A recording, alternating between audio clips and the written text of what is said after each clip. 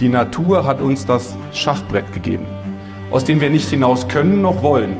Und sie hat uns Steine geschnitzt, deren Wert, Bewegung und Vermögen nach und nach bekannt werden. Und nun ist es an uns, Züge zu tun, von denen wir uns Gewinn versprechen.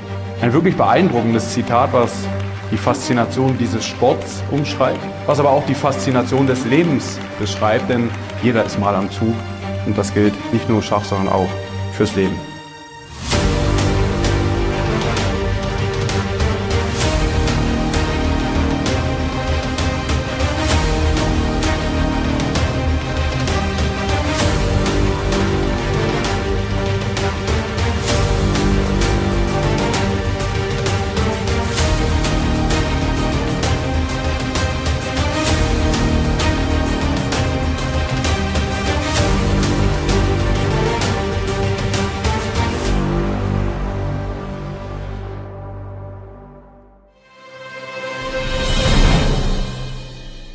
I'm joined by Daniel Friedman, the player who has been waiting for this tournament for 4 years. 5 years. 5 years, actually, yes. And finally it's happening.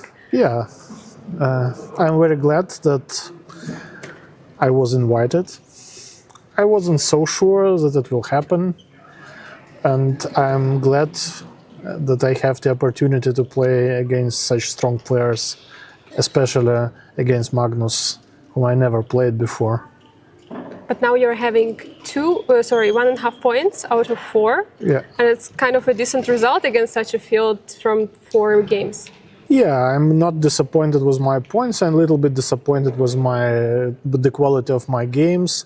Mm-hmm. I think the only normal game which I played here was the first round against Vincent Keymer. I had better chances, but this was okay. All other games have many mistakes, but still interesting for the spectators, I hope. Let's talk first about the time control, because it's very special. It's not a real rapid, it's not a classical time control, something in between. How do you manage playing this time control in two games per day? Is it more exhausting than one classical game? I actually don't think so. Okay, it depends on the game. Sometimes I played one game, it was almost 150 moves, which was like 8.5 hours. That's nothing, it's more exhausted than this. And I think 45 minutes plus 10 seconds, it's quite okay. Mm-hmm. For me, it's okay. And before, I just played once with this time control, but without increment. There are like some rapid tournament in Luxembourg and Echternach, which was played always 45 minutes for the game, without increment. So would you play 2 more rounds per day, or 2 is just perfect enough? I mean, it's possible, but 2 rounds is good, because otherwise you have to start early, which is none of the chess player would like to start early. I think this is fine. Tomorrow will be a little bit challenging because we start at, 7 o'clock, so the second game will be starting at around 9 o'clock. Okay, this will be difficult, I think. How special is the Grenke Chess Open and Classic for you and for Germany? I think it's very special, not only for Germany, but for the chess world. I mean, so many participants, it's unbelievable. For 5 years I played and managed to win somehow the tournament. In a tournament we had something like 920 players, and altogether around 2,000 participants. And this year, after such a huge pause, I thought, because they started to make a promotion quite late. Yeah. And then I thought, okay, maybe not so many participants this year, and like yesterday I was told it's like 2,800 participants. Okay, and more than 1,000 players in a tournament. So it means that a tournament will take place not only in this hall, which is not big enough, so you have to expand, like unbelievable. I mean, I really enjoyed the tournament. I enjoyed it as I played 3 times in an open tournament, and I think it's always fun. It's difficult, of course, 2 rounds a day. Mm-hmm. But okay, you have your chances, high prizes, many known faces, and atmosphere and classic. It's also interesting with guys like Carlsen and Dingleren and so on. I think it's fantastic that this tournament takes place again, and I hope it will continue.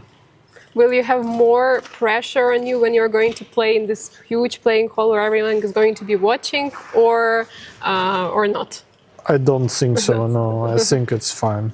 All right, maybe we can go to your games. You played an interesting game against Magnus. Unfortunately, you lost. Because Magnus was a bit disappointed.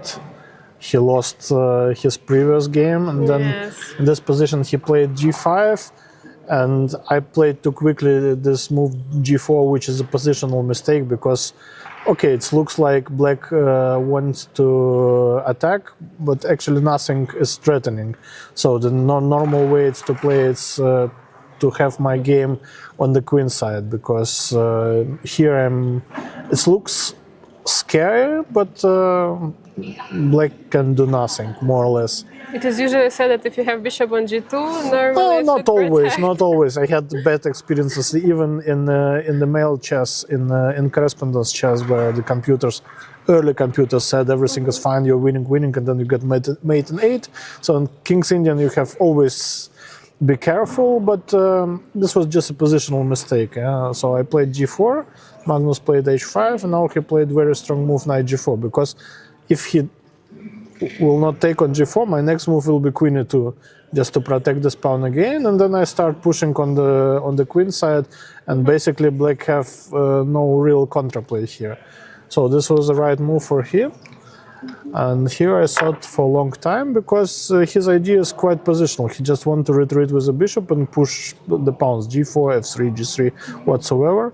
So I think this bishop h3 was the right move, but here this was one of the critical moments.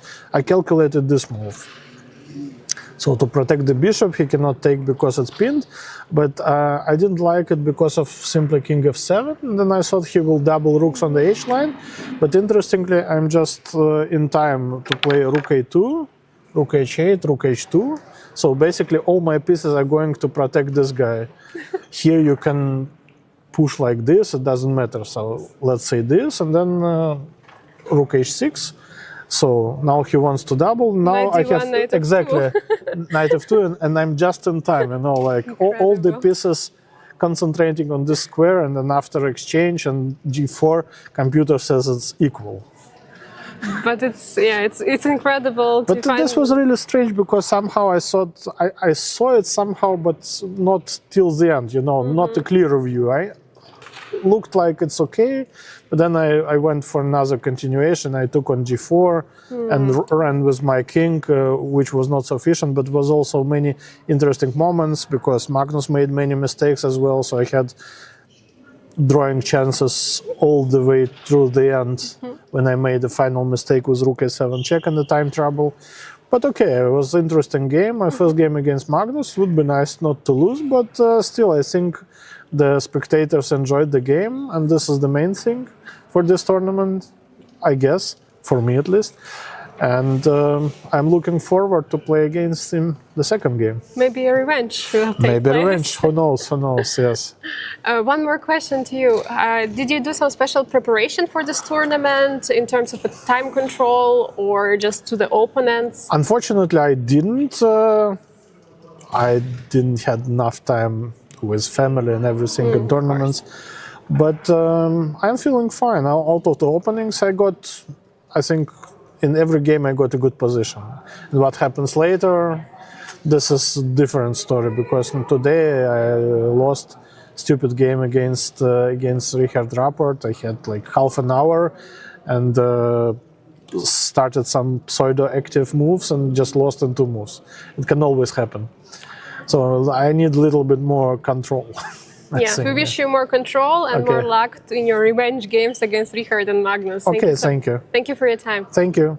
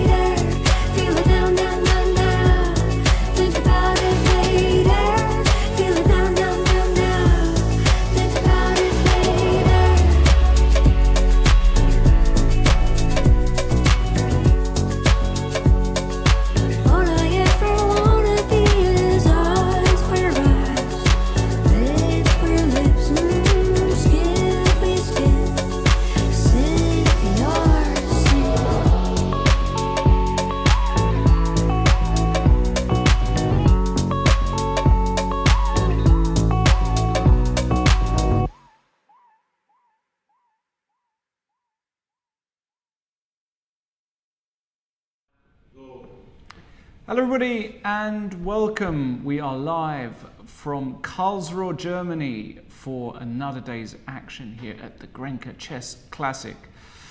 It's absolutely wild scenes, as many of you have been watching the video footage before we just went live. This is the biggest chess festival in terms of numbers in the world. Thousands of players are now descending on the tournament hall. Here's a live camera. You can see there some special guests. We've got Ding there getting pestered for his autograph.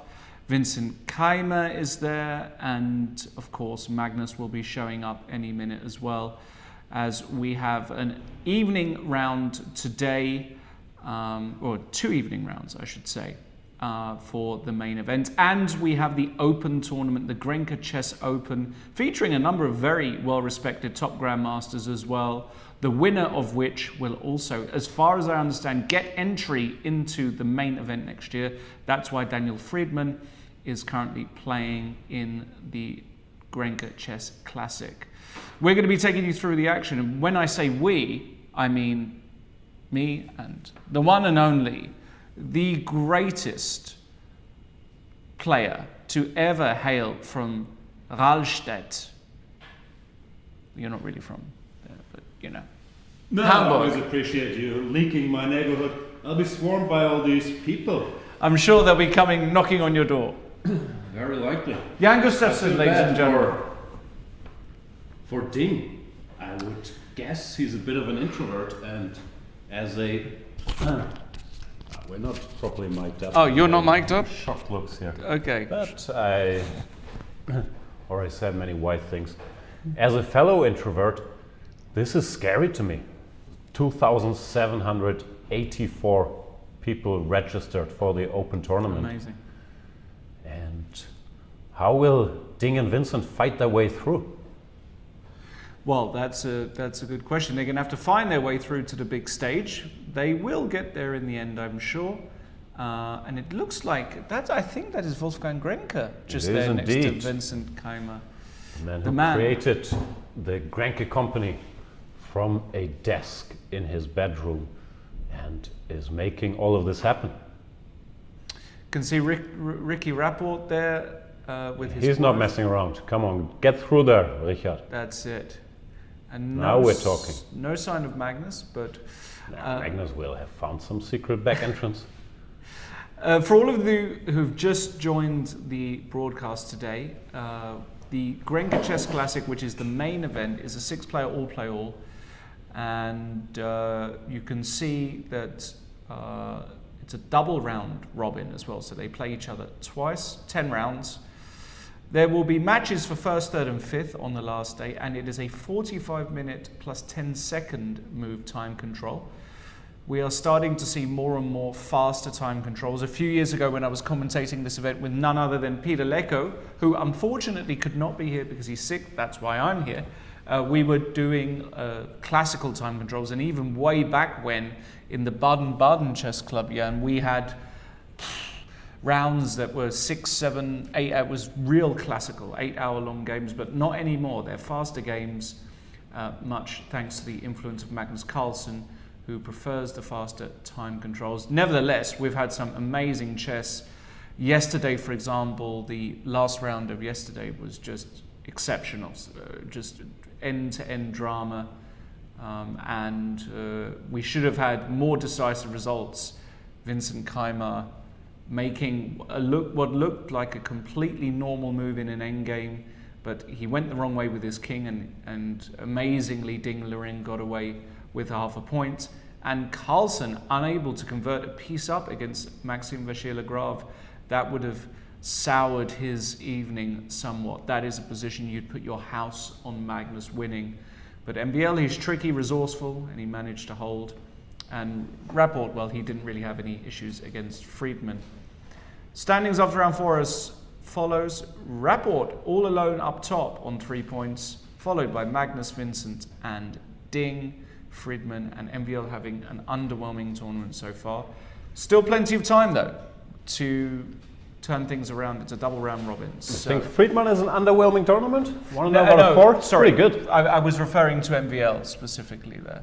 I think Friedman can be happy with 1.5 out of 4 against this level of opposition. The round today, who have we got, Jan? What have we got? We have Vincent against Magnus Carlsen. They'll both be disappointed after the missed wins. Yesterday, Keymer was actually winning in both his games against MVL and against Ding, but ended up drawing both of them. And now he's facing Magnus, who, not surprisingly, has been his toughest opponent. He beat him in one game in the World Cup in classical time control. Was about to knock him out, actually. Had a good position in the second game, but then ended up losing the match.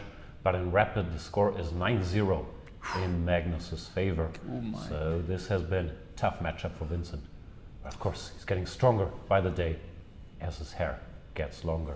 So maybe today is the day. Maybe today is the day. We'll see. We've also got MVL against Rapport, which will be should be a very entertaining match, and Friedman White against Ding. I think Daniel is also going to kind of not be overexcited about having White against Ding, but Ding has looked vulnerable. Ding's game against Vincent last night was really just lackluster at best. So I think Daniel has got every reason to be confident and optimistic that he can, well, he's going to maybe provoke Ding, because Ding will be again thinking, I should try and push here. And maybe Daniel can spring a surprise. Very sharp analysis as usual. Then we have Maxime against Rapport. Rapport, the tournament leader, 3 out of 4. That Maxime has been a tough opponent for Richard Rapport. Historically, has a fairly commanding lead in their matchup as well. Something like 9-2 in rapid games, and Maxime with the white pieces. Rapport, he's an okay theoretician, but he's not trying to shut down the game, which has been what's toughest for Maxime, if people just throw a bunch of theory at him and try to neutralize him. But if he gets to play chess, he's very, very dangerous. So I wouldn't be too surprised if he were to create some chances against Richie today. We'll see. Shall we do predictions? We have no idea when it's going to start. We've seen it's a bit like, have you seen the movie The Raid? No. It's an excellent movie, I recommend, but that's a bit the situation where the players find themselves in. They have to fight their way through the masses before making it to the board, and therefore it could take a while until it starts. Anyway, I'm saying Keymer Carlsen. I'm saying draw. Okay, I can get behind that. I'll also go draw. I thought you pegged 0-1. Then I'll take 0-1. Let's be different. Okay, I'll take the draw. Vincent, you know I don't mean it. MVL against Rapport. I'll go 1-0. Allez le bleu. I'll go 0-1 just to mix things up. Yeah. And Friedman Ding, I'll say draw. I'll say 1-0 just to mix things up. Wow. Spicy. Yeah. Indeed. And as Jan just said, we don't know exactly when the round is going to start. It was scheduled for 13 minutes ago, but as you can see, we now have the one, the only, Sven Noppers, the main organizer of this event, long-standing soldier, supporter, part of the furniture when it comes to chess in this part of Germany, but also chess in Germany as a whole. Sven has been one of the major supporters through Grenke and Baden-Baden, and he loves chess, loves seeing all of his people here turning out in this sort of immense numbers. I mean, it must make him very, very proud of the effort he's putting in.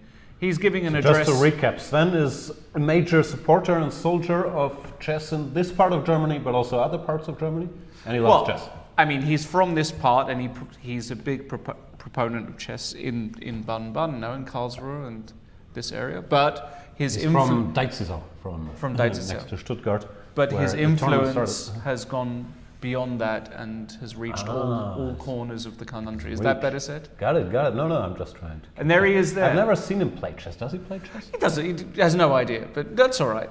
No, he does. I think he does play a little bit. I'm not sure. Actually, I've never seen him play even a single move. There you go. Great guy. That's the stage of the Open. Nobody where there. We'll see the top pairings of the Open tournament.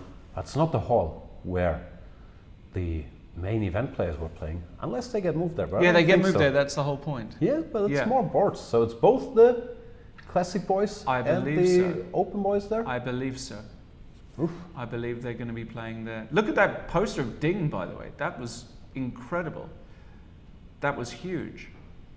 We should point out, talking about Ding, Jan, Ding, of course, the current classical world champion, will be facing the winner of the candidates tournament taking place in just a few days, actually. Starting in Canada, Toronto, the FIDE candidates starting on the 4th, and you can watch all the action on chess.com. We've got the women's candidates as well running alongside, and we've got the main candidates where we So you call it the main candidates and the women's candidates, just to get it on the record? Well, can you call it the men's candidates? Open candidates. Is it the open candidates? There we go. The open candidates. That's the correct phrasing. Before the pitchforks come out. It's all right. I don't mind. I'm over it these days. I'm just trying to, give them some ammo. I don't care. Lawrence Trent, I am on Twitter. Yeah, go for there it. we go see Hikaru and Fabiano. Yeah. Seems like a very biased thumbnail to me. It is a little bit biased. Two big favourites for the tournament, though, both playing phenomenal chess. Fabi really refound his form in classical, and Hikaru has shown he's more than just a button clicker. He is always has been an awesome classical player and over-the-board player. But of course, there's Nepomniachtchi, there's the Indian trio, and others who could name all 8 players. Let's see. So that's 2. So you just need 6 more. I think so. So Nepomniachtchi. We've got Pragnananda. 4. We've got Vidit. 5. We've got Gukesh. 6. We've got Abasov. 7. We've got, this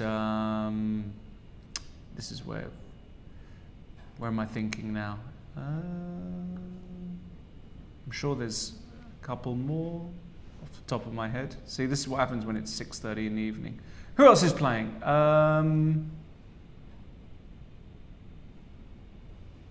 Mine's gone completely blank.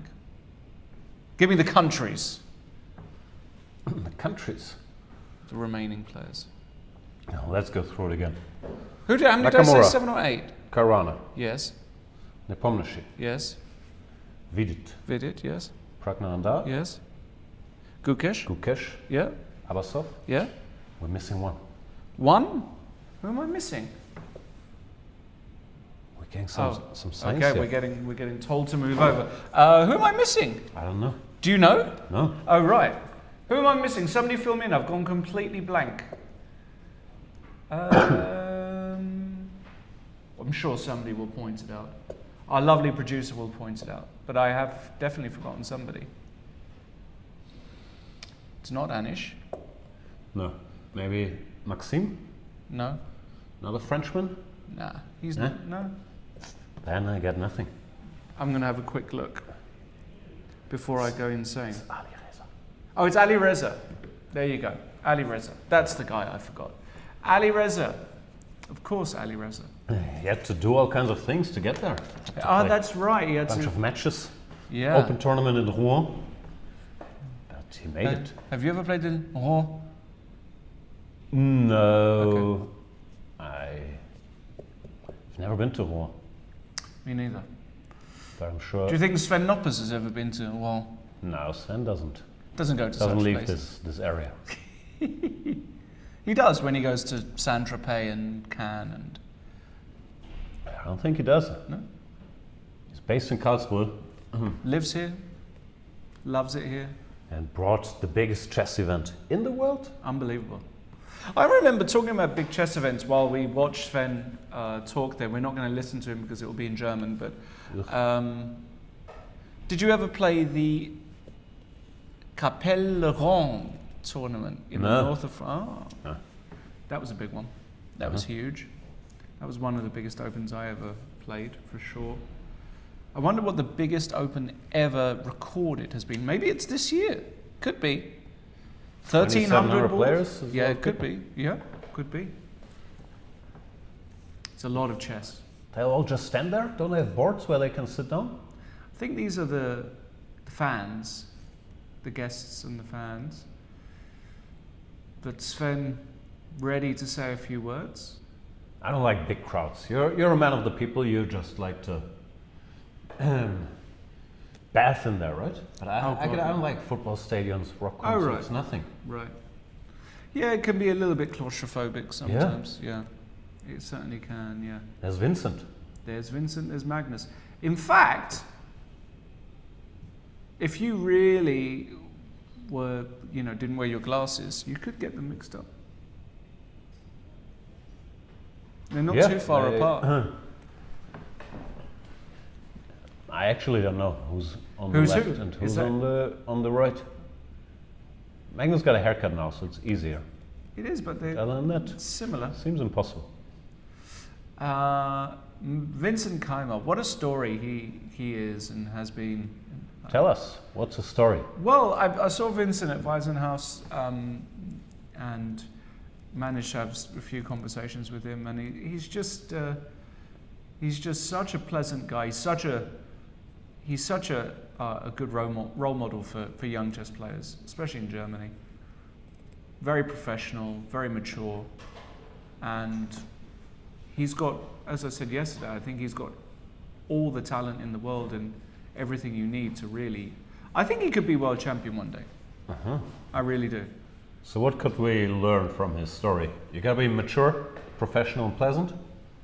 Yeah, a lot of players are not mature, professional, and pleasant at all.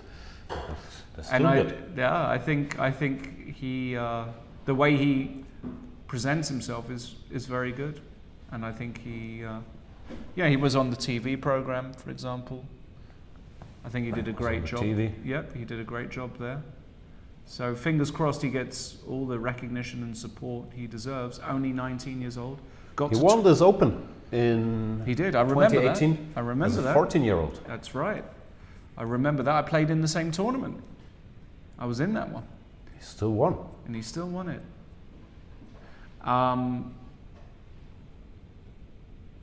He was 2750, Jan, not so long ago, if I remember correctly, live. You do not. I do not remember correctly. No, he never got to 2750? No, but close. Close, right?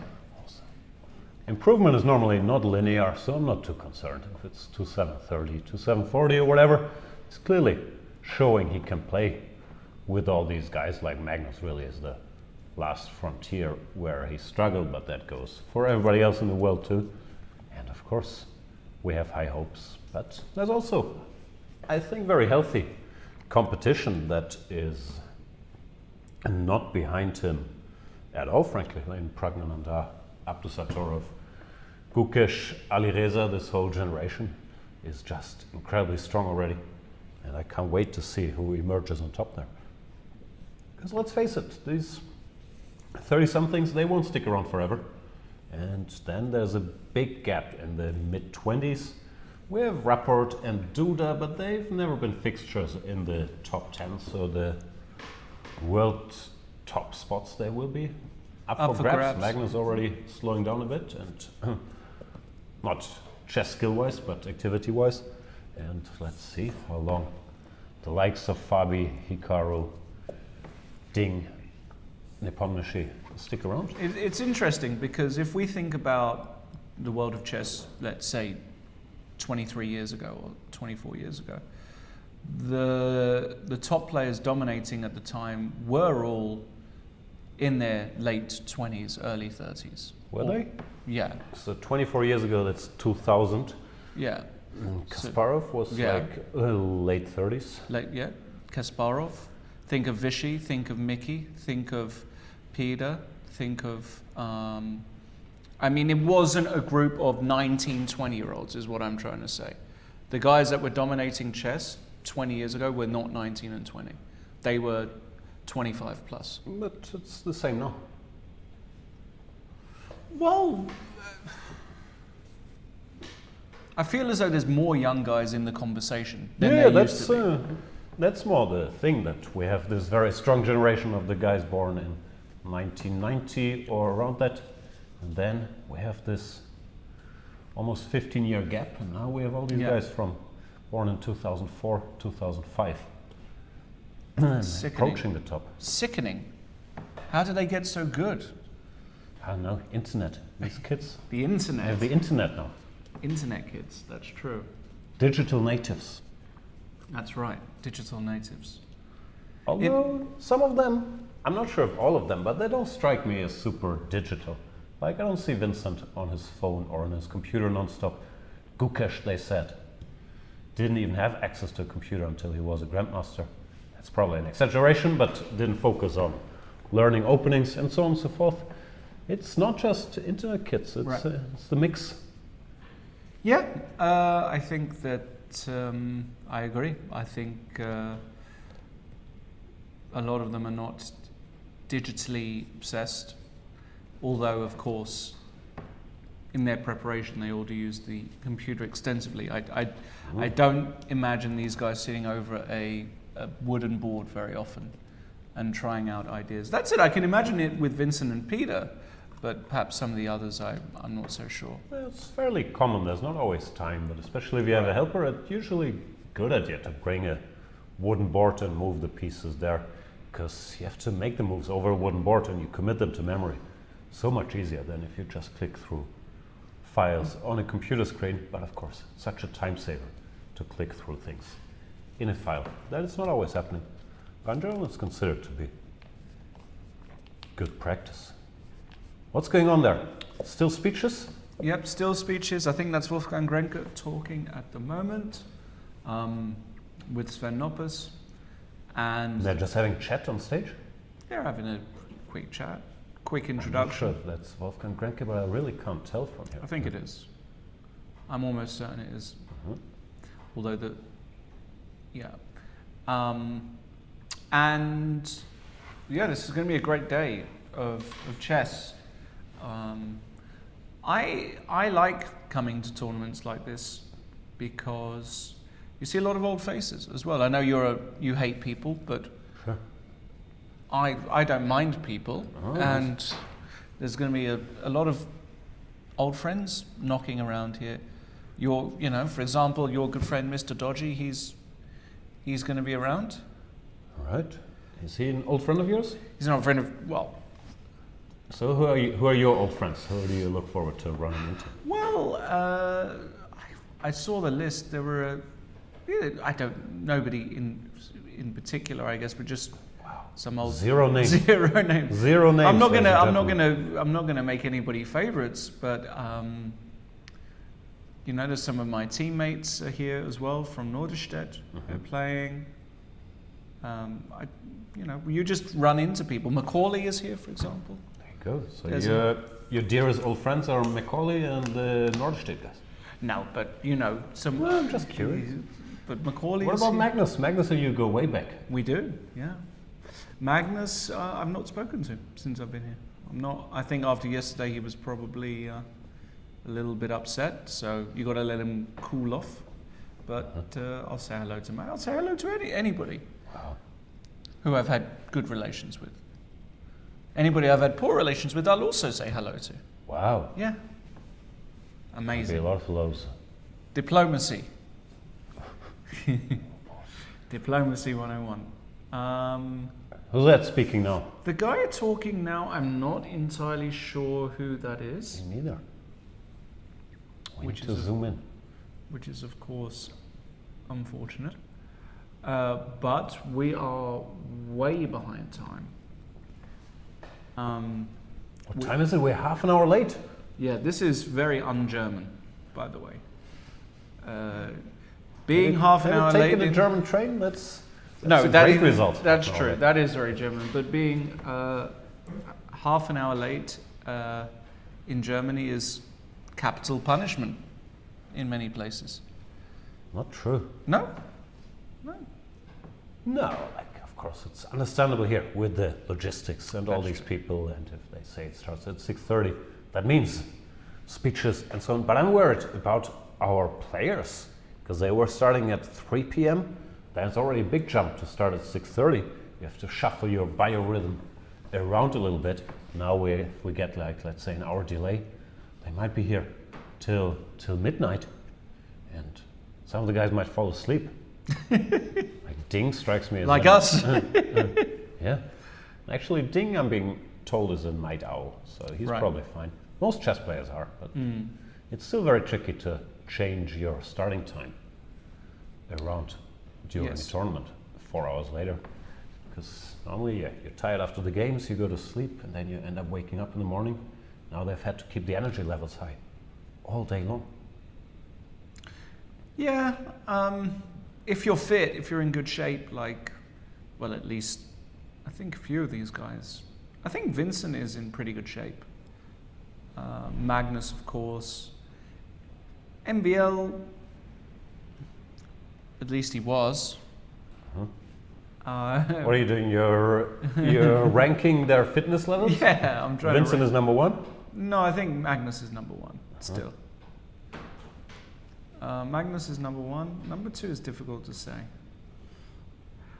I will say that I think Danny Fridman probably is not, you know, a gym goer like Magnus. Maybe not, but he has very good chess stamina. That's true. He's an Ironman. He's used to these 12-hour-a-day rapid events, That is true. open tournaments with double rounds. Like, I mean, this chess fitness, it's a mysterious thing. I don't actually have the answer. I'm very curious, because it's not just physical fitness, but this chess stamina to be able to sit there for a long time and concentrate. I'm curious what the secret potion is, and something I think about a lot. Not coming to any results, but I do think about it. There you go. Yeah, difficult, tricky topic. I think a lot more research is still required to know just how to measure chess fitness. How has it been for you? You're historically a fit guy. Do you feel your fitness levels affect your chess performance? 100%. When I'm fit and really feeling good, I can play at a solid 2350, and when I'm not feeling so good, I'm back down to 2325. I hear you. No, I do believe. I think more than anything, if I really think about when I play my worst, it's when I'm super tired. Being incredibly tired. That's it. Just tired. Tired, and perhaps some other things have happened in the day. You're not in the best of moods. It's very difficult to play optimal chess, whereas if you're well rested, feeling... I think vitamin D, bit of sun always helped me. I've won 3 tournaments in my life, and they've all been beach tournaments. What does that say? You play a lot of beach tournaments? It means that, you know, being able to go out, go to the beach, go for a swim, that's when I feel good about my chess. So your advice is not to be tired and distracted. Correct. Ideally. Pretty good advice. Yeah. Sven is back to addressing the crowd. Who are the players in the Open? I haven't checked actually. I've seen Arjun Erigaisi. Yes. It's like 2750 or something is the top seed. Yes. Who else do we have? I'm going to have a look now.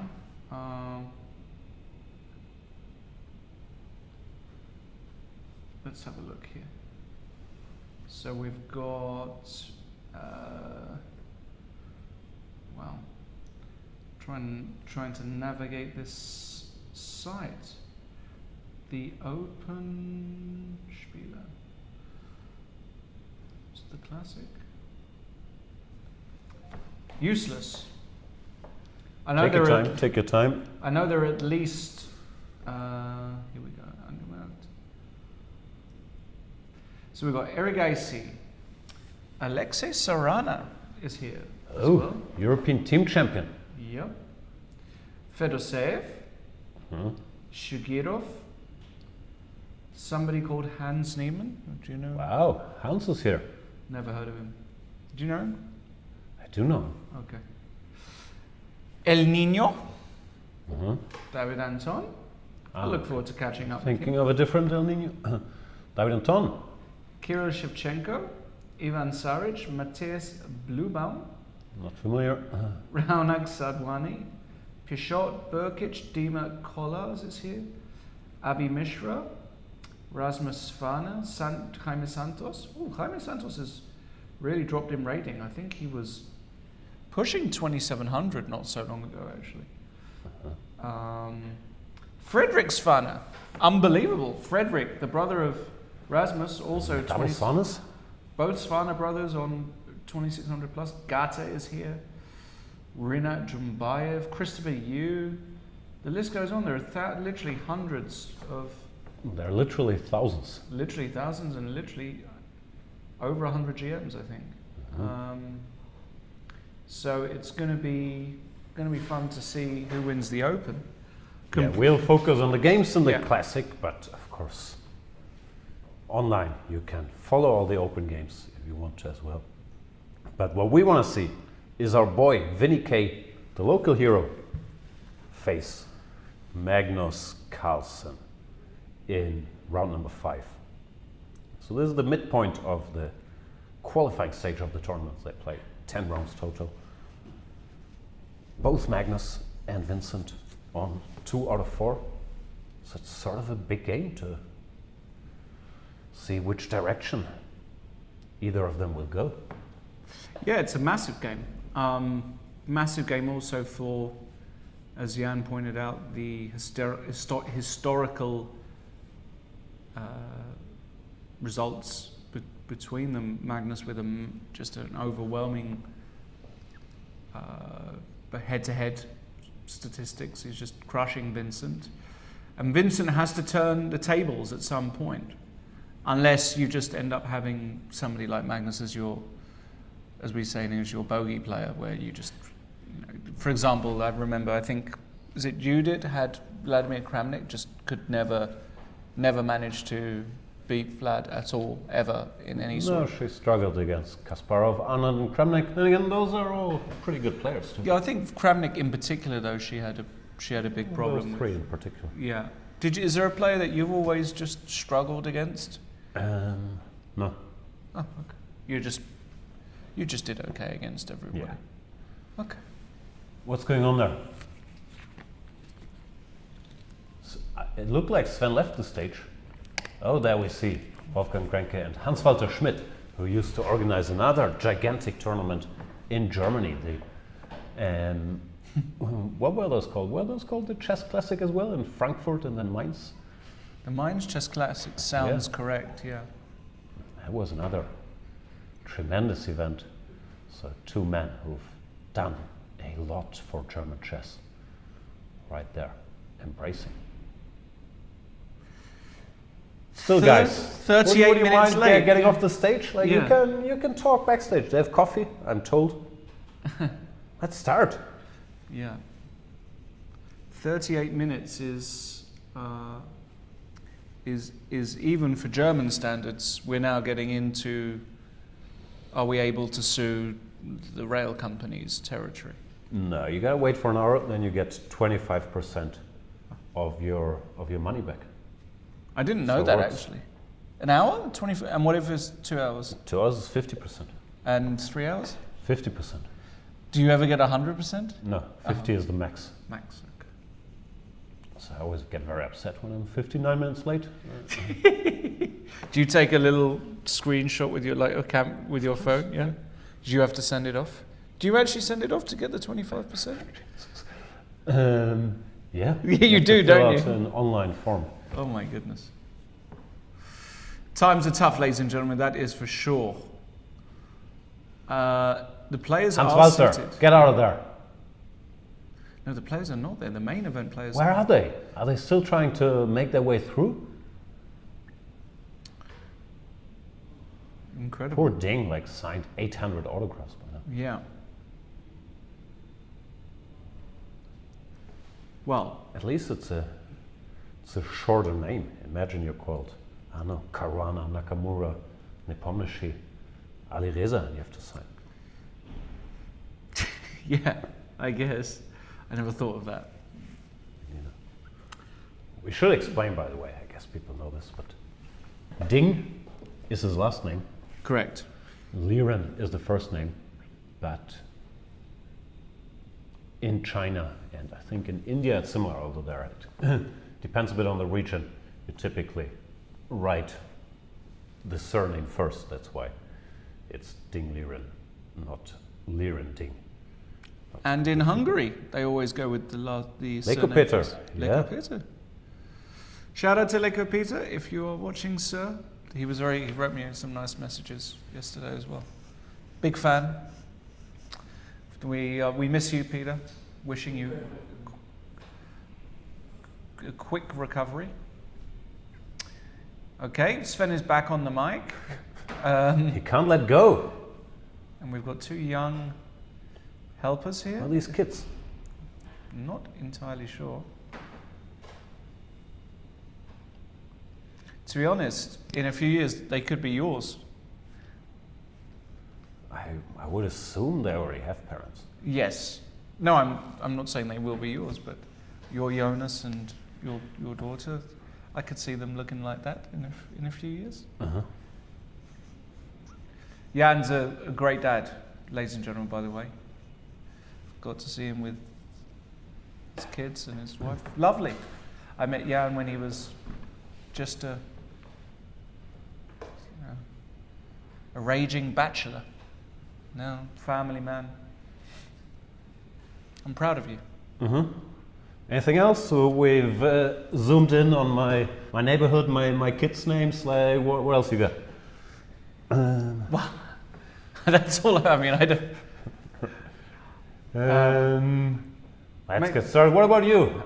Any luck with well, with the ladies? Or I've historically been very lucky with who I've met, and just they've got very unlucky, basically. Oh, that's just the bottom line.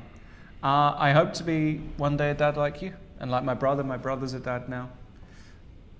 So I really enjoy. How old are you nowadays? You're not a spring chicken anymore. No, the clock is ticking. The clock is certainly. I'll be 38 in a few days. Wow, that's shocking. Shocking, huh? Yeah. I remember receiving a phone call from you when I was in my late 20s. Huh? It was somewhere in London. You said, "Hey, we're starting a company. Do you fancy maybe coming over and doing some chess content?" And I said, "Yeah, sure." Yeah, nothing's changed. I called you 2 days ago. Come over. Yeah. Every 10 years. I'll give you Every a call. 10 years. But I'll ghost in between. Jan is still the number one ghoster of all my contacts. Nah, Sven Noppes is a bigger ghoster than me. Oh, that's true. Sven Noppes actually is a bigger ghoster than you. Jan is a Grandmaster level ghoster. Won't hear from him for... No, but I'll reply if there's something to talk about. Yeah. But normally you're just sending me not safe for work stuff, and then what am I going to say? I'm sending you very un-PC stuff, and you just don't reply. Very much stuff, yeah.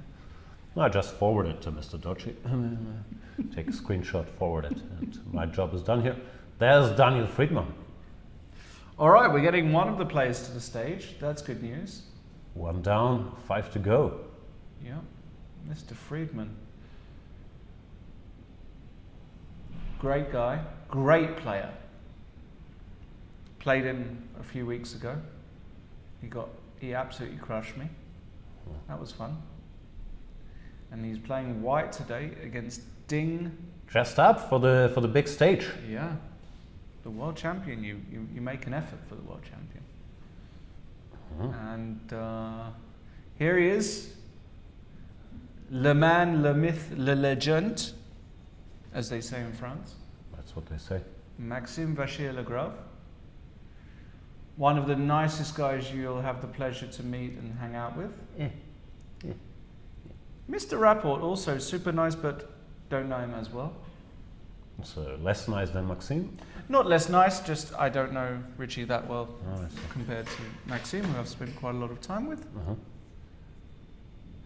That should be a very interesting little tussle. So when did you and Maxime last hang out?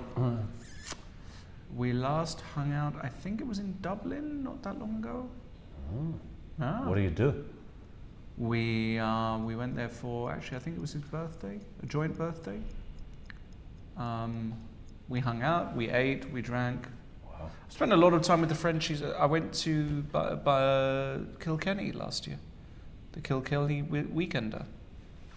But Maxime couldn't come to that, unfortunately.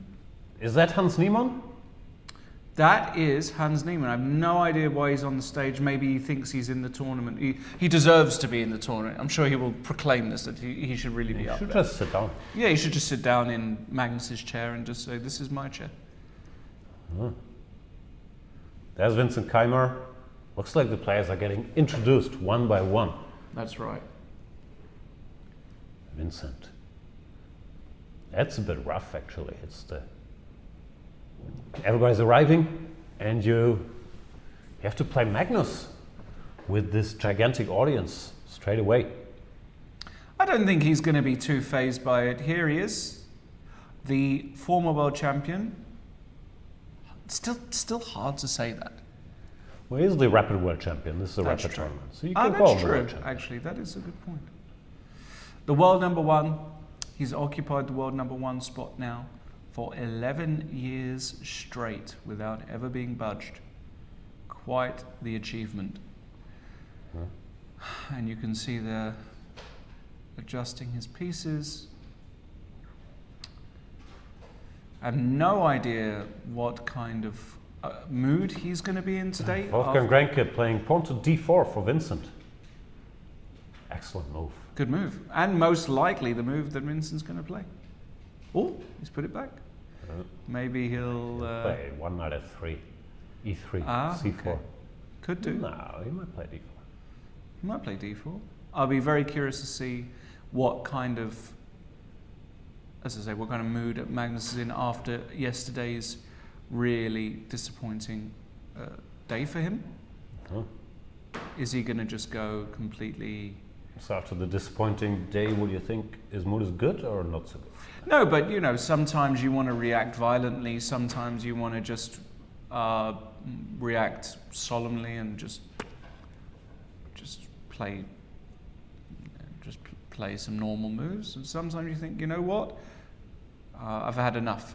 I'm coming out to play and mixing things up. I have no idea. Magnus is capable of all of it. I would say that Magnus is capable.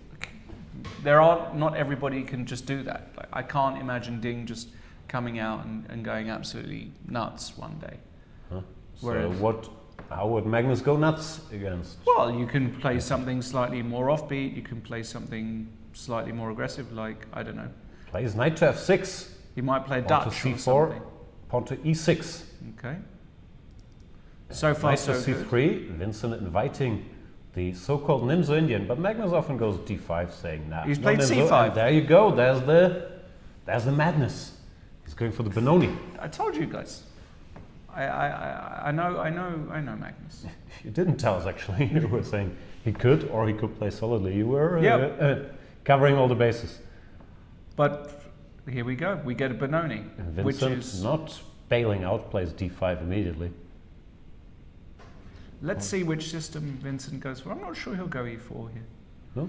No, I think he'll go knight f3 first. But I don't know. And the Benoni is... Yeah, he's not going knight f3. He's deciding between... Oh, I'm wrong again. Wow, I need to go home. Maybe, Deciding just between maybe. knight f3 and e4. Yeah.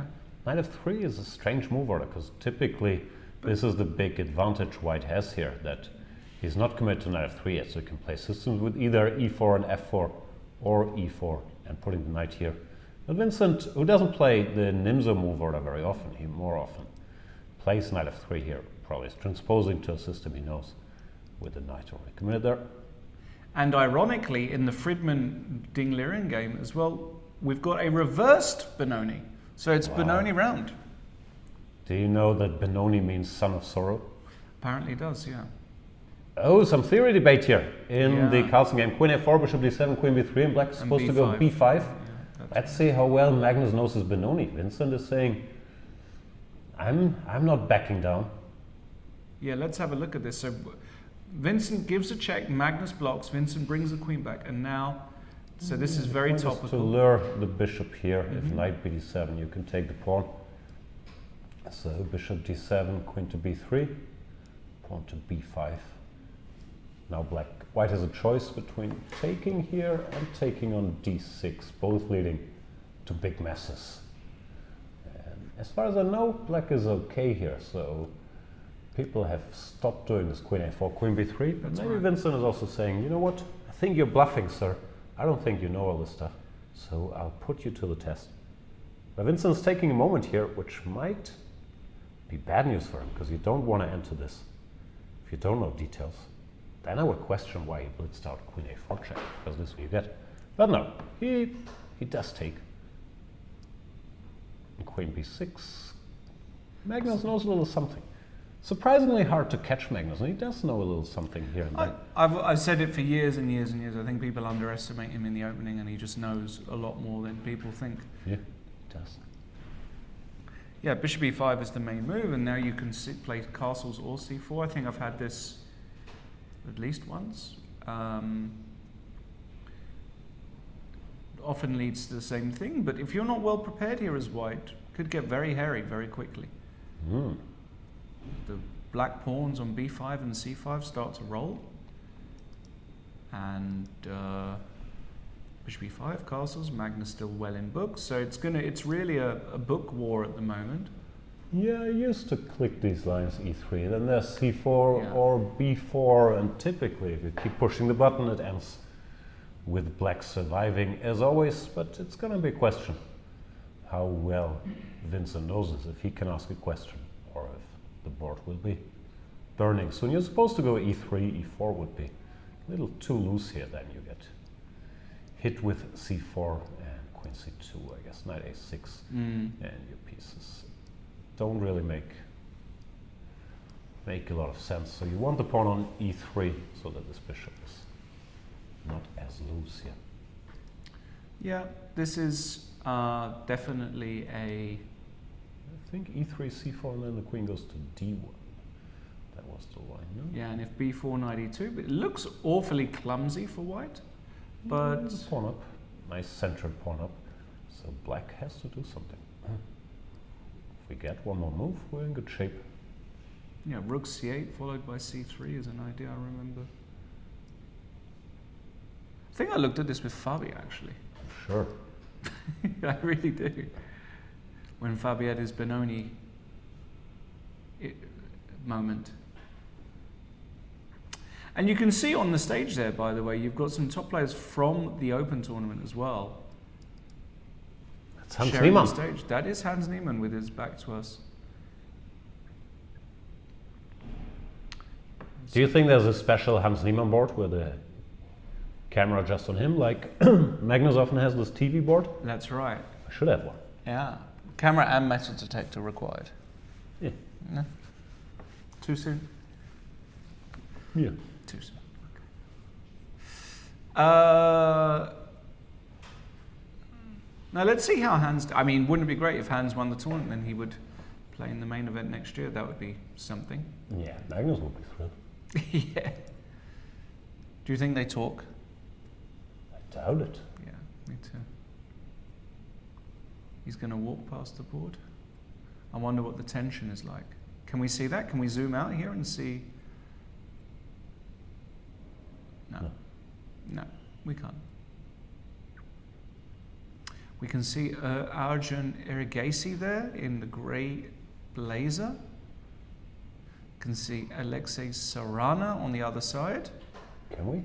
Yeah, down the end, two from the end, wearing the Oh, black. there, yeah. There he is. That's right. So some top players in the house. Huh? And whom are they playing? Is this, what's the pairing system in the Open? It's 1 versus 1350? Right. Not rating, but seed? Yeah, so I think they're going to be playing 2,100, 2,200 players in the first round, I would guess. There are so many. I don't know what the pairing system is sometimes. They use some accelerated thing with such big fields. I don't know. If Vincent's played e3, the critical move, needed a moment here to probably recall. Now Magnus has a choice between c4 and b4, and now Magnus also has to show us if he was mildly bluffing or if he has this all worked out. My best guess is he has a file somewhere and he's looked at it one day, but probably not right before the game. But I could be wrong, because Vincent, he likes repeating his lines, and if Vincent has played this before against the Benoni, then of course Magnus will be ready. It's the first game of the day, after all. Pawn to c4 played. The queen pretty much has to come back to d1 here. Yeah, it goes to c2 now. It can be hit by bishop f5, that doesn't help. And this way would be disastrous, I guess. Knight e6 or a5. So yeah, he went back, b4 played. Here we go. Magnus. Now the big question is where the horsey jumps. Here. I can't imagine him putting it back on b1, that's for sure. That said, you do need 2 tempi more to develop the light square bishop if you put it on e2. Hot take of the day. I've had a lot today, apparently. Yeah, thank you're you. on fire. Thank you. If you hadn't noticed, ladies and gentlemen, that's Jan being sarcastic. No. Oh, no? All right. It's a problem. I don't... People never believe I'm giving a genuine compliment.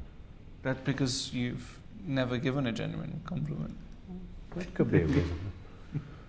Let's have a look at the other Benoni. Yeah. Of course, we'll keep an eye on the Keymer Carlsen game.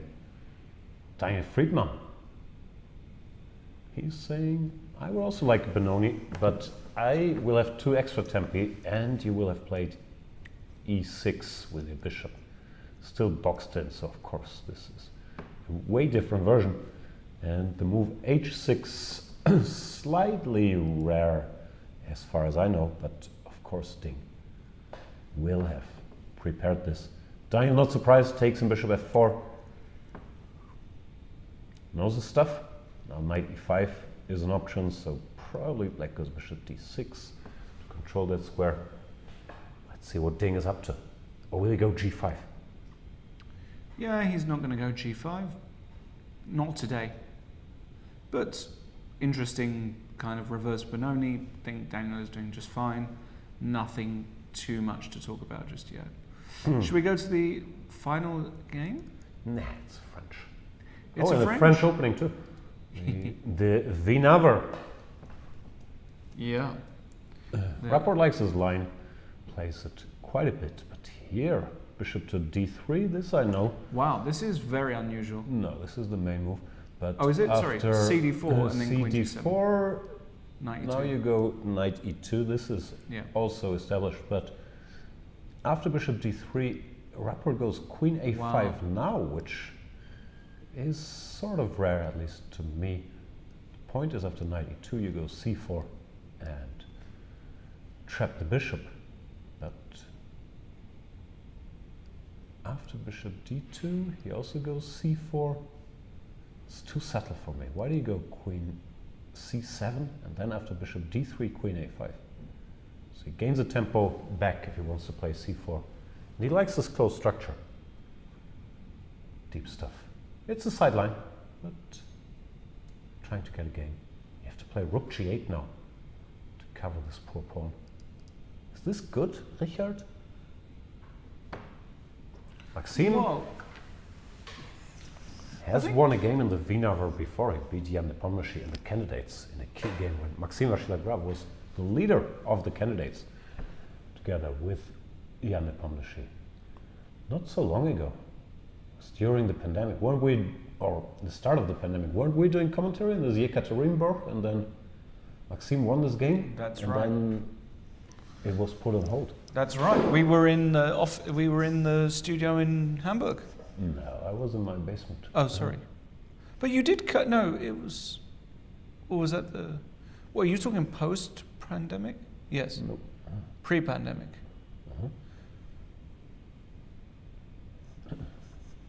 I thought we did some commentary together. We did. I was remote. Ah, you were just remote. Okay. So were you. Anyway, it's been a while ago. It's really been a long time. Anyway, yeah, it's interesting. Rapport going for this kind of structure. closed structure. And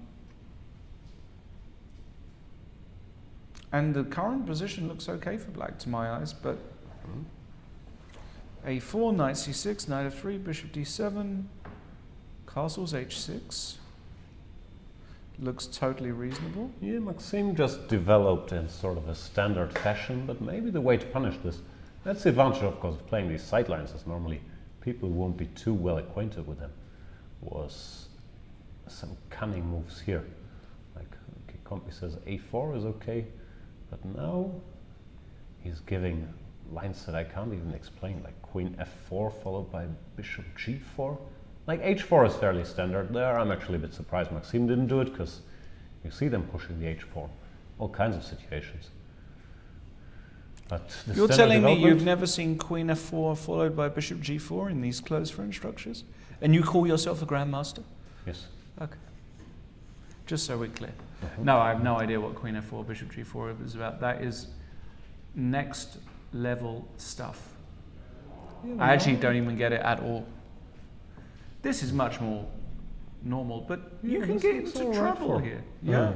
For black.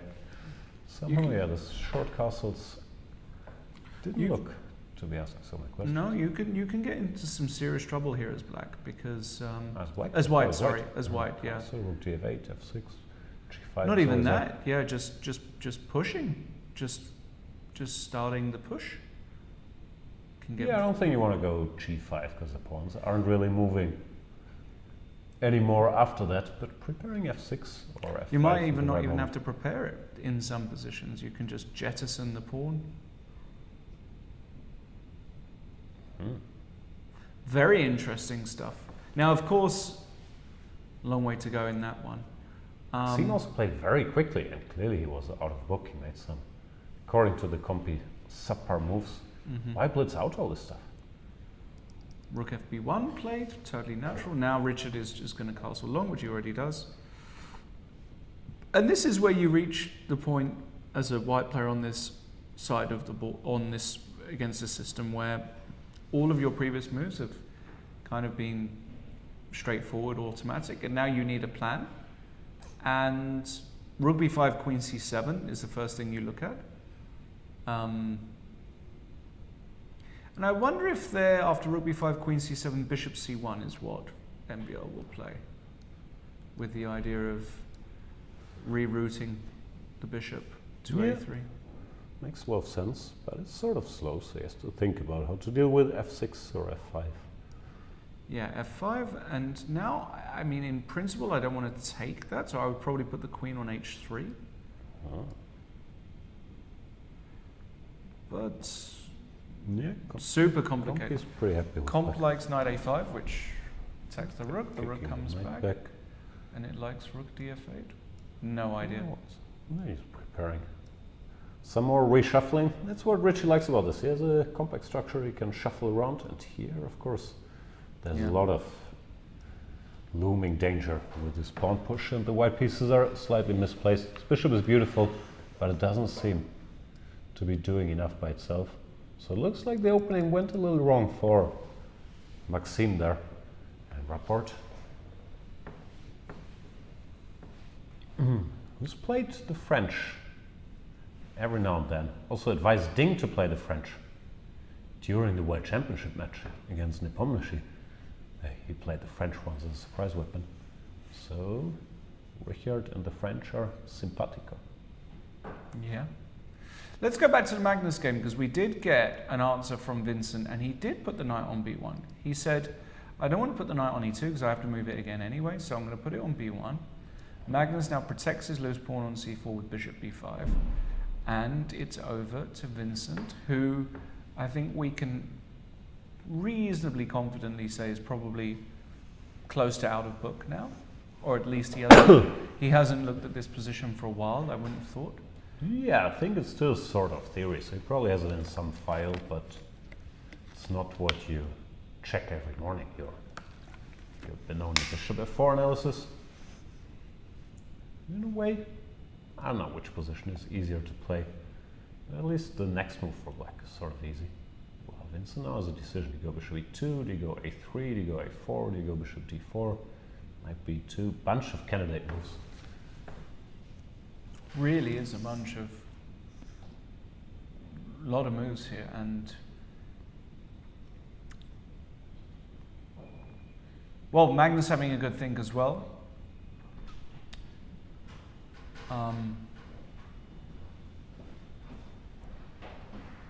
I personally think that this could be one of those time trouble based games. I feel like both players are going to, or at least Vincent is really going to have to spend a lot of time figuring this out. It's not the sort of position you can just play automatically. So you think Vincent will end up low on time? I think Vincent will be in time trouble. In every game of his? Well, it's not completely true, is it? Sort of. No. He's a time travel addict. No. He has one weakness, one addiction. It's time travel. If only that were the only addiction one could be addicted to. The world would be a better I don't place. think Vincent has any other addictions. No. He's not even addicted to, I don't know, watching TV. No? He just opening trees. Just opening trees are his only opening addiction. trees. And he's played A4. Bishop A6. Bishop went back. And what did he just do now? Well, he's gonna bring the horsey. Knight D2 played. Okay. So he's still sort of in book. Knight He recalls D2. his tree. Rook C8 will be played. Protecting the pawn. And Rook C1, then C3. Exciting. It's actually very, very tricky. So knight takes D5 is bad. Then Yeah. we take on C4. Yeah. We stabilize. Yeah. No, there's always a check on D4. So you have to keep this trump card alive. Rook C8, and white should try to get it. Maybe he was bluffing us, Vincent. He was just trying to recall his lines. And C3 and Magnus also. Well, it's the only move. So even if he doesn't know, he has to do it, because if not, this pawn just gets taken. Now Yeah. B takes C also looks forced. Yeah, because if bishop takes A6, he takes D2 is a very unfortunate Zwischenschach. in-between check. So you have to take on C3. Magnus now will probably take on F1. Yeah, it's a bit clumsy to recapture no matter how you do it. Probably knight, so we reserve castling rights for later. And now you're 2 pawns down as black, but you just carry on. You go knight B7 and say, I don't care. Amazing. Bishop D4, Queen A6. Yeah, this king in the center. I mean, things aren't easy. And white will probably have to return some pawns while finishing development. Big theoretical debate here. Really is.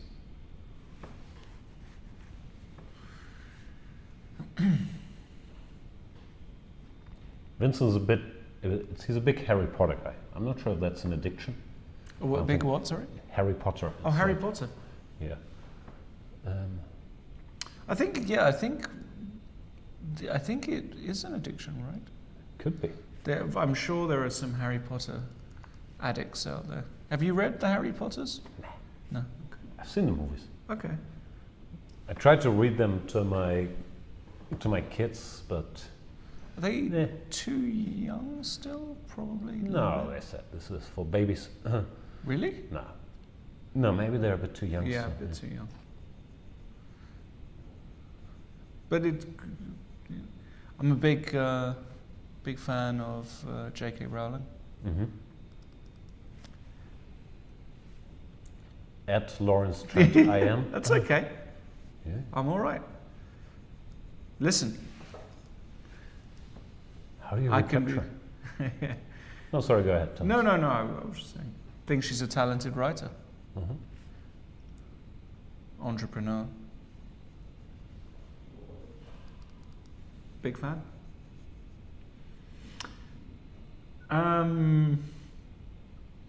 Queen F4 in MVL. He played your move just 5 moves later. It's too late now. Hitting the F7 pawn. Wowzers. Compi is not impressed. That's a difficult move to Get play. out of here. Rook df8, queen h5. And Well, just Richard, he likes his pawns, but here, like, it's just too active. G4, Yeah. bishop e8. Why would I have to play g4? that's Why a is this so very, bad? very tough move. Yeah, okay. You can just leave it because g4 is the threat. h5? No, doesn't quite work. Knight takes g5.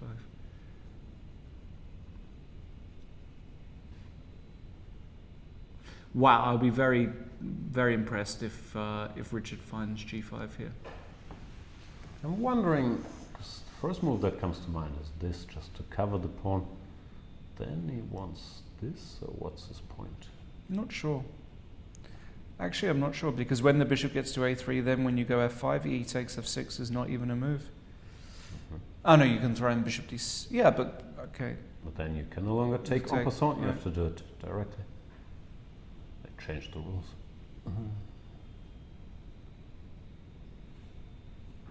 Rapport, are you thinking about it? He looks interested. Yeah, I think he might do it. Another hot take. Yeah, he might do it, or he might not do it. Those are the two options. Hot takes everywhere. Whenever you say hot take, I think of hot cake. Huh? You know, there are some nice hot cakes. Are you a cold cake? You're a cold kuchen kind of guy? Not a big cake guy. No, not a big cake guy? No. Oh, like I had you down as a... my brownie for dessert. Ooh, yeah. Not cakes. Cake's no good? I'm an old man. You gotta stay away at some point. Marble cake? Lemon cake? Carrot cake? Cheesecake? In this area of Germany, we have the Schwarzwälder Kirschtorte. Are you familiar with Schwarzwälder Kirschtorte? The black cherry... No, Schwarzwald, this hall we're in is actually called the Schwarzwaldhalle. It's the Black Forest. Black Forest cherry cake? Black Forest cherry cake. No, I've not It's good tried it. stuff. Have you tried it? Yeah. Okay. Should we have some tomorrow morning? No. Okay. Vincent took with the king. What a sicko. He can no longer castle now. But okay, he's not losing that much time. And he can either castle by hand later or the slightly uglier but faster g3, king g2. What's Magnus going to do? Knight Probably, bd7. let's assume. Develops. Compi says bishop takes f6. I'd hate to give that bishop. It's so pretty. Can I keep it? I'd keep it. Queen a6. Queen e2. Or you want to give up the pawn, just... A bunch of pawns, no? Computer somehow equalizes, but... Bishop takes Why f6. is queen takes a4 not the move here? It's too greedy. Now I stabilize. Uh-huh. And there is problems. Knight takes d5, rook a1, and we win dear. That's a very pretty tactic. Huh? Wow. Okay, so Let's see what he does. Compi says bishop takes f6, but it strikes me as very loose. tough move. No, it's one of the two. You take or bishop d4 to me. Bishop d4 just looks more natural if he's out of book, which I assume by now he is. Magnus, not sure. Magnus really hasn't spent a lot of time. All his moves have been like semi-forced ever since entering this sharp line, but normally once he has to think, he thinks. Magnus is not the type like Aronian to blitz out the first 40 moves and pretend it's all preparation. Normally, if he has a decision, he will take his time. Are you saying that Aronian pretends? Sometimes he just keeps playing very quickly, and you're not sure, is it prep or is it inspiration? Like some of the top guys do that, and it's very unpleasant too, because you don't have time to think. But of course, there's a risk of making a subpar move on the way. Magnus having a little nap. He's looking up. Maybe he's Looking at the screen. He's searching his memory palace. Hans Niemann. Are those the two most famous chess players in the world, or not anymore?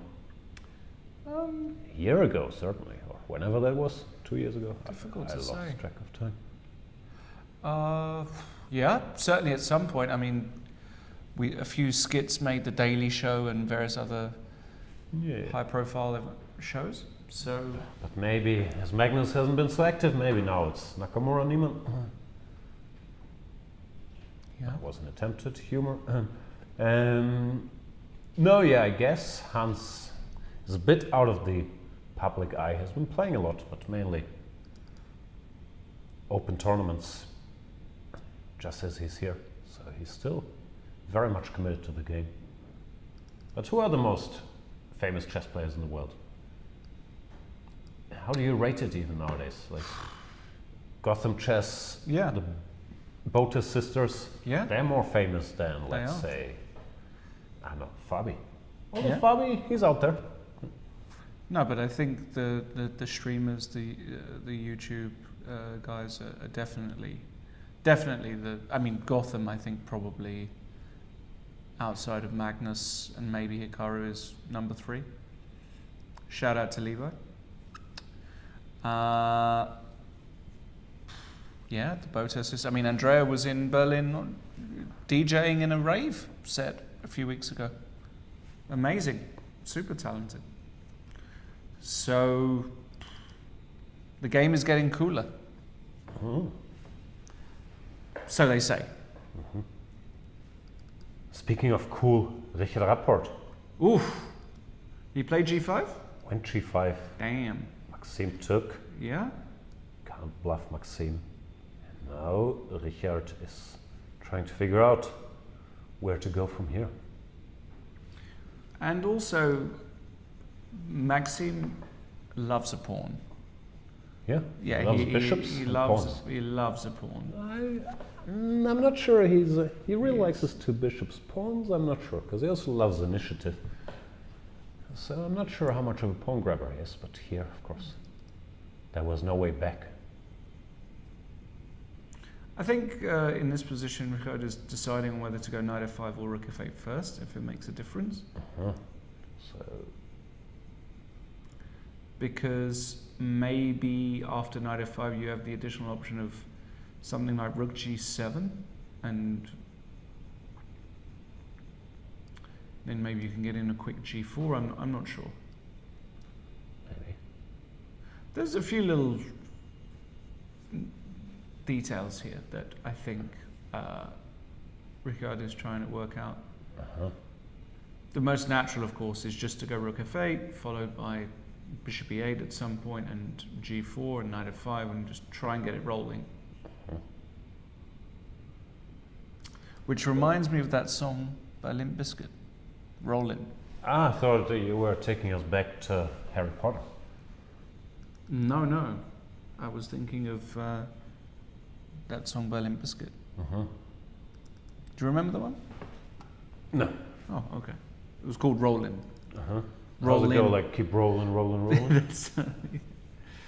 That's the one.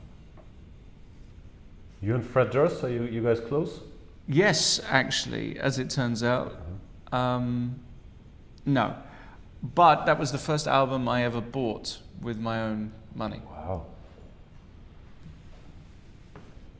I For can't me it remember. was Roxette, Joyride. Was it? Of course, join the Joyride. Be a Joyrider. What year was that? 91? 91? Could be. You remember going into the store and buying the CD? CD. Or the MC. was it a CD? No, it was a cassette. It was a cassette? An old man. Wow. Some people watching this are like, what's a cassette? I know. Imagine some people watching the stream right now have never owned a CD. Everything's been digital. Wow. Crazy, huh? It's a crazy thought. You should tweet about that. That's deep stuff. And Vincent. He hasn't got attached any. to the bishop as I thought. He hasn't got any cassettes by Roxanne. I can tell you that. Roxette, not Roxanne. Roxette rather. Roxanne was Sting. Roxanne was Sting. Did you know that Sting played. Nah, we shouldn't get into. Did he this. play chess? No. Oh. There's too much action on the chessboard. I Okay. apologize. Knight b7. Vincent didn't go bishop d4. He took on f6, which is the best move. I just thought it looked loosey, but he's good at chess, so he can get away with it. And Magnus, he's still thinking about which way to recapture, if he should recapture at all, if he should give a little zwischenschach. First time, he's taking his time. Yeah. A few things to think about here is Magnus. Still going to be really interesting to... Whoa!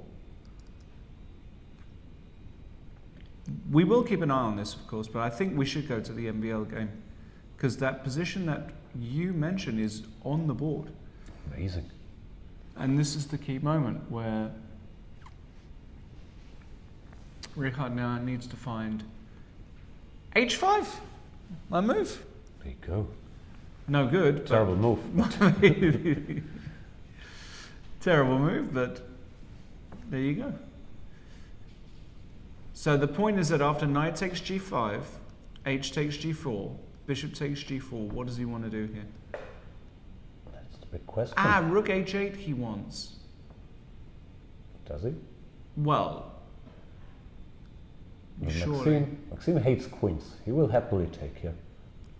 Yes. Take on h3. Now all of a sudden, it's easier to play with white. We're hitting e6. We're hitting d5. Looks super tough for black to play, despite the small material advantage. Yeah. No, it's super tough. Yep, I agree with you. h5 looks a little bit loose. Looks wrong, but Yeah, I didn't really understand it. Computer gives black an edge with like cryptic moves like queen g7. I mean, computer will be right as always, but that's not a move. That's high on your to-do list. So h5 looks very natural, but it gives white a chance to grab more things. I think queen g7 is actually designed to go knight fe7, knight g6, and put the knight on f4.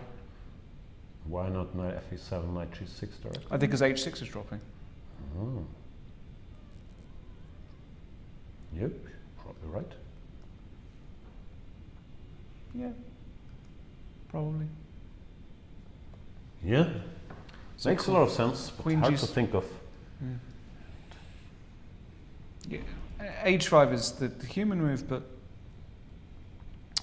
as Jan just showed, the line with knight takes g5 and sacking the queen actually looks very, very decent. Do we have to sacrifice? the Okay, rook queen? h8 is not forced here. No, I'm just curious. Queen g2 is also legal. Bishop f5 is tempting. I think he would do it. There we see the French top player.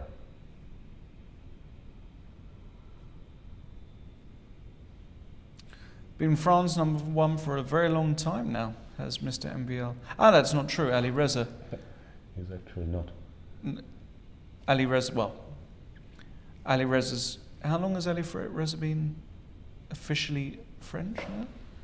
Been a couple of years. A couple of 2 or years. 3 years. I don't know. Prior to Ali Reza Uh-huh. becoming French, how long was MVL #1 for? I don't know. I've been bad keeping track of the French top list, but probably a solid decade in there. At the Well, I was very going to least. say, Probably like, more, maybe. did Was, Bacro, I guess Bacro before him, but Probably a Maxime has decade. been around. No, Yeah. I guess more because Maxime was very high rated. It's like 18, 17, 18 already. Anyway, Maxime seems relaxed. Took the pawn, ain't worried about nothing, and goes to check out Ding's game, which we've slightly neglected. It's this very weird Benoni structure where they are Bishop doing funky E5. maneuvers. Bishop e5. Wow. Who does that? That's not on my bingo card. Yeah, it's surprising. a3, rook b1, b4. Wow, Bishop E5 is just... It's bishop. Doesn't respect bishops. Can you trust a man that doesn't respect bishops? No. Okay. Are you not going to be captaining a team with Daniel Friedman in it? Unlikely, but who knows? Oh, have you? Has the team for the Olympiad been chosen already? No. You're the captain, right? You get a say in who is part of the team? I am the captain now. Du bist das Kapitän. Der Kapitän. Der Kapitän. Okay, so as the captain, Yes. what's the process for choosing a player? Yeah, it's 4 by rating. Then I pick one. So they are restricting my powers, Wow. which is unfortunate. But you know these players, because I can't stand any of them. They rightly insist that it's being done by rating, because they know they'd be out the door if they give me any more authority. If you could choose 5 players, not because of rating, who would you choose? Who would be on your list? Be the old guard. The old guard? Vachier-Lagrave, Rostand out of Robert Hübner, if he wants to join. Yeah. Arthur. Yeah, get Arthur over. Yeah. Daniel wouldn't make the team because he's too young. He's too young. How old is Daniel? 45-ish? Nah, a bit more. 49-ish. 49-ish? Okay. Wow, so you've got to choose one guy. Yeah. One ding to rule them all. No, I can't choose ding, unfortunately. Am I eligible? No, Shame. it's a great shame.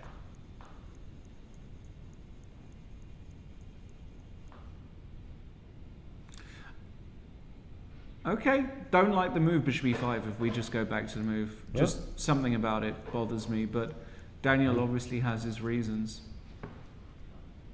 Probably he does have his reasons. Bishop d7. Yeah, why not? Rook Takes b8, rook rook takes b8. b2. Takes bishop f6. Wow. Are we missing that dark squared bishop? Yeah. The white is fine. It's not like it's worse. Play b4 as a move. Maybe Daniel would just want to simplify the position a little bit. Still, yeah, bishop e5. I'm also.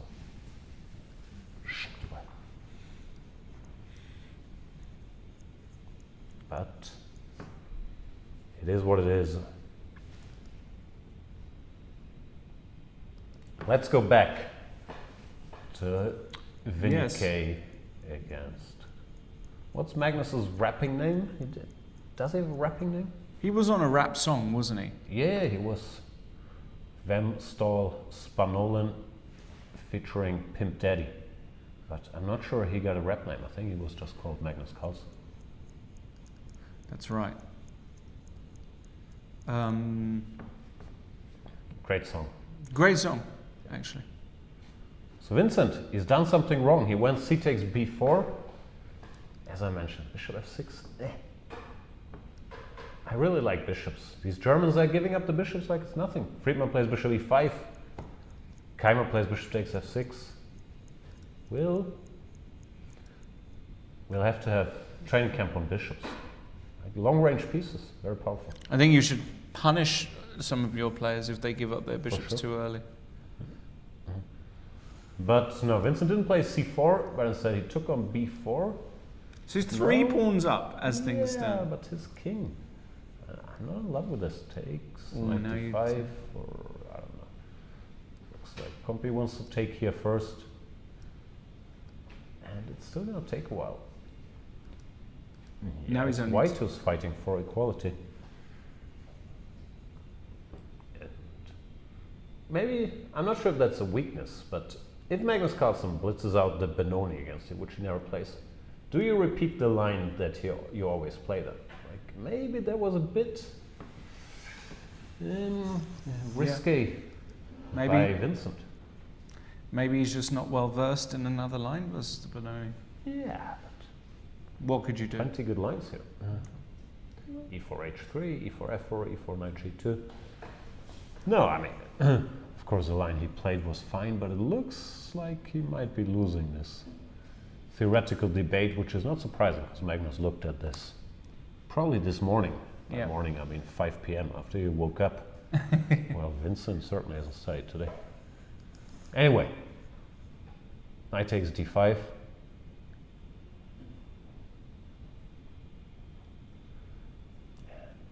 Gotta bring the king to safety. How bad is it if we just give all these pawns? Looks bad. Does it? Yes.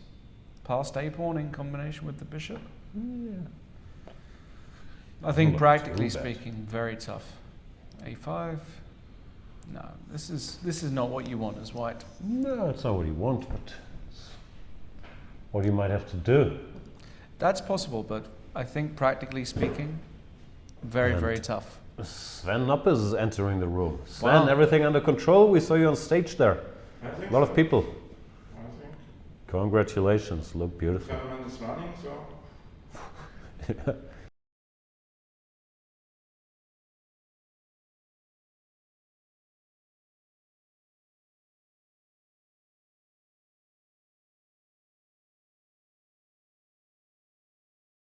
Humble studio, but yeah, what an event. You can see it there with all the boards.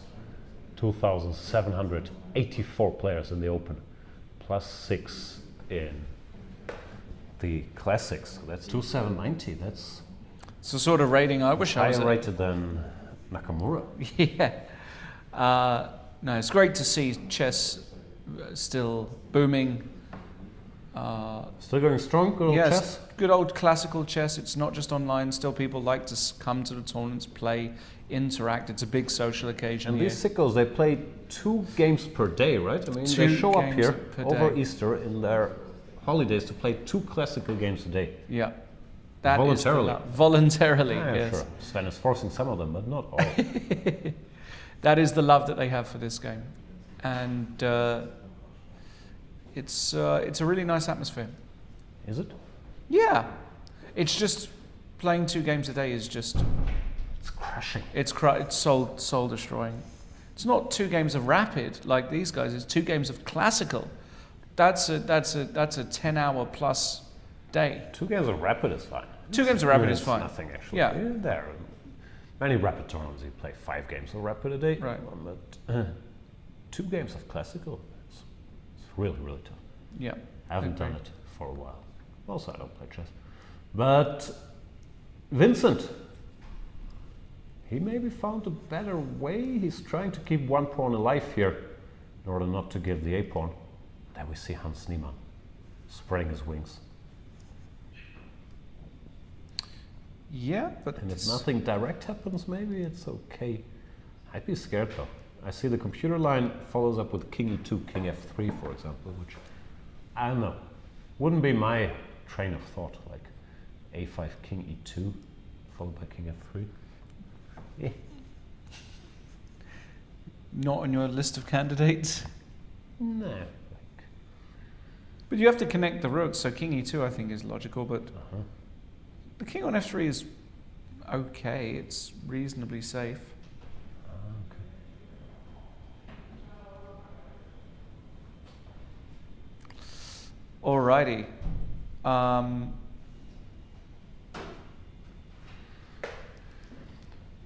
So what's Magnus thinking about? He took the pawn. Actually, he's not thinking about anything. It's Vincent studying the position. Knight d4, keeping this pawn alive looks logical enough. d6 looks very random, but maybe can buy you some time. And Vincent G3. goes for none of the above. He returns the pawn, but under sort of bad circumstances. Oh my goodness, this is awful. Queen takes Queen b5. I guess he wants queen c4, but then it's a bad Takes, version of takes, this and endgame takes. we had earlier. Yeah. No, no, no. The a pawn is running. Yeah, this doesn't look so great. Looks, well, it's too early to say. It's not like white is lost or anything, but looks like the Magnus Carlsen curse. It's not a curse, Magnus, just pretty good at chess, but might continue.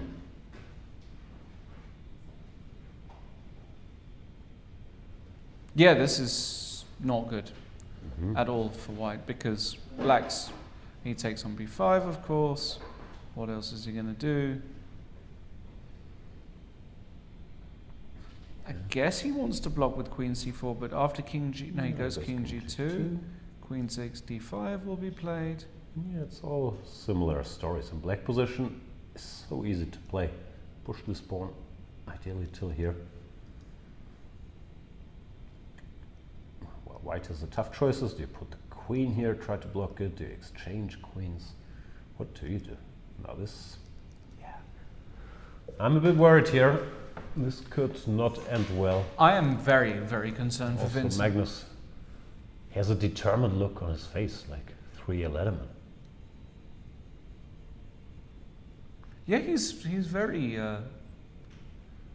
zoomed in, zoned in. Zoomed and zoned. Yeah. Let's have a look at the NBL game quickly, because we did have some Is there an NBA game? NBL game. Ah, sorry. I was watching Denver Phoenix last night. Me too. Sick. Wait, that was really late. I know. Yeah. Woke up early, watched some Denver Phoenix, went to the gym. Did the Suns went end to up winning? breakfast. Suns ended up winning. Jokic overrated? Nah, it's pretty good. Pretty good. So here's the MVL game. MVL also a big NBA fan. Is he? Yeah. Oh, okay. Who's his team? All these chess guys, they like Boston for some reason. Levon, also big Boston guy. Magnus, big Boston guy. They're all Boston. Controversial opinion? Boston? Uh-huh. Who's their best player? I like Peyton Pritchard. Okay, right. Jaylen Brown? No. For me, I think he's the best player. You're wrong. Am I wrong? Okay. Yeah. Yeah, okay. Back to the chess. We're gonna get heat in the chat today. What's going on here? Well, he didn't sacrifice the queen. So what did he do? So knight g5, bishop g4. Queen e7. So Rapport did not attack the queen with rook h8, so he protected the e6 pawn. Now he stabilized with f4, yes. as you do. Rook h8, queen Now g2, you and keep knight the d8. queen. Yes, just this. Oh, bishop c1. That's a nice move. And that's right up MVL's alley. Champs-Élysées. Agreed.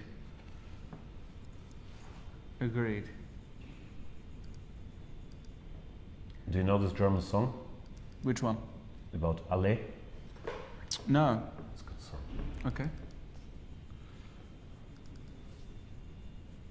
Yeah. What did he do? He played rook. He moved the rook. What a putzer. Why not make the computer move? Leave the rook where it Because is. his rook, he Activate your bishop. right. He just thought that he didn't want to lose a rook, but Okay, but come on, Maxime. Live a little. This would have been cool. yeah. Alley. Yeah, and yeah, that would have been nice with the a7 pawn hanging, but not played. And what we have is rook bb1, bishop to g6. G6. Yes. Okay. He wants to go knight f7 next. Yeah, do this. Bishop is stupid on d2 anyway. And if so knight f7. Then I take your rook. So I need to move the rook dg8, or rook fg8, I should say. Looks like the most natural move. Yeah, it's a mess. Practically, Richie might just be all right now. I think one of the key ideas here is that at some point, black can play, let's say knight f7, knight takes g5, and then knight h4 and bishop to e4. Is he lining things up there? Yeah, I think that is one of the key ideas. Knight 7, knight g5, knight h4, bishop e4. Yeah. Complicated. Not so obvious what white should be doing. Yeah. Rapport, he likes these French positions. The computer always says black is worse, or that. He's not going to get hit in the opening, especially in these close structures, and then he can use his talent, shuffle pieces around. He's quite good at it. Yep. Vincent. Queen c4. Arme Vincent. He decided to go queen c4, but yeah.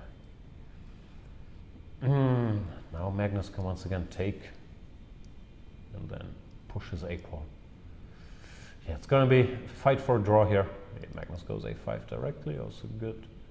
Giving Vincent the option, but I don't think that's what Vincent wants. To play queen a4.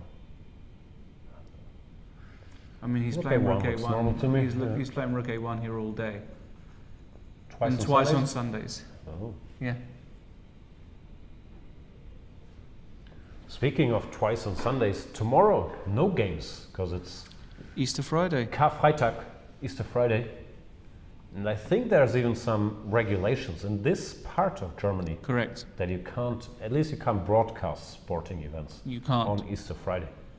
It is verboten. Why is that? You are well versed, not only in the Bible but also German law. Yes. Had a few run-ins. So why is that? It's a religious part of the country down here. This is I think so. No? It's I much don't know, more. but I mean, what's the Much more historical meaning? 'Cause you can do stuff on Sundays or on other holidays. Well, Just Easter Friday we can't do stuff. it's a very holy day, right? Easter Friday, and especially Easter Friday. And I don't know what the rules of. I'm trying to think. Actually, where are we? December, let's 25th. We can do stuff. No, I No, think this it's just Easter Friday. yeah, this is a much more holy This is the religious big day. one? Yeah, this is the big one. Apologies, forget I'm the- not very I forget educated. the. Where are we? Karlsruhe is It's called Baden-Württemberg, Baden-Württemberg. That's it. the dirty south. It's as we the say in dirty Germany. south. Yeah. Yeah, the The things German are gonna, Atlanta. things are going to be closed tomorrow, and we might not even have food. Oof, I was going to go shopping tomorrow. Were you? I'm not going to be able to do it. Food shopping, Also, but I need like t-shirts. t-shirts. Yeah, some white t-shirts. Right. Okay. Because I don't like washing, so I just buy new clothes whenever I'm on the road. Okay. And some boxer shorts, some t-shirts. Okay. So it's going to be tough tomorrow. Wow.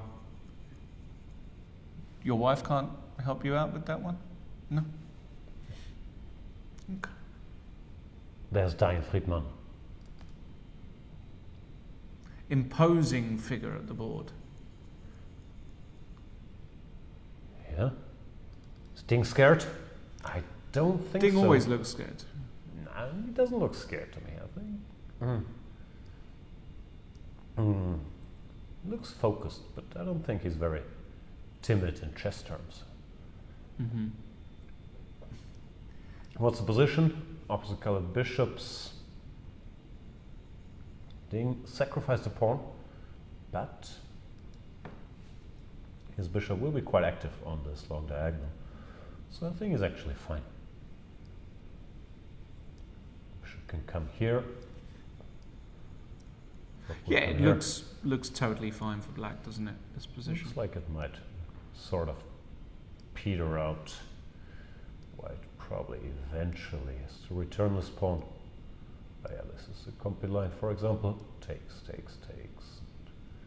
Hard to see white winning this. Just here. Mass exchanges should follow. Also no troubles for white. So probably draw. It's a very likely outcome. Vincent.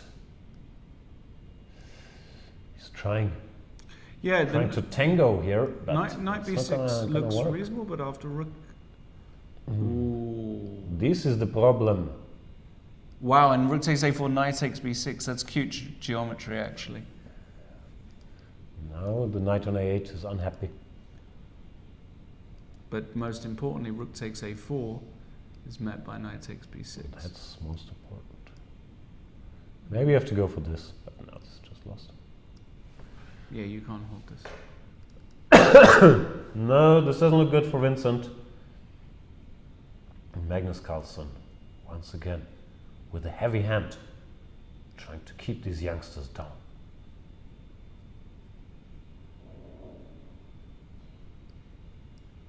Can go Knight here. d4, knight g5. Yeah, not sure if it's lost, but it's not fun. Definitely not fun. No fun whatsoever. So Magnus in the driving seat. Unclear MVL Rapport. Friedman maybe ever so slightly better against Ding, but can never see Ding losing this position. Looks like that will be a draw if I had to make a guess. Wow. More hot takes? That's what I literally said. Maybe. This one, anything could happen. 3 results in play, maybe 4 results. What's the 4th result? 0-0. 0-0. Get them both out of here. That happened in that game where they had the night dance, didn't it? Yeah, Nepomniachtchi Dubov. Yeah. So 0-0 is a possible result if you bring the game into disrepute. Yeah, they play the French. What else do you need? No, I don't even know which side to choose practically. I'm slightly leaning towards black, although I love extra pawns, bishops. But king safety, so important in rapid games and in rapport games. I don't know. Maxime's so good though in these like dynamic situations. I don't know, I'll just keep changing my mind. For now I like black's chances. I always find that changing your mind according to the evaluation of the computer is a pretty good way to Oh, that's a good tip. be fickle. Oh. Yeah, Magnus full control though. This is a nightmare, literally, for white. You might have to go passive. He goes knight b6. No! Come on, Vincent. Let's get the camera. Let's see if we can get camera action. We need the camera We need right the now. camera there right now. Let's get knight b6 on the board. And Magnus he hasn't. Yeah, No, there's there's- this small, you blunder, what are you doing face. Let's see how long it takes for him to do it. He does that one. He's trying to figure out what he missed.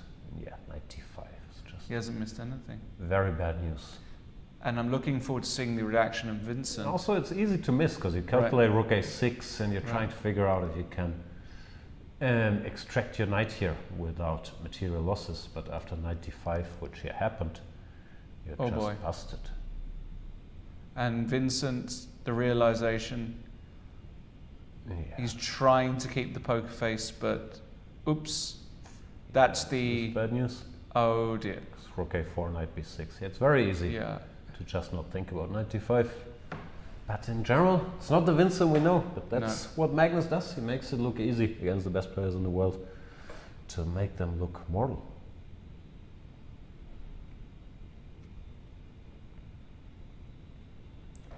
Oops. That is what we call a bit of a failure. Yeah, Tough. tough for the German fans, but Tough. what can you do? He's 19. Magnus is still pretty good, but Vincent will get stronger, faster, meaner. Magnus, Daft Punk? not familiar. Bigger, faster, stronger? Yeah. I don't think he's going to get bigger. He's taller than me. Who? Vincent? Keymer. Oh yeah, yeah. He might get bigger. He might get bigger, but he's certainly not feeling that big at the moment. No, he's just lost rook a4, knight b6, and knight a8, bishop a1. Everything. It's actually almost resigns. Like, No, it is probably go resigns. rook a4, knight b6, and play that endgame for a few moves, but it's fairly hopeless. Maybe you don't even play it because you're just so annoyed. Magnus, great choice with hindsight, but that's also underestimated strength of his, not just his being able to play every opening, but also how well he picks what opening to do in what situation, against what opponent to surprise and play on their weaknesses. No, he's pretty smart about this chess stuff. MVL coming over saying, Qu'est-ce que c'est, Vincent? Qu'est-ce qu'il y a? There's Sarana, European champion. Sarana's like, oh boy. Yeah, knight d5 is a very... Yeah, that's it. He took on a8? No, he didn't take on a8. Didn't make a move yet.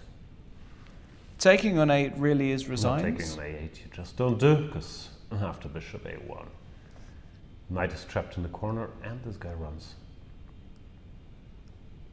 Yeah, and even after e4, you can just go a3, I guess. Can we try it? No, or is that a blunder? No, it's good enough. Good enough. a2. The knight just... Oh! You should maybe cut it off first. You got to go bishop c3 first, right? That was... Right. Yeah, and that does run. That now, this is all hopeless, and also... He takes on could just keep the a4, knight b6. Yeah, you play that endgame a bit, you exchange rooks, and... Oh no, hang in there a little bit. No, but it's mainly going through the motions. He blundered, he knows he's lost, so he'll keep it going for a while, but he's not gonna hold it. Just trying to make it to move 40, which is fair enough. Okay. Arma Vincent. And MVL's position is somehow the king is now on e1. So what happened there? Let's see. Okay, rook b1, bishop g6, rook f1, king b8, bishop c1, king f2. It's running away, but was it good? Because it's losing the c2 pawn.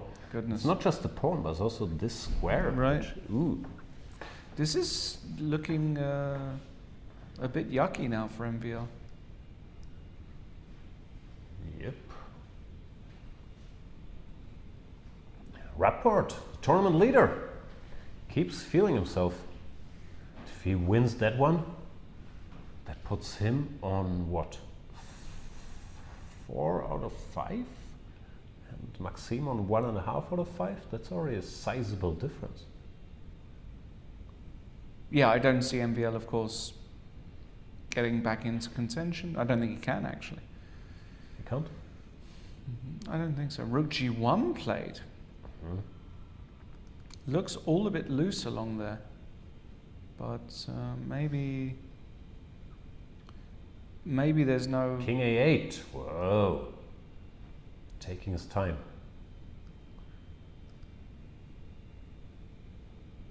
Pas des échecs.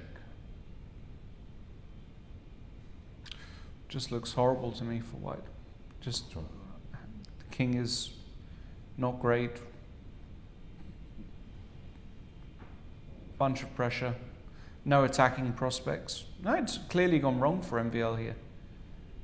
But he's a resourceful guy, and he may just find a way. Not that much to talk about. In the Friedman Ding game, although Ding got the maximum he could get, he's slightly better here, if anything, with him blocking this diagonal and controlling the equivalent on the dark squares, but it's still. Draw is a big favorite. Bring the queen to d2, go bishop f3, king g2, h4 if you wanna. Don't really see Daniel losing this very often, but black is a bit better. You can put the bishop on d4, go g6, king g7, e5, f5, e4. These two pawns aren't such a big factor. Did he go queen b7? Oh, queen b5 he played. Queen b5, he wouldn't mind the queen exchange, but it's not gonna happen. Ding's gonna play g6. Ding's gonna try a bit here, as he should.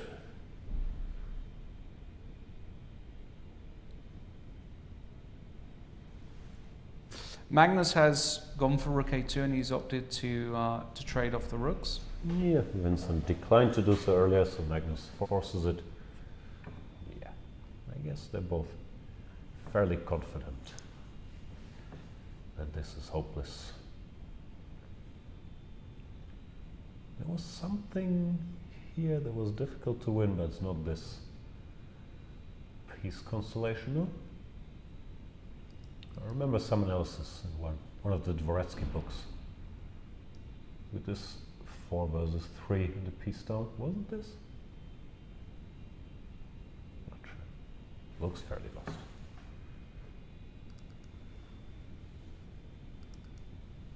Got confirmation, by the way, that Sven Noppers does play chess. There's a picture of him playing chess. Somebody put it in my Twitter. Thank you for that. Wow. So we now know that Sven is not just all talk, he is all walk as well. It's all walk? Talk the talk, walk the walk. You think he does a walk and talk? I think he does walk and talks. Walk and talks? You do walk and talks. That's your favourite thing. No, I don't like walk and talks. Yes, you do. No. Every time we speak on the phone, you're walking and talking. Yeah, but I don't like it in person.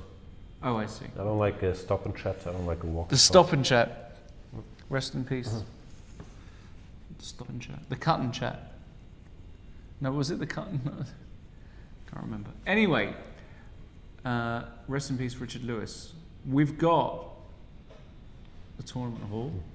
That looks like Fedosev. Go h4. If I like h5. Should go e5, f5. No, the pawns will be too fixed. Okay, doesn't matter, it's equal.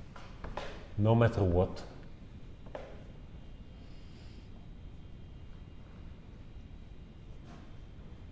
Why do you go h5?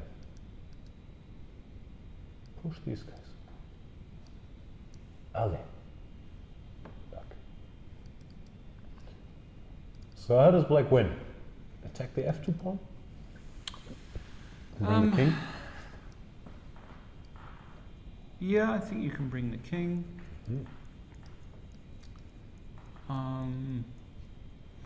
I think with 3 pawns, obviously any minor piece trade is just good, so...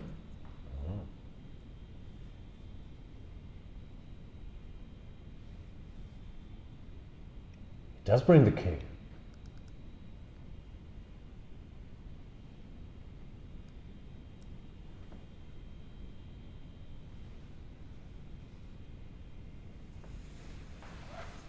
Do you think Magnus would be unhappy if he would not win this game? I think he'd be beyond devastated. I mean, piece up. Do you think he knows how to checkmate with knight and bishop versus king? Yes. Yeah, I think so too. Not as fast as me, but yes. No. You think he knows the W maneuver? Yes. Yeah, I mean, look, I don't see any universe where he doesn't win this position. That said, I can't tell you with any level of confidence what black's best route to victory is here. As in, I have no idea. Is it? I'm also not sure. Is it? Tell me it's not a draw. Let's just understand that this isn't a draw. I'm trying to recall if it was this position where there was analysis in the. I think one of the Dvoretsky books. It was winning, but it was not straightforward. However, this, I guess, you sort of win by hand eventually, just by attacking the f2 pawn, and then there will be all kinds of unpleasantness. Also, usually you can go h5, f6, g5, put a pawn on g4, and then try to transpose to a winning pawn endgame, even sacrificing a piece on f2 at the right moment. So I think it should be fairly straightforward win, but I vaguely recall having seen some analysis of this. I think you hit the nail on the head there. I think this position is all about making a key sacrifice and transposing to a winning king and pawn. That's the key. Meanwhile, Daniel Friedman has just accepted being a pawn down here. Yeah, it doesn't change much. I kind of like it, so you don't get distracted by these pawns. You still have to be a little careful defending against the e5, f5 thingy, but no, I think he knows what he's doing. Also now, yeah, he's got to be fine. Take it, live a little. Oh, that's beautiful. Actually, that's very spottable as well. That really does just end proceedings. Queen g5 check with take it like a Polaroid picture. Queen d8. Draw. That is a draw. A nice opportunity here for Daniel. And bishop d4, queen g5. Queen g5. But maybe he doesn't want this because suddenly queen b2. You have to think about it, but it should be fine. Bishop e2? Oh wow, no, he's not going to play it. e2 is not so easy. No, this you don't play. Queen takes f2 check. No. King h3 and you get lucky after queen f1? You don't, but it's because of bishop f6, which is very specific. So we take the pawns. But queen f1 here? Sorry, you have to go king g4. Yeah, what's so bad about that? Wow. No, but apparently you have to go bishop e2, which is tough. Yeah, that's tough to see ahead. Also, he doesn't need to do it because the position they have is drawn as it is. It just sits tight. Or of course, it's nice. Still, Ding is probably hoping for bishop h5, bishop d4.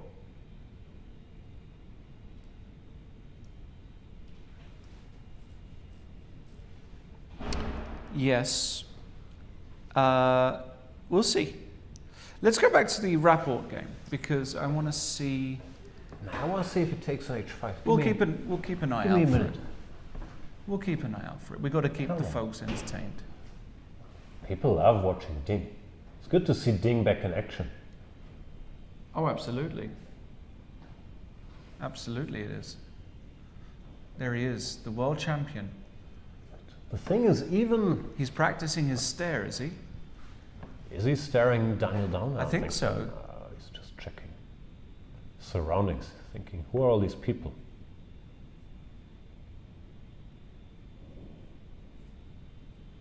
Now he's watching the other games on the screen. Now he's trying to keep his poker face, saying, please take on h5.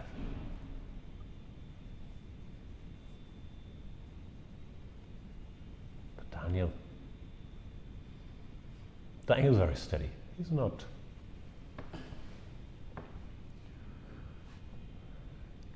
going to be too tempted. Let's go to that Enville game All right. because this is real action heating up here. Wow. The king has made its way over to d2. The bishop is firmly cemented on Cemento. d3.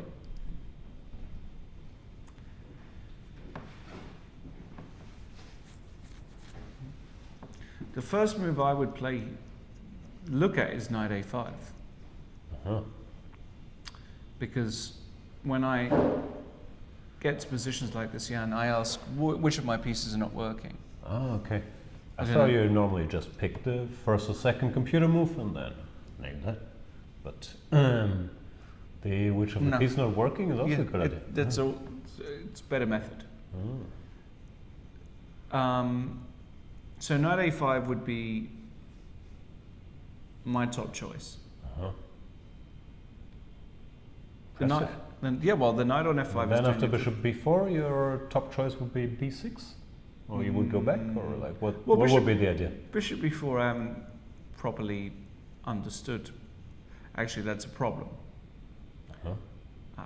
So knight a5, bishop b4, b6 looks weird to play like that, but the open b file might actually benefit black because rook b8 suddenly is in the air. So, but no, rook g6, bishop, king c1. Yeah, maybe you didn't know about this. But now Which knight- pieces you can But improve? now knight a5 is really serious because knight b3 check exists and d3 is not hanging. Uh-huh.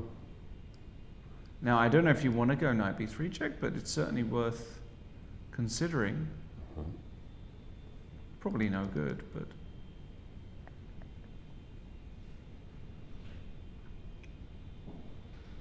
the I king would has probably made its way go, to c1. go back. I normally ask myself in such positions, which of my pieces is misplaced? I don't like the rook here.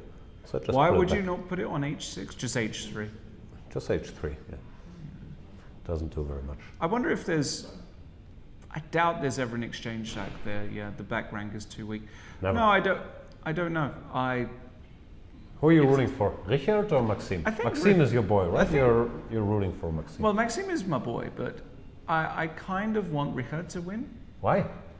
because I think he's just playing better chess in general. So you're like Peter Leko. You're not rooting for your friends. You're rooting for whoever plays better on that day. Exactly. Like also in football, you're Well, just this is a supporting all the teams. You just Pure want a good game. meritocracy. Whoever merits it wins. Greetings, Peter, if you're watching. I hope you can at least watch some handball, football to pass the time till your voice is back. Or chess. But Peter, he's always sweating Vincent's games. And it's been tough for Vincent supporters. Yesterday, Vincent had 2 winning positions. Had to and live with a draw in the end in both of those. Now he's going down against Monsieur Magnus. And he'll end up on -1 when after yesterday he could easily have had +2. Knight f3, knight e4 here is massive. Because if king e2, then I think he's going to play bishop takes g3. Nah. No? Never. Really? Never, ever. Oh, sorry, he's got 3 pawns, not 4 pawns. I beg your pardon. It's all right. I thought he had 4 pawns. That would make conversion easier. If black had a pawn on e6 here, would bishop takes g3 be the move? I don't know. I'd be quite comfortable playing bishop f6 as well with the pawn on e6. Yeah, no need to overcomplicate things.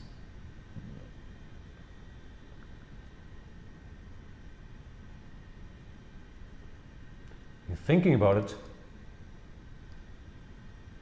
you'd be so happy if you took here. Probably winning. Yeah, just because the pawns are so bad, you might be able to just still win this. King f2, knight f5. Just still wins, no? Yeah. King e4. Who knows? I'd do it. He might do it. He likes clarity. If he can simplify the position, he's sure is winning. Clarity is important in chess and in... No, not all the guys like clarity. Like No? Fabi, he's always trying to make it weirder and weirder. He just wants to see the board burn. But Magnus, he likes, you know, to clarify the situation. I mean, they would both win this with black. It's not about that, but in general, I think Magnus likes a little clarification. Friedman didn't take on h5. And yeah, he's just sitting. Which is good enough, but you need some patience. But he will know this. He's very well-educated, very strong endgame player. He will know. He can just wait it out. What's going on here, by the way? G5. Yeah, no, you have to take. I was looking at this, and then I was looking at something utterly ridiculous, but... No, I think you just keep waiting. You can't go king g4. H4. No, you don't want to swap all these pawns off. This is... Well, you have to. What No, else no, you no. gonna do? No, Okay. No, I don't like it. What else is there? Well... I don't know what else there is, but... Nothing. So you have to try H4. But I don't even get it, really. Oh, it's a draw.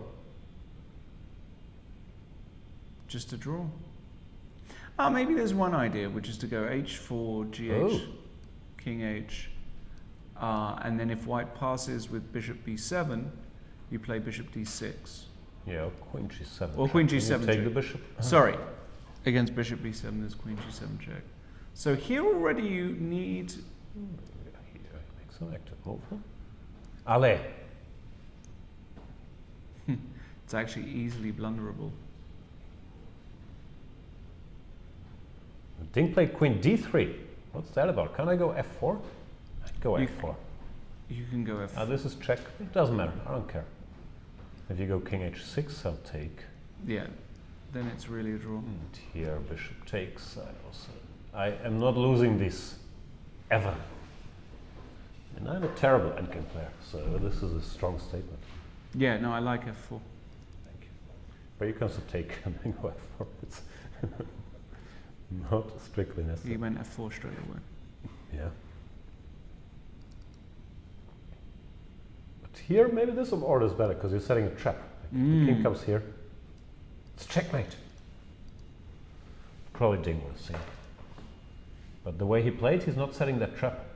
Now there's no losing move for black.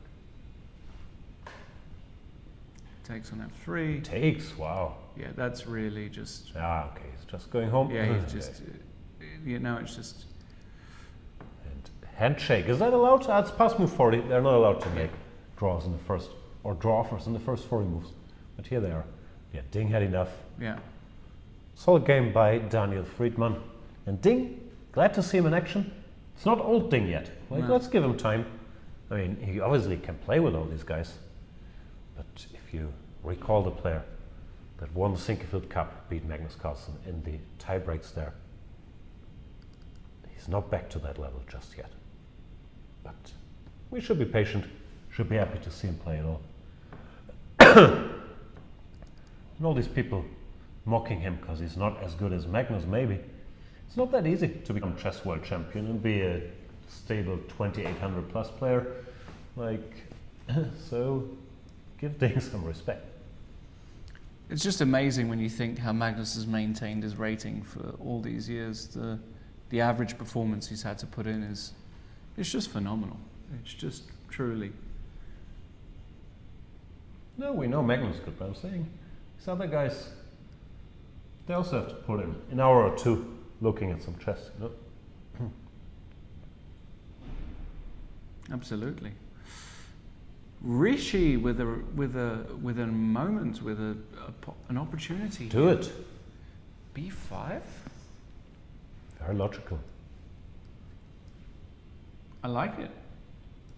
You get the knight on A5 and yeah, he's played it. yeah. Allez. Allez le bleu.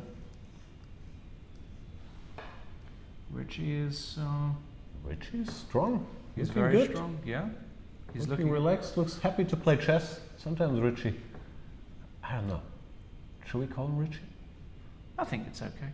I don't call him Richie to his face. Call him Richard. Peter calls him Richie. To I his think. face? Not to his face, but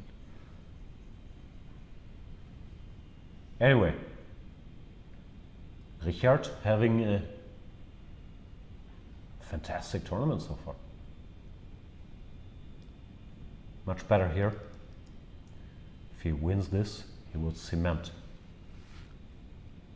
his top spot. But in the end, you know it's gonna be Magnus. He's gonna finish second in the qualifying stage. He's gonna win again. He always wins. That's his trick. B5 is very strong though. Yeah, in the this is a really powerful move, because after A takes B5, he wants to go Rook B8. This is his brilliant I didn't idea. even see that.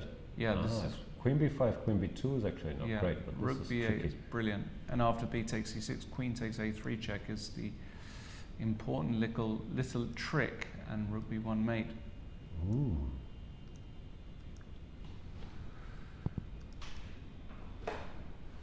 Very, very tough. Possible. What do? I think you take anyway. And then I hope for the best here. But yeah, this is his point. He's Yeah, this is hopeless. feeling himself. Magnus didn't take on G3. Magnus respects bishops. But he still has to win it.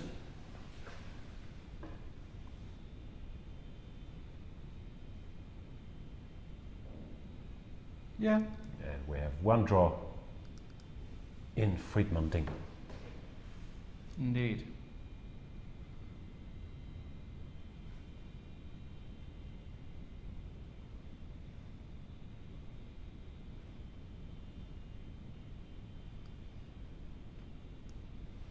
Vachier-Lagrave, the man from Paris. He's not actually from Lyon, he supports Lyon. He's not from there. Trying to come up with a move here. A big fight yesterday against Magnus Carlsen was a piece down. Looked like he was going down, but then managed to swindle Magnus and almost won the game in neutral time travel. But here, he's got his work cut out for him against a very strong looking Rapport. What's happening on your Twitter? Any new followers? No, I'm getting a bit of nice comments from people, Beautiful. so that's good. A takes B, Rook B8. It's a nice trick. Yeah, Bishop A4 on the board. Bishop A4. Yeah, this move. No, he went Bishop Yeah, B2 first. Rather, yes, exactly. Queen B5, Bishop A4. Bishop A4, he'll go Queen B7 or Queen B6, Not sure which is better. Queen b6 looks more... And this is just horrible for Maxim. The knight comes to b3. And then there's going to be some shot that basically finishes the game off somewhere, it feels. Yeah. Some knight e3 or something like this. And then the knight comes to c2 and... No, this is bad. Knight e3, knight c2 is just immediately over. Looks pretty bad. Gotta move the queen away first. But yeah, I don't think Maxim is gonna publish this game in his magazine. He's got a magazine? Yeah, Maxim. Oh boy. Queen went back. I think this is not as good actually, because I think the knight needed some support on a5, but I think it's probably okay. King d1, Maxim running away again. He's gone... King's staying quite busy. Really busy. The king has gone from the king's side to the queen's side, now he's running back to the king's side. Yeah, I didn't like queen b7 actually. No? No. What second computer move first was queen b6. Yeah, it felt a little bit better to have the queen on b6. Okay, Richie will probably go knight a5 anyway here. Yeah, well, I guess that's his plan. Yeah. Here he comes.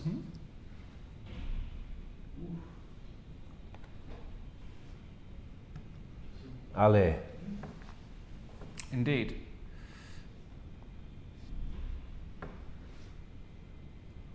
You think the king is running back? Because let's not forget he did castle kingside early in the game.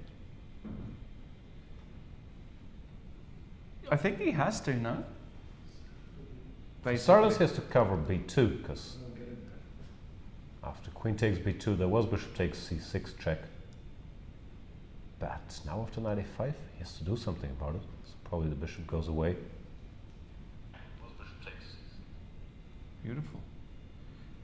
It's fine if you're doing stuff on your phone. No, I'm just, I'm just literally, I'm getting pinged about the commentary. You're getting pinged? Pinged. I'm getting Must pinged. be very stressful. It is. There you go. Okay. So... Bishop a3 played. Bishop a3 played. All right. No checkmate yet. Why not knight b3? Oh. King e1 and now bishop go to c3. c1. Then it is checkmate. Yeah, but king e1 and now the bishop comes to c5 and suddenly I have all this counterplay. All of a sudden it's white who Oh starts my attack. goodness. Can you imagine? That's actually not completely out of the question. Not at all.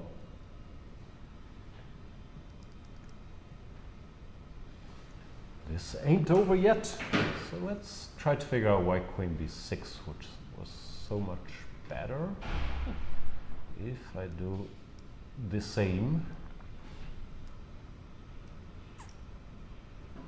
Now, after knight b3 takes... yeah, obviously. Now there's knight takes d4. That's the difference. An obvious shot. Obvious shot. That's amazing. Queen takes d4 is so beautiful because you hit both rooks. Yeah, okay. But no human spots that from far away. So we can't blame Richie too much. Now he looks a little, not rattled, but unhappy that it's not collapsing yet. Yeah, he's kind of, he's intensely looking at the board thinking, why haven't I found a breakthrough yet? And he understands he has to be careful. MBL is very resourceful. Knight b3, as we've already seen, is actually a mistake. And if knight b3 is not the move here, then the question then becomes, well, what is the move? Because white has got a really easy plan of king e1, king f2. Or playing a move like, I don't know, bishop b4 or bishop b4 followed by bishop c5. I would probably have my king on e1 in all of these instances. That's Hans. Let's see what Hans thinks about it. Nah, he's not. Yeah, just walks by. Yeah. So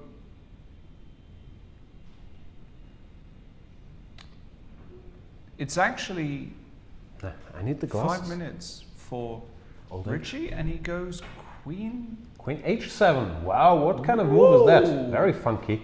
That is funky and It's bad too. bad. I mean, it's cool. It's a cool move. The point being, of course, knight takes h7, rook takes g1, check. What is this, by the way? Is this over? And Queen even this. E1? This doesn't look obvious to me either. Knight e3, king Oh, d2. knight e3, king d2, knight f1. Come on. And if king c1? And rook g2. Nah, okay. This is random, but okay, you don't have to go. Knight f1, that was a bit much.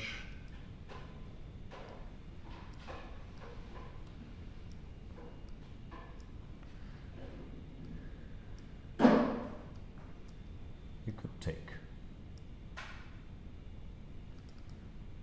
Even Funky that is move, random. Queen h7. And But- they're also both low on time. But bishop b4 is just insta-played by Maxim, no? Just Did play it. now, unbelievably, Richard is turned the in, tables. Yeah, Richard is in big trouble And now. also the king will go back to c1. Unbelievable. And Richard with, whoops, I Richard's like like, this idea, but did you notice Richard's reaction there? He just, he's unhappy. he's unhappy. And Maxime, he's resilient. Just, Yeah. so tough to Rapport is beat. giving you the I blundered face. Yeah. Because the queen is now totally offside, and if the knight goes to b7 here, for example, you go bishop c6, and it's just over. Pretty much checkmate. It's just over. Rook takes a7 followed by queen a2 is... Oh no, king b6, sorry. Yeah, Bishop just c5 is a bit of a bishop threat. c5 is good, queen a2 is good. Yeah, it's just really over. And with 4 minutes left, Richard, one move, that's all it takes, yeah. One bad move, and it's all over. Uh-huh. It's like with the Joker. Joker? All it takes is one bad day. Which Joker? From Batman. Ah, Batman Joker. What did he do here? He does go queen h5. This is very What? surprising, because like king c1. What else is he going to do? Well, I know, but just... Okay, and you have to go rook takes b4. This is going to be a very difficult... He's going to do it. Yeah, and then he's Keep gonna mixing it. take on d4. No, I would still lose this with either side instantly. So many knight forks. Like bishop knight ba5, e2, knight knight e3, like ba5, knight e2, king Anything b2, can happen. c3 is unfortunate. Yeah, Rickard is 100% going to do this. yep, here he goes.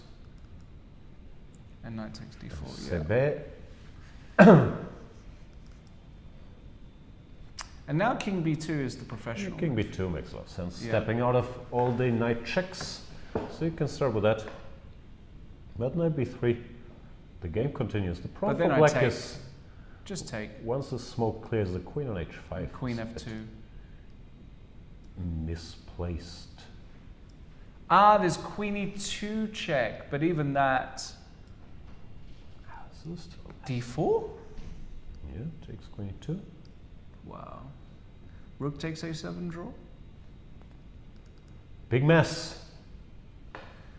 And Maxime thinking. Also after king b2 you have to think about knight e2, threatening c3.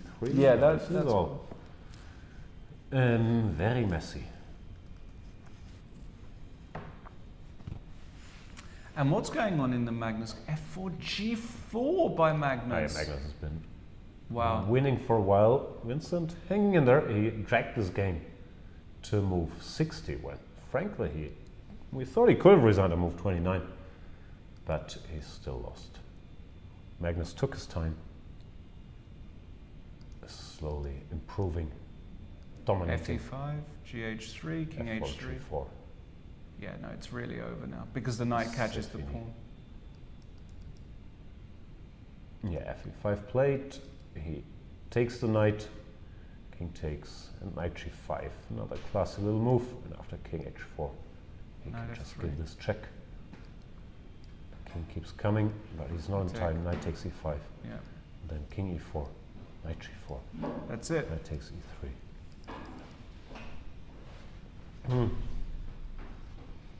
Yeah, it's resigns time for Vincent here.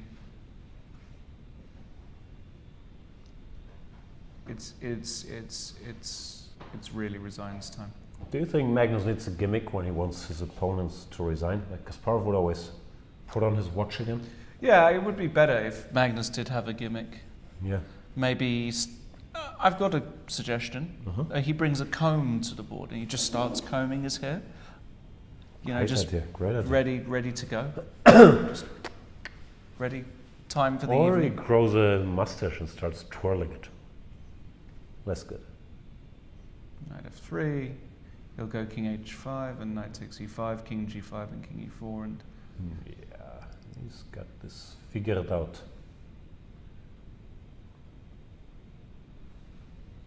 King e4 and Rzyndowski. time to give it up. This is the moment. The game will no longer continue. Think so? Yeah. Yep. Vincent resigns. Magnus looks happy. Yeah. Great opening choice. Mixing it up. Decent preparation. Clearly wasn't just bluffing. And Vincent with a few inaccuracies and then a big blunder, and just like that, Magnus wins another game of chess. Just like that. Alrighty. Knight A to B3 here. Vincent is not even done for today. I mean, sorry, 9 p.m. That was a little break. Brutal. He has to play another game. Absolutely brutal. For us, I mean, not for them. No, for us. Bishop takes Should B3. Knight Yeah, takes they're going down this road. Knight B3. Queen F2. Queen F2. Do you see the new Roadhouse movie? No, I did see the old Roadhouse, but Who hasn't? well, Peter Lecco has, that much we do know. Peter's probably seen Roadhouse. Yeah, 100%. It's a classic. Yeah, we have a tricky position where, you know, if knight takes a1, rook takes a1, queen e2, the problem is that What's the problem? after the queen trade, if I can then go king c3 and But I'm going d4, I'm not going queen e2. well, you want to go Queen d4 e2, here? I mean, this white wins, I think. Yeah, white does win that. But d4 is a classy move. And now, if I was white, You take probably. no, queen e2. Okay, let me rephrase. You should take probably. Yeah, I know, And what is this? Still sort of a mess, if you ask me. And I'm not sure. Richard has played d4 directly. He doesn't respect Oh rooks. no, but this is no good. Do you respect rooks? This is no good. Queen g2, king b8. Why is this queen c6 And now so rook good? I takes- don't understand anything. You want to go queen c6? The computer does. But yes. Once again, almost impossible. Knight a1, knight e6. Impossible is strong, but... it's No, going it to is stretch. impossible. Yeah. Actually, knight e6 here is really impossible. It's cute though. Once. No, because you see queen e2 and you think you're getting mated. No, but queen e2 and you just immediately switch off. Why? King a1? There's no Rook more takes checks. g1, mate. That's true. And you So have to why is this even winning? king a3 and you're just knight c2, to king a4. Wow, Now it's yeah, just that's pretty simple. no. Okay. There's just that's no not way happening. that's happening. No. What has Maxime done? Yeah, he's played rook a3. Yeah.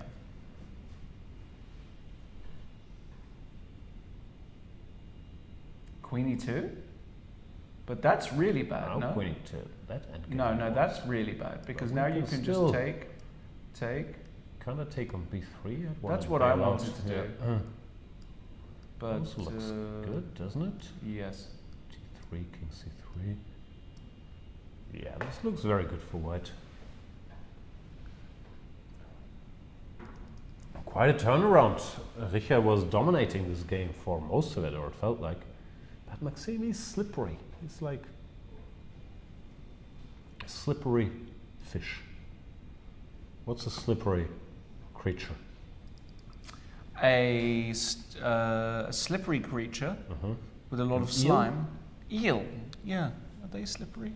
Should be Have you slippery. eaten eel before? No, No? Okay. I have not. Not my favorite. Are you a big eel guy? No, I am a big fish-wise. I like a pulpo. I like an octopus. Pulpo like a Jäger? Yeah, I love the pulpo. I like the little, what's it? The seasoning, the Gewürz. What's it called? The Pepper? yeah, but no, it's a special, isn't it? They've got a special. Big fan. So is Maxime actually.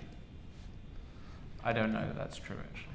I just totally made it up. Yeah, I just totally made it up. So yeah, big trouble now for Rapport, that's for sure. Yeah, surprisingly. Maxime with a comeback. Knight f3. Is that a good move? That's pretty good. That is classy. Clarifying. Yeah. Rook g1, knight g1. Takes. The knight looks somewhat stupid, but king it c3. can always But king c3. re-enter the action. Just take the bishop and you're ready to. Doesn't work for black. Yeah, this is. Maxime, he's gonna win. and then all of a sudden it's anybody's tournament. Then we have Rapport and Magnus in the lead. Maxime's back to 50%. Ding's at 50%. Friedman Keymer -1. That Yeah. would mean the Germans sharing last place. That ain't right. That is not right. Knight f3 is a classy move. He'll probably go rook h6. Yeah, I was going to say he'll probably go rook h6. Now Maxime will take But on. now you give a check. But why? Then you give go the- back. But why give the check? You activate your rook. Wow, I didn't even see that. I think he wants to take the d4 pawn though, no? Also possible. Then you don't have to worry about it anymore. But rook g7 is also nice. Can we do both? Give a check and take the d4 pawn? Ah, no, then maybe we don't have king a4 out. No, We need king a4. Can we lose? Yeah, king a4, bishop d1. One and we lose. That's the sort of thing that's. So if he wants to take, he should maybe start. Oh, sorry. After rook h6.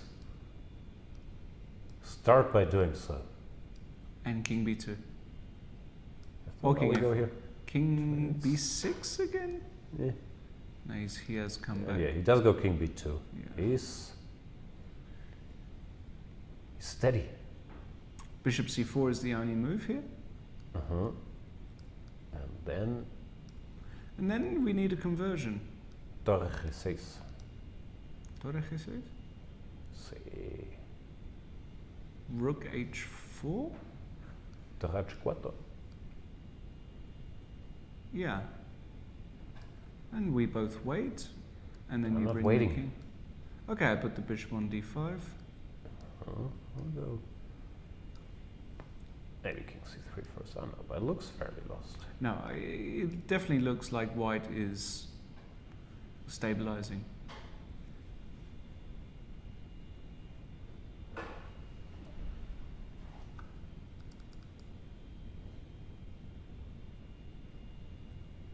He's gone rook h2.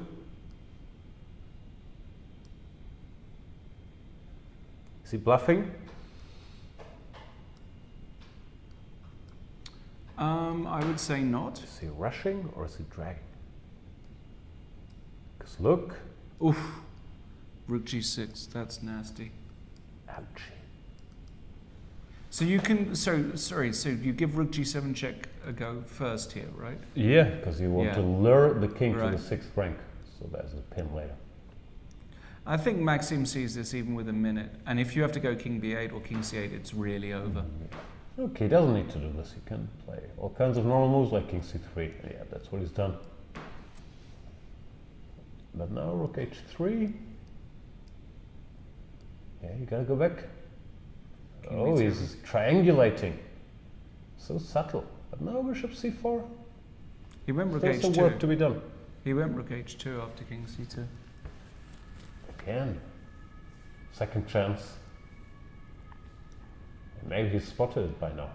Maxime is a tricky trickster. Yes. Let's see where Richard puts his king. No, he's gotta go forward. King c8 just resigns. Oh, Hans is watching. Hans, is that with his lawyer? I think it's a security. Probably both. 2-for-1 package. Must be nice to have like Oh, what? a lawyer who's also a bodyguard. He took- He went for This is also easy because the he's rook six. endgame. Yeah, King but this is d3 and this rook is f2 also or just king e3 and he gets Yeah. the two passes. Yeah, also. Very clinical. king e3, rook b2, and rook g6. Yeah, we'll give a check. Yeah, he just takes here. Then he will have two pass pawns. And they will get the job done. King d2, for example. Seems taking a moment to figure out where he wants his king. He wants it here to support the passes. Doesn't matter. Two pass pawns always beat one pass pawn, or if they're connected in a situation like this. Okay, rook b4, rook e6. Yeah. King will come to c5, I would guess. No, I guess he goes back to at least try to help with a5, but or to b5. King Doesn't b5. matter. Okay. No, you've got to calculate here. This is... Yeah. He does go king c5, very surprising. That I don't like, because then the rook can get Go to to a6 a6, in yeah. one go. No, just king somewhere. But also now, yeah, he plays king f3. a5, rook a6. Yeah, or f5 first. No, he'll go F2. rook a6. Yeah, this makes white's life a little easier than king b5. Neither was saving the game, but this gives him another tempo. Now king b5, rook a8, and then we run. Or as we say in German, wir run. Wir run? Yeah, we run. Okay. Wir rennen. Same thing. Lola rennt.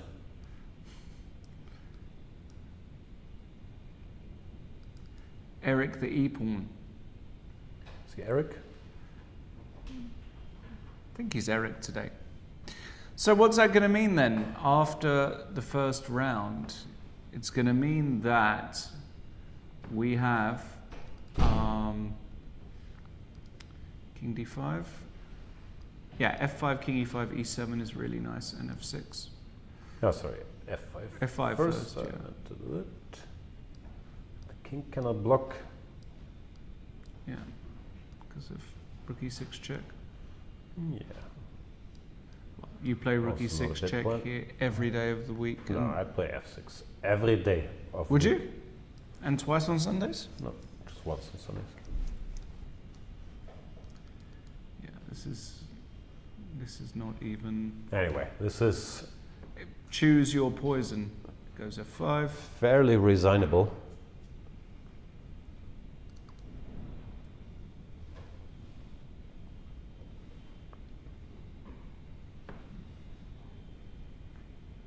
And MVL coming back from a really tough position.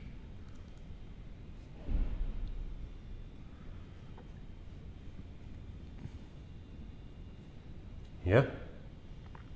But it's of course pure skill. He never blunders, never makes it easy, keeps making a move, sends his king there, sends his king back. Was slightly outplayed by Rapport starting in the opening. He was, yeah. really trying to hang in there for most of the game. But he has a lot of experience with crappy positions, and he's so cunning. Yeah, that's why he's the world number 3 in Rapport. He's just very, very good. Hot take. Former Blitz world champion as well. 5 seconds, I think, for Richard here. What is 5 seconds? A3. A3 played. Just E7. Yes, yet this is not tough. Yeah. For Maxime. And that's enough. And Rapport resigns. Upset, of course. Ruined a very good position there. But that ends the round, another long one.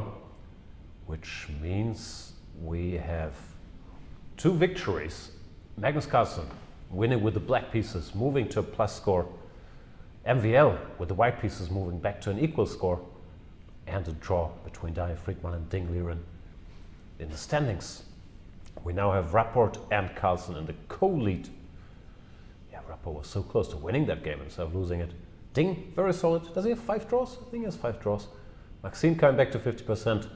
And the Germans in shared last place, but just 2 out of 5, just -1. And now they play each other. Friedman versus Keymer in round number 6.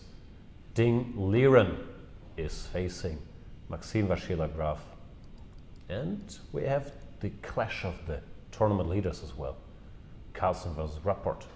Rapport won in the first round after Magnus hung his knight. Magnus will feel good now after he won a game. We'll be looking for revenge with the white pieces. I'll be looking for a little break now. Thank you so much for watching. Use the break to purchase my new chessable course. Aggressive 1e4 repertoire. That's what people need in these tough times we're having. Who wants to play the Berlin? You need to learn the Dubov Italian. Check it out. Chessable.com. There you go. Needs women and minorities to be just as included and welcomed. I think that's the only way forward. We're going to play a huge role in making the community a more welcoming place and making it a place where we really are just focusing on the chess and nothing else. I really do believe that women are the future of chess. Women play an important role in shaping chess's future by mentoring and supporting young female players to come out and play chess with confidence. I do feel that women will be very important in the future. I can see this is already happening. We have a lot of young girls coming up, and hopefully we will have many more jurors. And also we will have a lot more girl participations in the future. I hope that as more and more women start to play chess, it will become more balanced and it will change the culture of chess in general. I think in 20, 30 years, we're going to be seeing so many more women that are grandmasters, so many more women that are at the top, and so many more women at chess tournaments. And that is really my dream. That's what I want to see. I think that the future of chess, the role women will play in it, will be pretty much the same role that men play in it. I'm hoping that we'll get a better ratio of men to women in chess and just see it be even bigger sport and more people can enjoy it. Chess is an ancient game. It's been around for longer than 2,000 years. And if we want to thrive and stick around for longer, we need women. We need to, as women, stay in this game so that girls and women in the future can see us, see that we were here, and feel like they should be there too.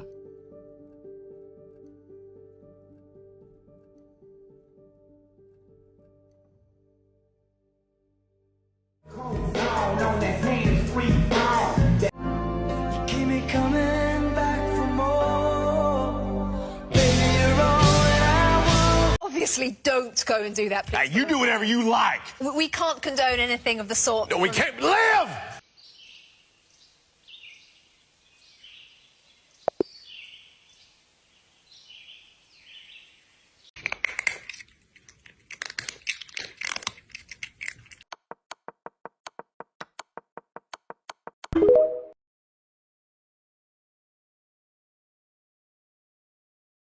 What's the best way to follow any chess event from the Champions Chess Tour to the Candidates, Speed Chess Championship, Title Tuesday, FIDE World Championship, and so much more? Chess.com/events has all of the top chess tournaments played both over the board and online.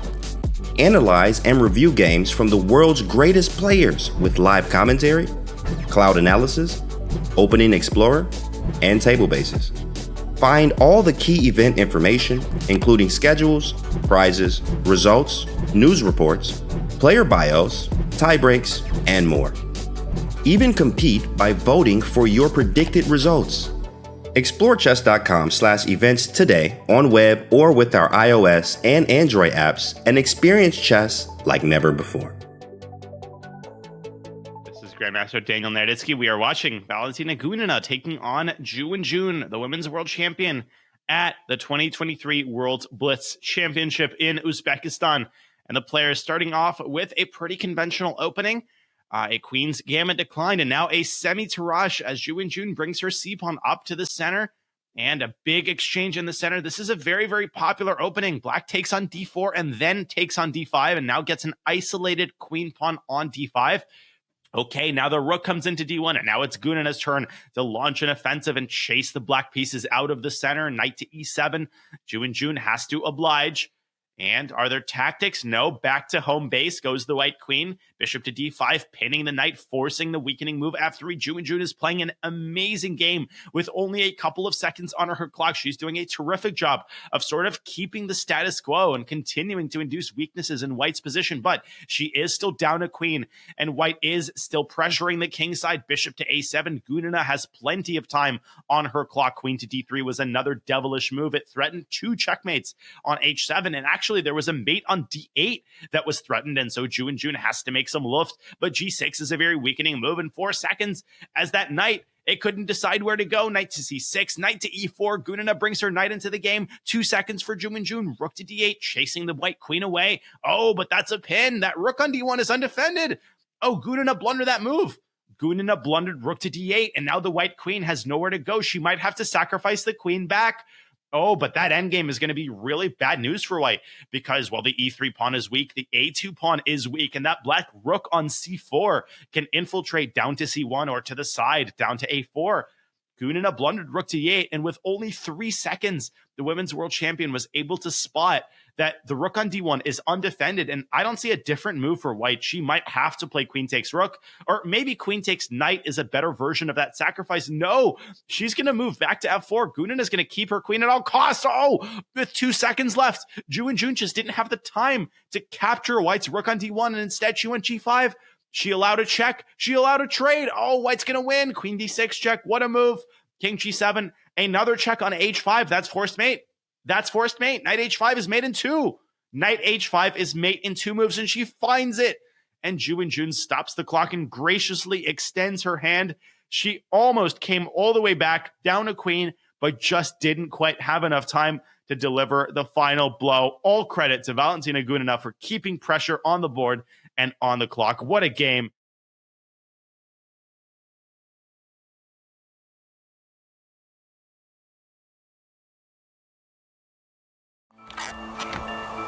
One pawn. 5 suspects. Bring your deductive skills to the chessboard this March and help solve the mystery. Was it the movie star, Tina Tempo? The heiress, Beatrice Bishop? The Green Pawn's coach, Remy Rook? Tournament organizer, Madame Mate, perhaps? Or the arbiter, Professor Passon?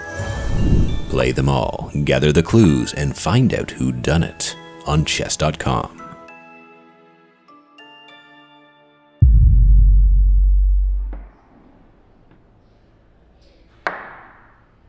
Mate is in 4 moves from the position in front of you. Don't move until you figure it out in your head.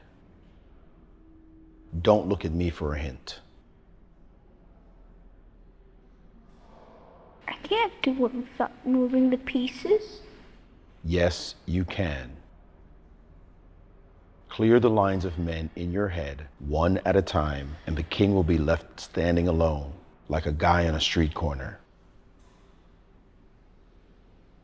I'll make it easier for you.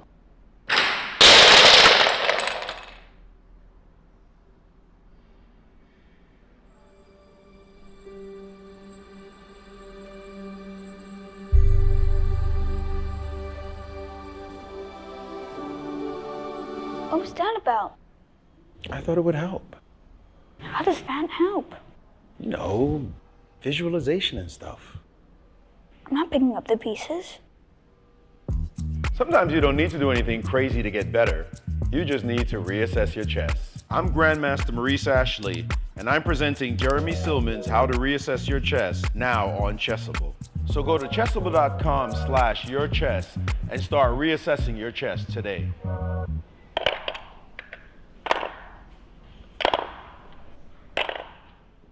Any good chess tactics book has one pattern in it that feels like it is on a completely different level than all of the other tactical patterns. Bearing the vivid and accurate moniker, the windmill, this pattern features an amazing sequence of repeated discovered checks that can be used to win a nearly unlimited amount of material. The most famous windmill is definitely the one played by Mexican prodigy Carlos Torre against former world champion Emanuel Lasker. But Bobby Fischer's game of the century also features a windmill. Here's another one that I really like. White starts with a rook sacrifice that leads to a combination of bishop and rook checks that simply consume Black's forces. The Lafong is a dirty, dirty trick that will probably only work at bullet, but you have to pull it off at least once in your life. When you sense that your opponent is pre-moving g6 and bishop g7 to start the game, you can play d4 and bishop h6 to try to win the bishop on g7. Shakes, guys. No one is watching. Oh, they all missed that. I see the tilt. I can feel the tilt.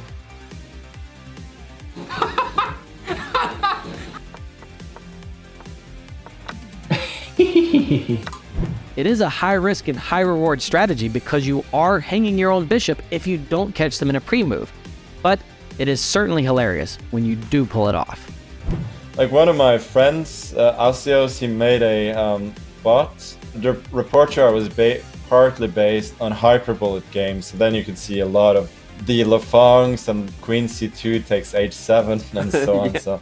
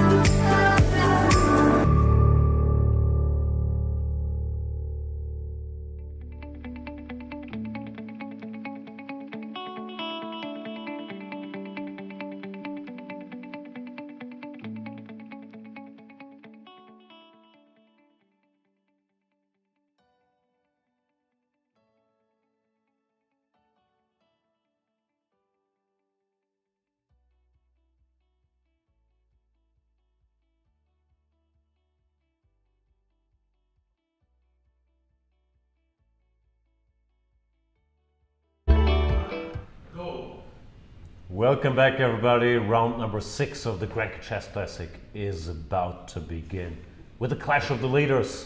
Magnus Carlsen against Rapport. We also have Ding Liren versus MVL and the German encounter, Daniel Friedman versus Vincent Keymer. This looks like it's a preview of the knockout stage. We have 1 versus 2, 3 versus 4, 5 versus 6. There's Alexis Arana in his favorite Balmain hoodie, one of the top stars in the Open tournament, sitting down on stage. Indeed. We're waiting for the kickoff. How was your break, Lawrence? Had a good break? Well, I actually got some bad news. Oh, no. I went to the VIP room, but you need to get yourself be nice. a little VIP ticket. Ah. Band will get you one. Golden ticket? Yeah, golden ticket. There was nothing in there, but I did manage to get an apple juice. So it's been a pretty good break. Any VIPs in there? There was a few of the tournament sponsors. Daniel Friedman was there. Yeah. Sounds nice. Yeah, it was quite But nice. no food? No food. Where's the food? There's no food. There's like no 3,000 food. people in here. Yeah, we need food. Yeah. There's Daniel. Daniel, I think he was in there with his wife and kid. And he is playing white against Vincent. Cool. Should be an interesting round, but that was a long round, I believe. You think so? The last one felt long, but maybe not. Maybe it's just our perception. No, it depends on the number of moves. Normally it will take around 2 hours. But we have 170 moves game. Then it can go a little longer. It has to start real late. But no rest for Richie. Black against Magnus. Messed up your black game against MVL. Now you're black against Magnus. Indeed. And Magnus goes for knight f3.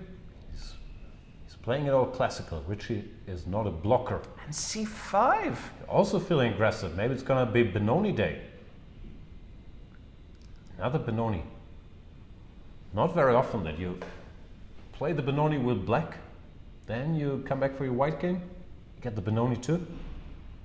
It's making a comeback.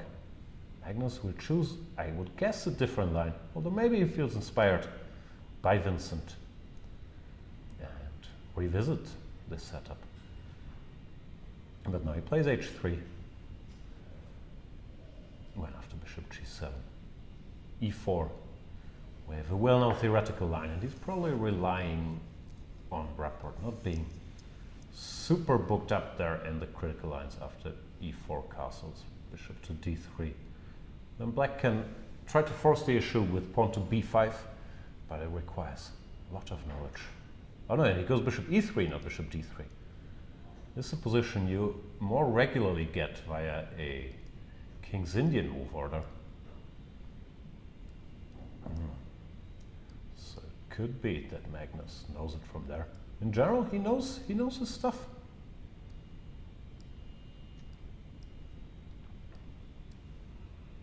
Something like this. This mouse is very slow, so I always need like 10 minutes to show any line. This is how you typically get this. Anyway, no one cares. Bishop e3. The point is, after rook e8, you go knight d2, and you already have your bishop out, which is what happened. Yeah. And a6 played by Rapport. I guess you go a4. Yeah, but now, according to my notes, you can take on e4 here. But Engine also says. Well, I use the engine for my notes. And it's an interesting line to take on e4. But it's nothing special because you take with the c knight, and then the idea is f5. And if you move the knight, then f4 comes, and that is good for black. So you don't do that, but you just ignore it. You play bishop e2. And he does take on e4. Wow, he knows this stuff. Yeah, but so does Magnus. f5, and he's just gonna ignore it with bishop e2. He's not going to take on d6 here.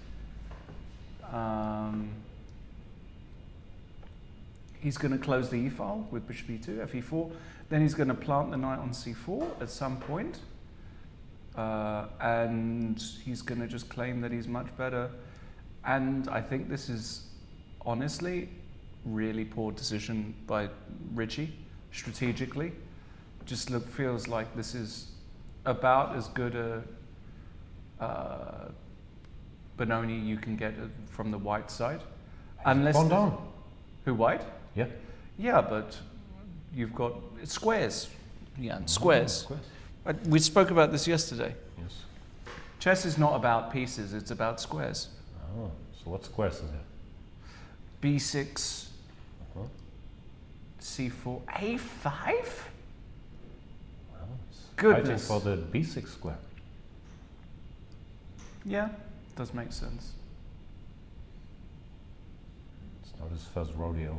But yeah, it's a very risky choice against Magnus. Could be that it wasn't so much to mix it up, but that Richard didn't like his chances if he played something quote-unquote normal in the Catalan or whatever. Maybe just likes Benonis. He did it against Ding as well. Maybe it's his thing. Why is every game a Benoni now? It's good for white. Why does everybody do this?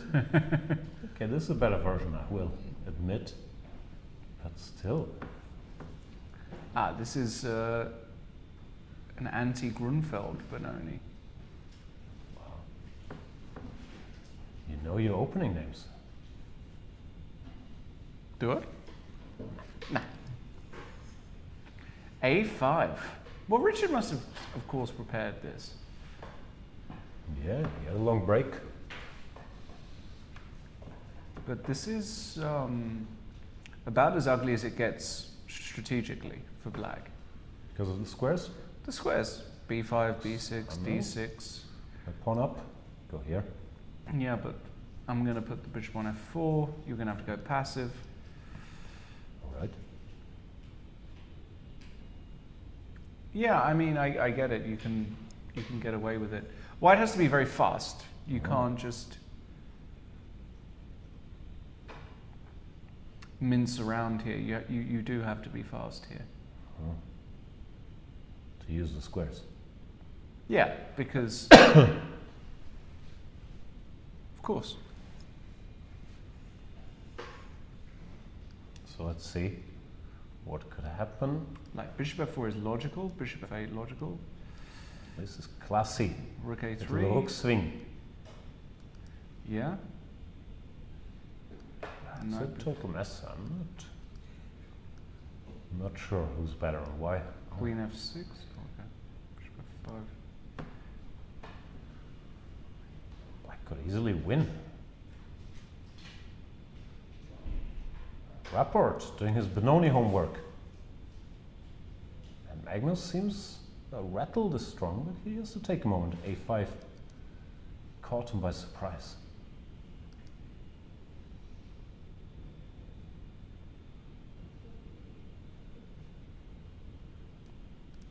Friedman, Keymer.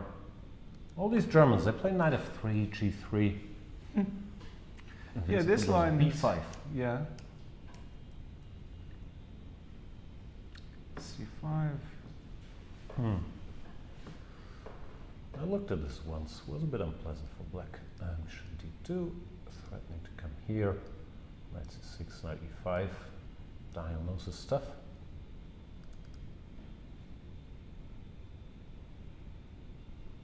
Yeah. But queen just b3. as I said, he goes queen b3. Also interesting. Takes the bishop. Rook a7. He could take and then go d5, but it's not Vinny's style. I think he's gonna play rook a7. Yep.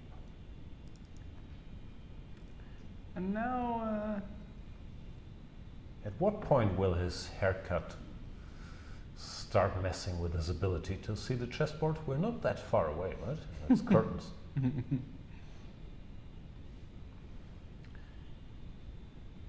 Yeah.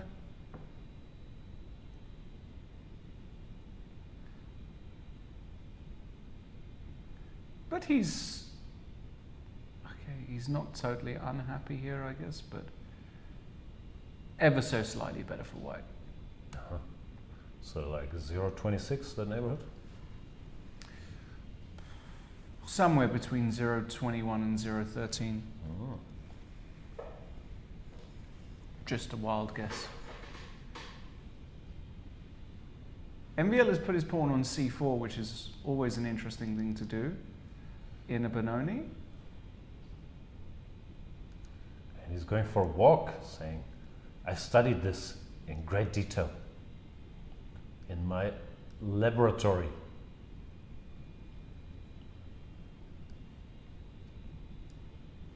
Rook fc8.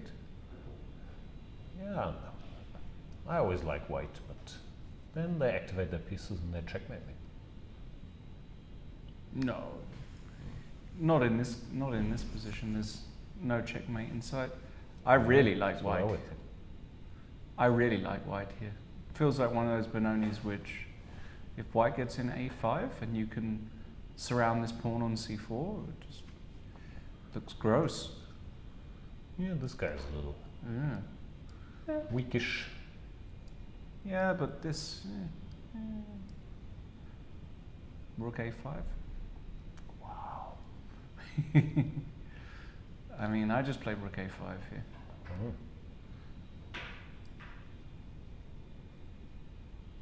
No, I'm gonna go here. Yeah. You do choose very good moves. Thank you. Okay, let's go back to the clash of our leaders. Magnus Carlsen against Richard Rapport. Richard Rapport from Hungary, representing Romania. A lot of strong players. Switched to the Romanian Federation with the support of Superbet there. A lot of money coming into Romanian chess. Kirill Shevchenko also joined the team. Livio Di Ternesipiano, who used to play for Germany, is back to Romania. Oh, I didn't know that actually. Okay. And Richard Rapport, the Hungarian, also playing for Romania. But he's very well known around these parts because he also plays for the Baden-Baden team that has for quite a while. So Richard is no stranger to southwest Germany.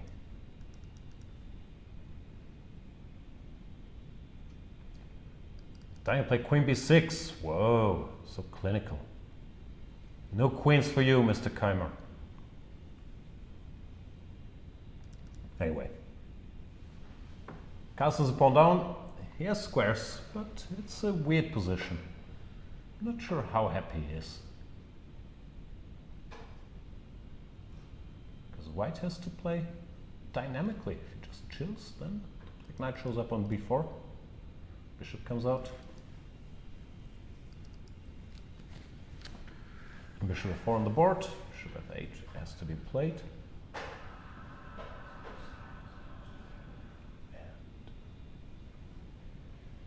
We see. Is there any merit here in not castling? But you can't go crazy here, I don't think. Of course, I wanted to play h4, but how ridiculous? I guess it's just insanely ridiculous to go h4 here. Nah, but probably a bit much. It just goes knight a6. Yeah, then bishop g5. Yeah, bishop e7. Queen d2. Yeah, knight b4. Yeah, rook a3. Yep. And just... If you want to, you can do that. Should we put it on the board so that people can... Not sure it's worth putting. Okay.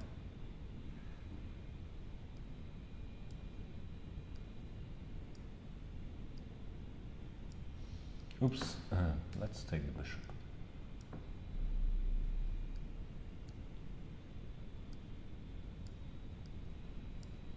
This is what we were talking about.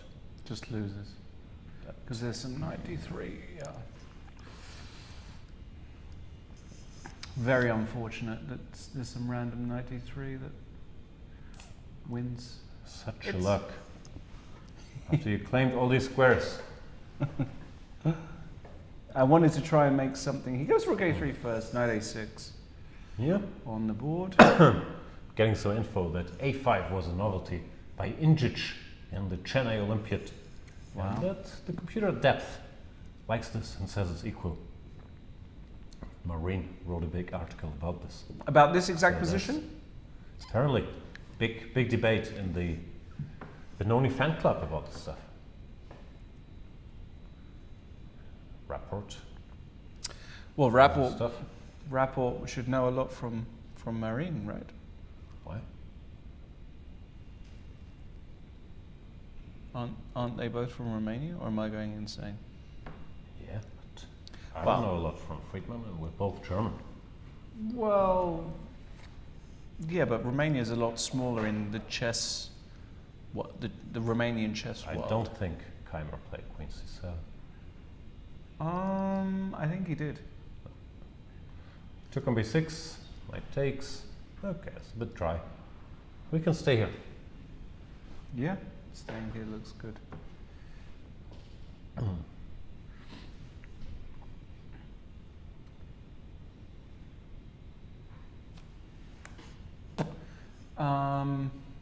So knight a6. So the critical moment now for Magnus. Is he going to castle, or is he going to play rook g3? What about rook g3 and h4, just caveman style? It's possible. Once again, you will have your knight d3 issues. Yeah, but this, yeah. King f1, bishop f5, yeah. Or knight takes f4. No, I was thinking about taking on d3 first, and then, you know, something like rook g3, knight b4, but really I can't allow this knight d3. No, you really should not. No, this is too much. Oh. I mean, I would play king f1 because I'm just such a caveman, but... Yeah, but can we stop looking at losing positions after pawn to h4? Magnus does castle. Castle is much better. You know, the king, it gets the safety, and you also activate the rook. It's like feeding two birds with one scone, as we say in 2024. With one scone. Knight b4, and if rook e3? That's a question. So the threat here is, there isn't a direct threat. Just something like... f3 is looming like a little short on development on this side of the board. But apparently there's b5. Ale. Yeah, this is extremely sharp. And Magnus goes for the more classical queen d2. Just get the pieces out. Probably too early for b5 now, although it's still interesting. But no, it does not work. Why exactly? Now bishop g5 is strong. Here. Just takes. And computer is very happy for white. Okay. So, what should Rapport do? Bishop f5 looks logical. b6 looks logical to maybe swing this rook over. b5 also looked logical to me, but it doesn't seem to work. Richie thinking.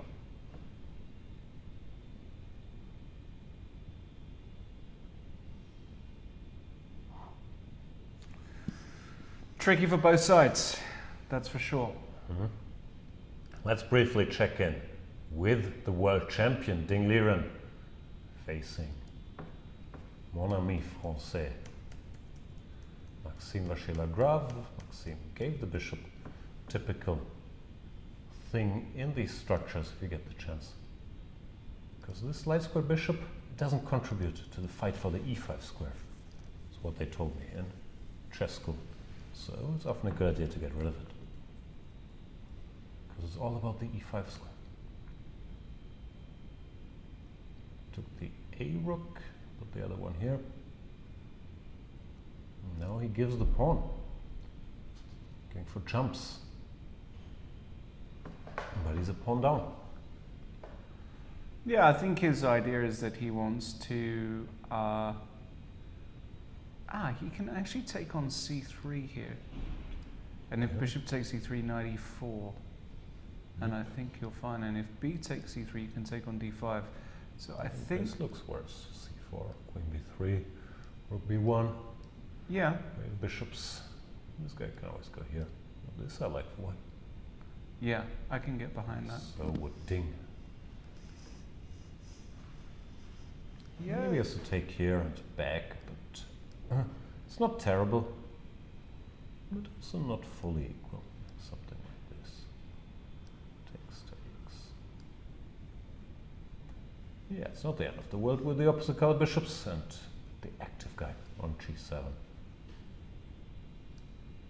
But he's a pawn down.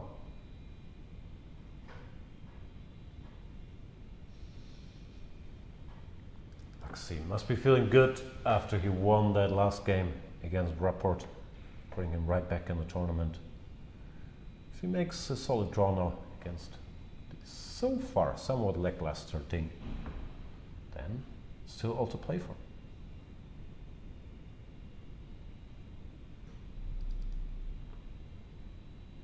Agreed. b6 played by Rapport. Yeah, both guys playing well here. Also preparing bishop a6.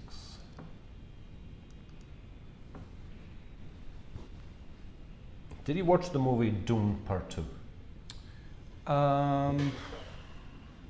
No. Doom Part 1? I haven't seen Doom, no. Neither. Oh, okay. Neither film. I played Doom years ago. Dune. D-U-N-E. Oh, Dune. Mm-hmm. No, I've not seen it either. Oh, okay. Good? It's quite good. Yeah. I recommend it. Who's in it? Everybody's in it. Every- Timothy Chalamet, Zendaya, Austin Butler, all the cool kids. They're too cool and new for me to... Stellan Skarsgård. Still a Skarsgård? Stellan Skarsgård. You don't know Stellan Skarsgård? I really don't. Should I? Yeah, he's quite well known. Okay. But I'm asking, because there's this noble house, sort of the heroes of the movie, the Harkonnens, they're called. Mm-hmm. And optically, they resemble your current style strongly. Especially there's this one character, Fightrother Harkonnen. Mm-hmm. He looks like a young Lawrence Trent, played by big new star Austin Butler, who recently played Elvis.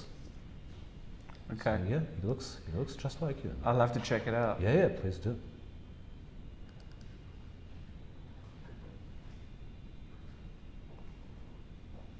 B6 on the board. Uh-huh. Still. Magnus, taking the jacket off. It's go time.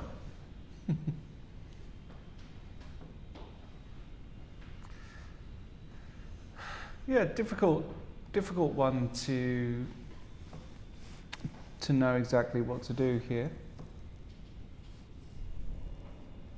Rook g3. Rook g3 is kind of just the move that the hand brings the rook across quite naturally. Uh-huh. But the problem is it's an unrefined move. It doesn't actually do anything. Mm. So what's a refined move? I don't find know. this position tough to play for white, Yeah. actually. Well, black's moves are a bit easier. Bishop a6, rook a7. Black's still Yeah. pawn up. Black has all these squares. Yes. Benoni seems like a great opening. It's a good opening. I don't know why it's got such a bad reputation. It's pretty terrible, especially after knight c3 with knight f3 less terrible. So you think the lines with f4 are just very strong? Not just the lines with f4. Black has many great lines here. Oh yeah, the ones with f4 are the most challenging. I usually play knight e2, which I also like, but f4 is very strong here. And this is why. After knight f3, it's played more often and less brazen by But after knight c3, what Magnus did, he must have had a pretty strong read that Vincent wouldn't do anything too funky. And yeah, rook g3 played. Great minds think alike.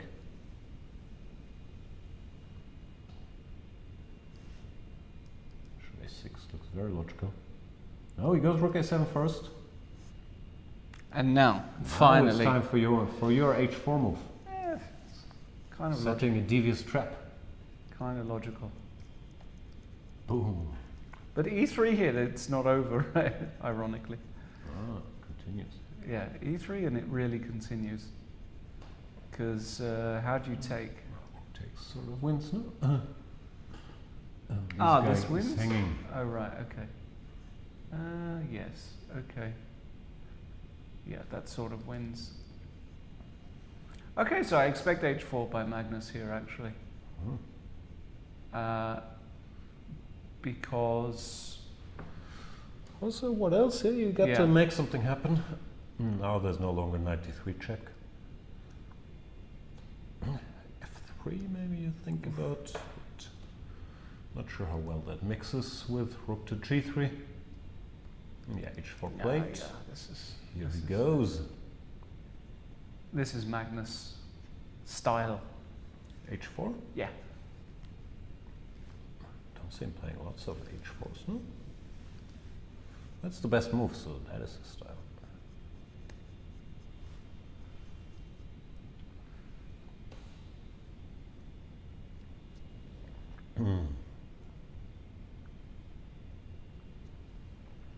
Rapport, digging in.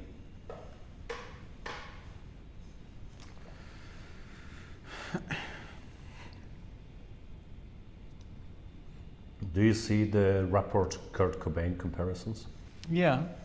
I mean, I haven't seen them in meme form, but I can. We were speaking about them years ago. Oh.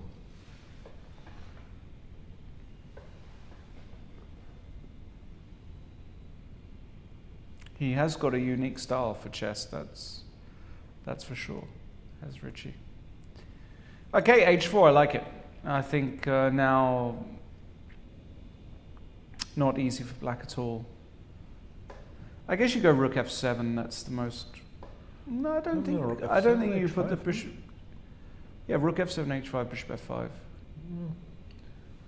I'm sure I love the bishop here. I don't like it on a6 though, because when I go b3, you're just kind of. Yeah, we can at least get rid of it.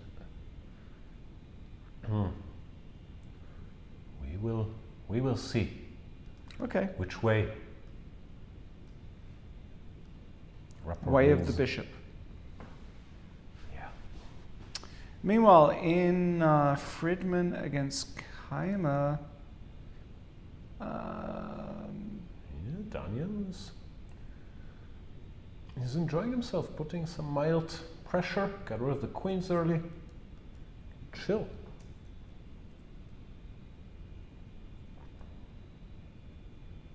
You think this is fun for Daniel? Yeah. You think he's enjoying himself? I think he's enjoying himself. It's 2 out of 5, which I'm sure he's not thrilled about, but it's not a disaster. He's shown he can play with these guys. He's good at rapid. He doesn't have a lot of pressure. I think he's having a great time. I guess making some money. What's not to like?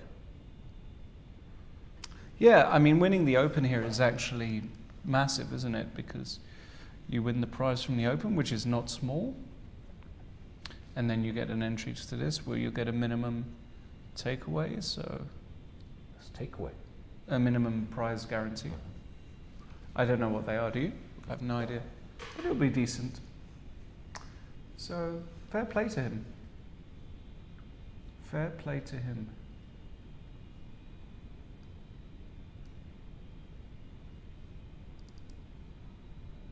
No, he's a good guy. And yeah. As you know, chess is a grind with all these rep tournaments, open tournament leagues and so on. So always good to get in. Little payday. Happy to see Diane do well. Of course, not at Vinny K's expense. Look how sad Vinny looks. Yeah, he had a long, tough game against Magnus. A long day. He's had a long day. now slightly worse against a grinder. You know, I think Vinny K's chances of... He looks tired. That's He's what I was tired. worried about with the starting time. Yeah. Vinny needs he needs steady. He needs his 3 p.m. start. Be done at 7. Have a little dinner. Go for a walk. Back to the hotel. What's your routine going to be as captain of the German team with Vinny K on board one? Can you give us a little insight into? Sure. We'll have a negotiation. He will say, I can rest the first 3 games and then play the rest. 2 games max and then you play the rest. And then, other than that, not much. You wait till the round is over. And then, normally you have a little team dinner. Normally some buffet and whatever random hotel you stay in. Then you wait for the pairings to come out. Then we discuss the lineup, although I don't like discussing because it's always a bunch of whining. So normally my own demand is I decide the lineup and let's be done with it quickly. Then if we want to hang out or debate opponents, we can do that after. So I tell them, okay, Rasmus, you get black as usual. Vincent, you play. And then people start preparing. Sometimes I'll help a little bit, sometimes I won't, depending on circumstances, what's needed. Then you reconvene in the morning. Some guys show up at breakfast, like Vincent, which is why it's very hard for him to play so late. He's an early bird. Then you check how prep is going. As a captain, you have to remember to hand in your lineup till 10 a.m. A lot of responsibilities. Then you have like lunch together at 1:30 or 1, depending on how far you have to go. Then the game starts at 3. You sit there for 5 hours, read your book, rinse and repeat. That's right. You like to stay in the hall and read, don't you? You gotta. You have to stay there, right? Well, you don't have to read. Sounds like a dream job. It is a dream job.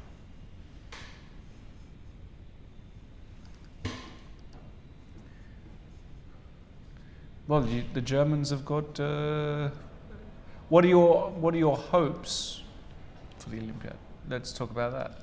Do you have any specific goals or expectations? I just want everybody to get along with each other. I mean, the results, of course, matter, but mainly, I feel these young adults, I want them to develop a sense of community, enjoy each other's company, don't take it for granted, embrace the culture. It's not just all about medals, ratings. I have a more holistic approach to my captain. Fantastic. No, I'm kidding. I should win a medal so I can brag about my great coaching skills. Is winning a medal a realistic? It's tough, but what goals can you set? I don't know, that'd probably be the number, like let's say 10 seed. As high as 10? I don't know. Maybe. A lot of strong countries out there. Yeah. China, India, the USA, India, Azerbaijan. Azerbaijan. Also very strong, but they didn't impress in the European Team Championship. France, they play with Reza and Maxime, fantastic team. Uzbekistan, I think, won last time. England? Yeah. Kidding, fantastic team. Now reinforced with Nikita Vityugov. Yeah, born and bred. Essex own. H4 Rook F7 Rook played. F7, you were right again. Well, I kind of have a good feel for where the pieces can go in these structures. I played a lot of Bononis. It was a bad move. That's the point. I never said I played the positions well. I just have a feel for where people might play. Okay, Rook F7, so Bishop G5. H5 is also there. So what's the benefit of going Bishop G5 here? Takes Queen. Yes. And bishop e7 is no good because, yeah, now h5 and bishop f5. But you've got this knight e3 move always. Okay, but something like this looks logical enough. It's anybody's game. Yeah.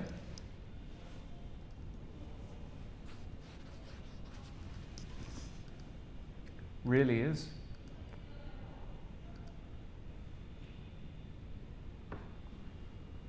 So are you coming to the Olympiad? Will you be coaching some team maybe? Yes. Which team? Top secret.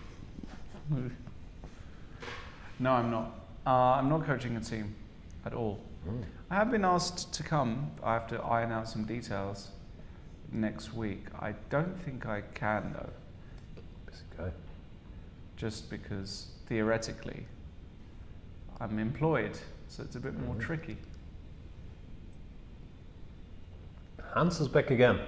Yeah, Hans is just floating around the top tables. Is he playing or is he just hanging out there? He wants to give the impression that he belongs. There he is. With the crowd.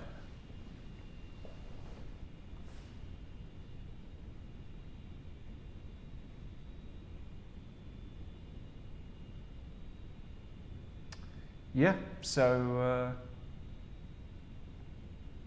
but the Olympiad, we went Tromsø 2014. Oh. You remember? I do remember. 10 years ago. Time goes by. We had a great show. It was good. Was it? Yeah. I don't remember that. Kasparov came on. Yeah, I do recall.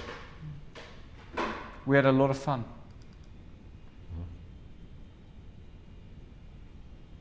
I think that was the year. Did China win it that year? Yes. Yeah.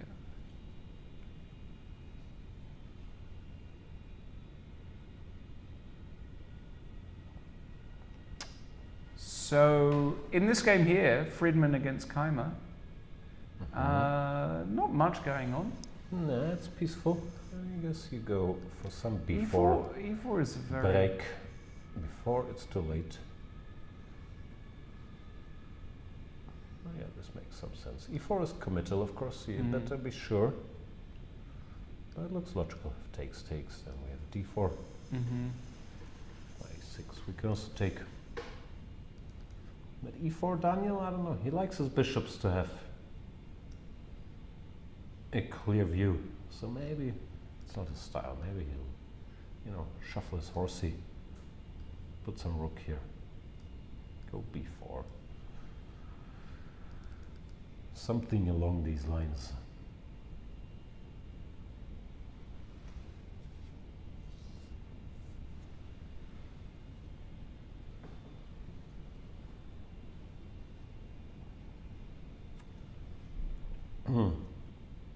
So for the many chess fans that came to Karlsruhe, you're basically a local at this point. You've been here many times. Do you have any recommendations, like favorite spots to in Karlsruhe? Yeah, spots to go, restaurants, bars, sightseeing. I like the the hotel bar of Novotel. It's pretty good across the street. That's all right. But I don't know Karlsruhe that much at all because when you're in this chess world, you're just kind of. When I used to, at least when I played here, you play 2 games a day, one in the morning, one in the afternoon / evening, and that's the whole day gone. And by the end of the day, you're pretty tired.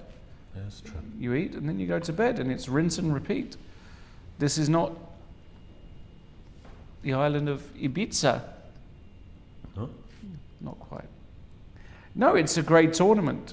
You can see there are live footage of just how big it is.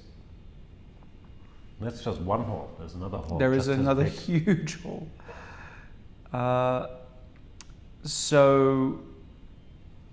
But big fan of obviously this tournament. Don't know much about the city. Oh, okay. I've been around Baden-Baden a bit more, but that's not really here. It's not even that close. far. How far are we, would you say? 35 minutes by car. Okay, yeah. Baden-Baden is very cute. I've definitely been around Baden-Baden a bit more. And Wiesbaden I've been around, but I don't know how far that is. That's probably a bit further out as well. More towards Mannheim, is it, I think? What about Baden in Austria? Baden in Austria? Yeah. No. Oh, yeah, Have you? I've been there. No, it sounded like you had a preference for Baden-Baden, Wiesbaden, so I thought. Just Baden anything would with fit the well. Baden? Yeah. Baden is no. also the German word for taking a bath. Right, exactly. And Wies is the word for... Grass? Yeah. Grass bath. True. Salt bath. Are you a fan of baths in general? I like the idea, and sometimes I do it, but normally I get bored sort of quickly. Mm. Were we talking about taking a bath or Yeah. bath? Taking a bath. You know, laying there in the hot water. Sometimes I do it, but normally, life's very stressful. Right. Sometimes when I have stuff to do later, I feel I'm sleepy. I should take a bath, and it's going to rejuvenate me. Yeah, just makes me more sleepy. Mm. But in general, I think it's a good thing. I never understood this Bill Burr bit about one shouldn't bath. He's wrong. But I like the inner peace. Bishop G5 played. Well, the good news is we're getting all the moves right. Yeah. Which is amazing.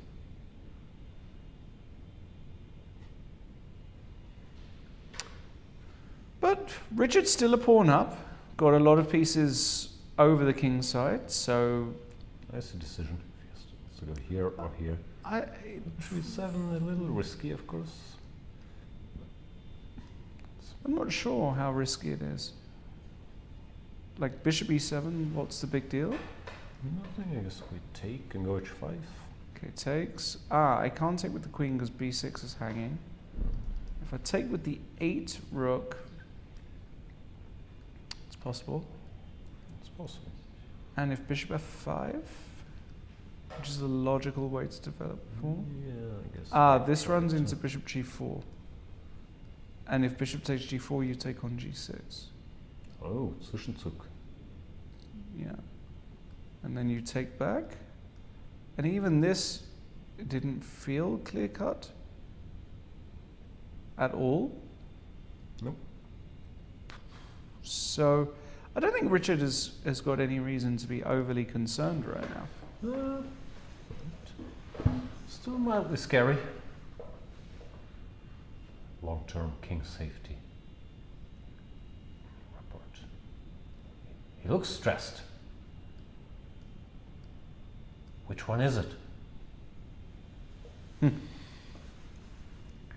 Yeah.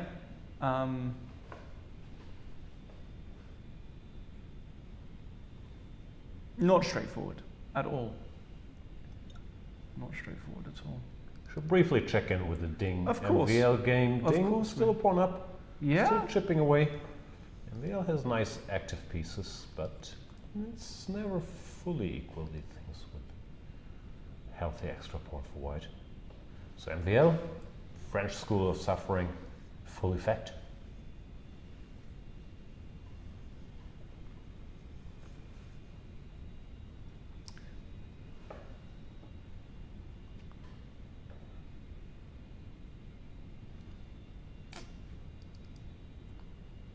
Yeah, it's a quieter round so far. Yeah, could heat up, but yeah, in Friedman Keymer we have a quietish Even that could game. That could even heat up at the right moment. Yeah, sure. Rook comes to C1. Rook. I mean, I love White's position, by the way. Of course, it could be completely wrong, but I love it. But you can't control what you love. Can you not? No. What do you love?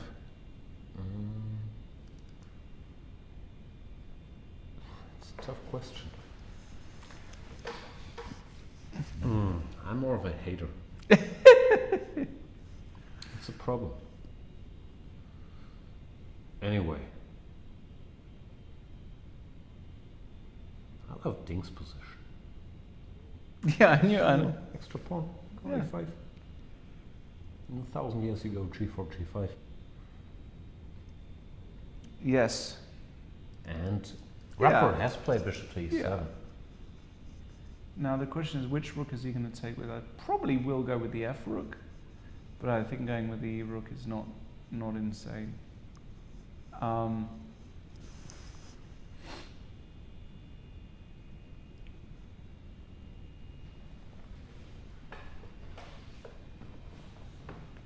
Knight C7 by Vincent Keymer. We'll see what Richard does here. I think he's going to take with the... Out of the rooks? Guess the E rook. The E rook? Mm-hmm. Yeah.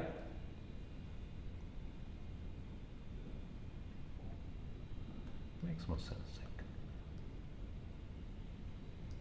Use both of them. Mm-hmm. All right. We'll keep an eye on that. Let's go to Friedman against... These games in the Open tournament, by the way, that are on stage, is that already the second round? Is the Open tournament rapid, or is still the first round? No, that's classical. For sure. So they only play one round today then? I would guess so, yes. So they play one round today, then tomorrow is a day off, and then they start playing 2 games?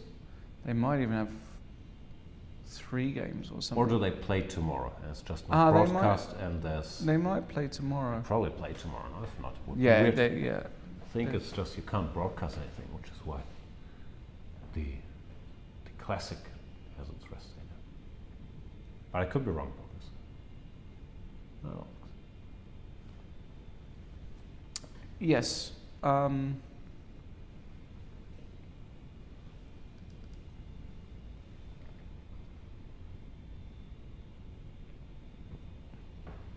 Yeah. It's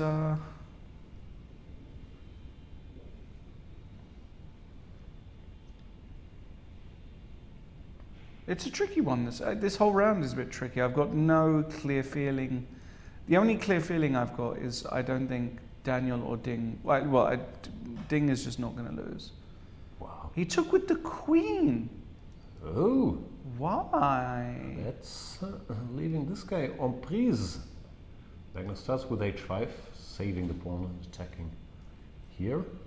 Why would you take with the queen? He doesn't respect the pawns. So what's the idea? There has to be some big idea. No, it just feels it's more harmonious, I guess. But this is a serious pawn to give up. Yeah, because a5 is weak. Very bizarre decision here by Richard, in my opinion.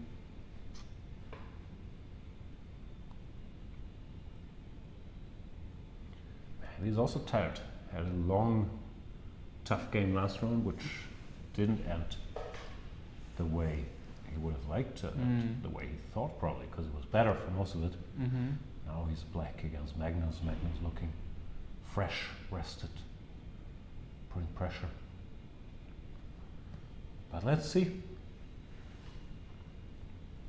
Yeah, I agree.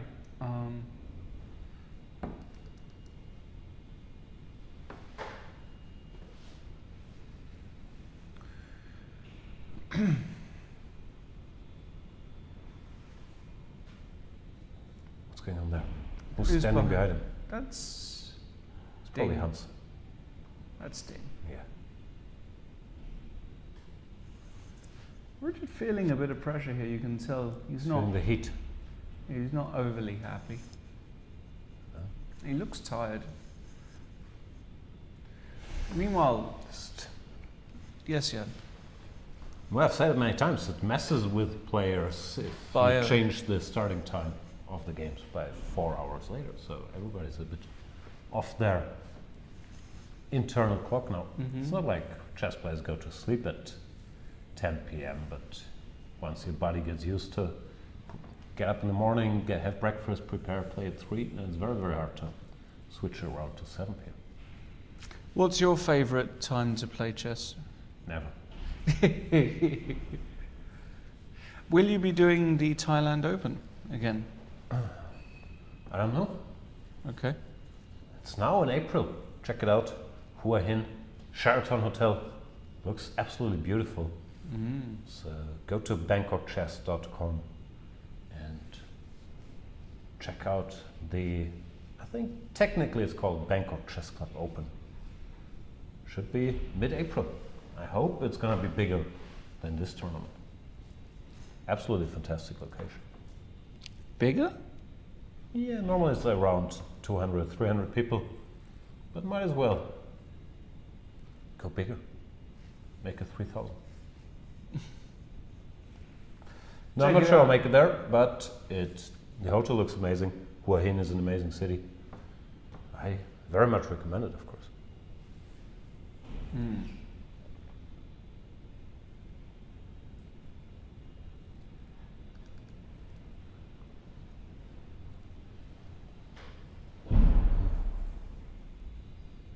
But now, I guess, 3 p.m. makes sense as a start time. I'm also fine with 2 p.m. because normally I don't have lunch, so you go get What breakfast. about 10 a.m. on a Sunday morning? Yeah, it's not my favorite. Dreadful. Okay. Magnus back at the board. There he is. Mission 0.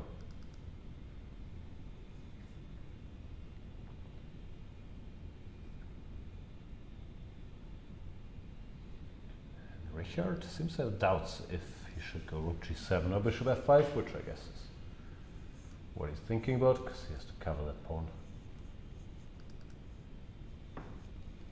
Rook g7 is a bit unnatural, but it's the computer's favorite, but yeah, bishop f5 is what humans do. Magnus will probably snack that pawn, but still a mess. Queen h4. I don't even hate his decision to give that pawn.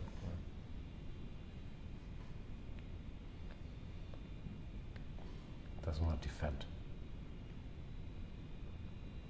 So, if he doesn't take that pawn, does he want to go bishop g4? But it's possible. Yeah, it's because a pawn. It is a pawn, but it's sense not. as well. It's not going anywhere, and this actually regenerates the threat of the pawn on g6. That is true. I like bishop g4.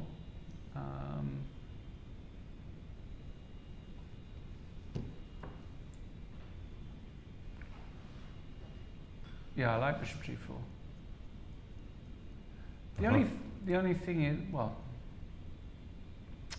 does the knight ever land on d3? This is the question. And that is a question. Should we be concerned? It's 2 questions. It's 2 questions.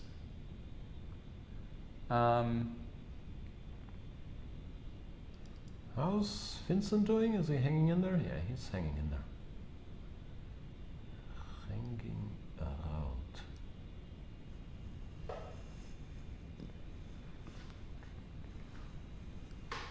You can also give a check first and then take on g2 with check, but I'm not sure the extra tempo does anything. Me neither. Well, yeah, it looks equal. Meanwhile, Magnus plays bishop g4. Wow.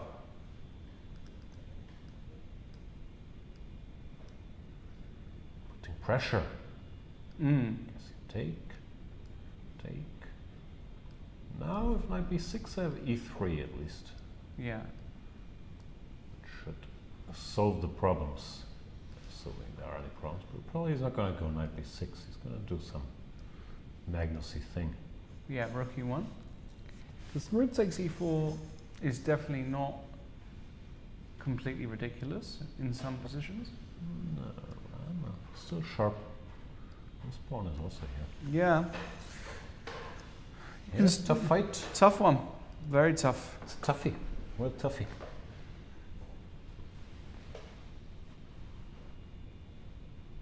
MVL is just trying to hang on here. Yeah, but since Ding offered him a draw a while ago, it went. Oh no! Wait, they drew. Yes. Excuse Surprising me. draw by Ding. Wow. It Okay. doesn't seem to be putting max pressure, no? Like, yeah, the draw offer is definitely not putting max pressure. I mean, I guess they found a way to repeat moves, but he already did a quick white draw against Rapport. I guess his confidence is not where it used to be, where it should be, because he was always a big fighter, and here he's a pawn up. It's more or less a free roll. So what do you think has happened to Ding then? What's your interpretation of why he's playing so below his level?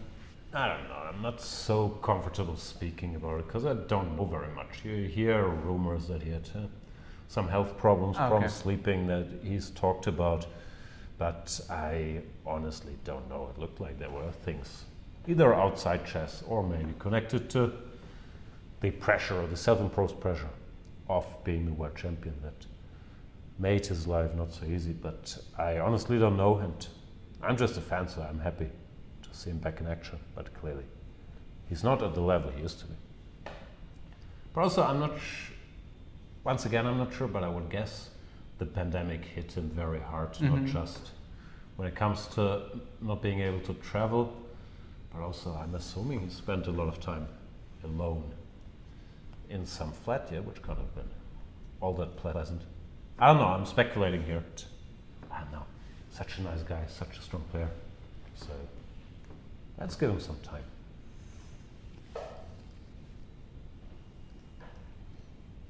Who have you got winning for the candidates, by the way? I don't know. Very hard to read. I mean, your boy Fabi had a pretty good 2023. Yeah, He's very been good there, 2023. done that as well.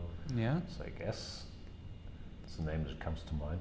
Nepomniachtchi won the last two candidates, so he's certainly been there, done that.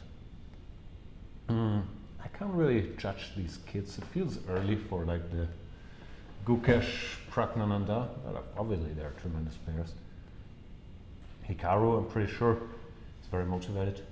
Think of all the clicks if he gets the world championship. Wow. I mean, he would have a confession booth, like, would be amazing.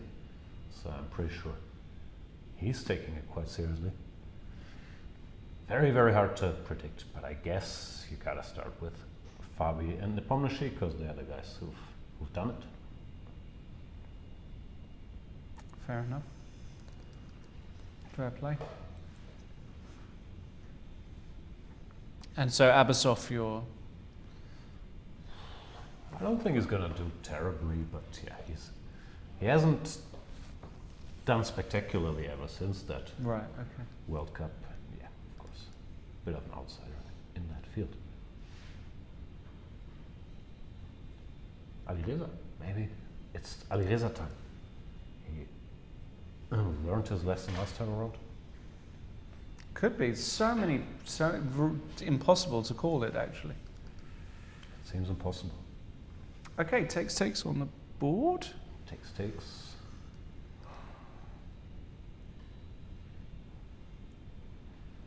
And Six. It looks a bit passive. Looks like Richie's not in the mood for passivity. Maybe this is more up his alley. Wow. I actually love that. What is this suggestion here of rook takes e4? Oh, that's movable. Ooh. Yeah, but queen e5? Complete doesn't care. Okay, but such a sicko. It's just can't argue with the computer. Just says it's winning. Rook d5, queen h6 in that line is just over. Yeah, that's unlikely. But let's see, rook f5 looks funky. Yeah, could do. Friedman against Keymer is just very, very quiet. Not much going on here, guys. Equal material. Anybody said a word. There we see Vincent. Also looks tired. Poor boy. Oh wow, look at that. That's a signed. Has Hans. What's that? It's not a sign. Well, it is signed, actually, sorry. It is signed. It is signed, yeah.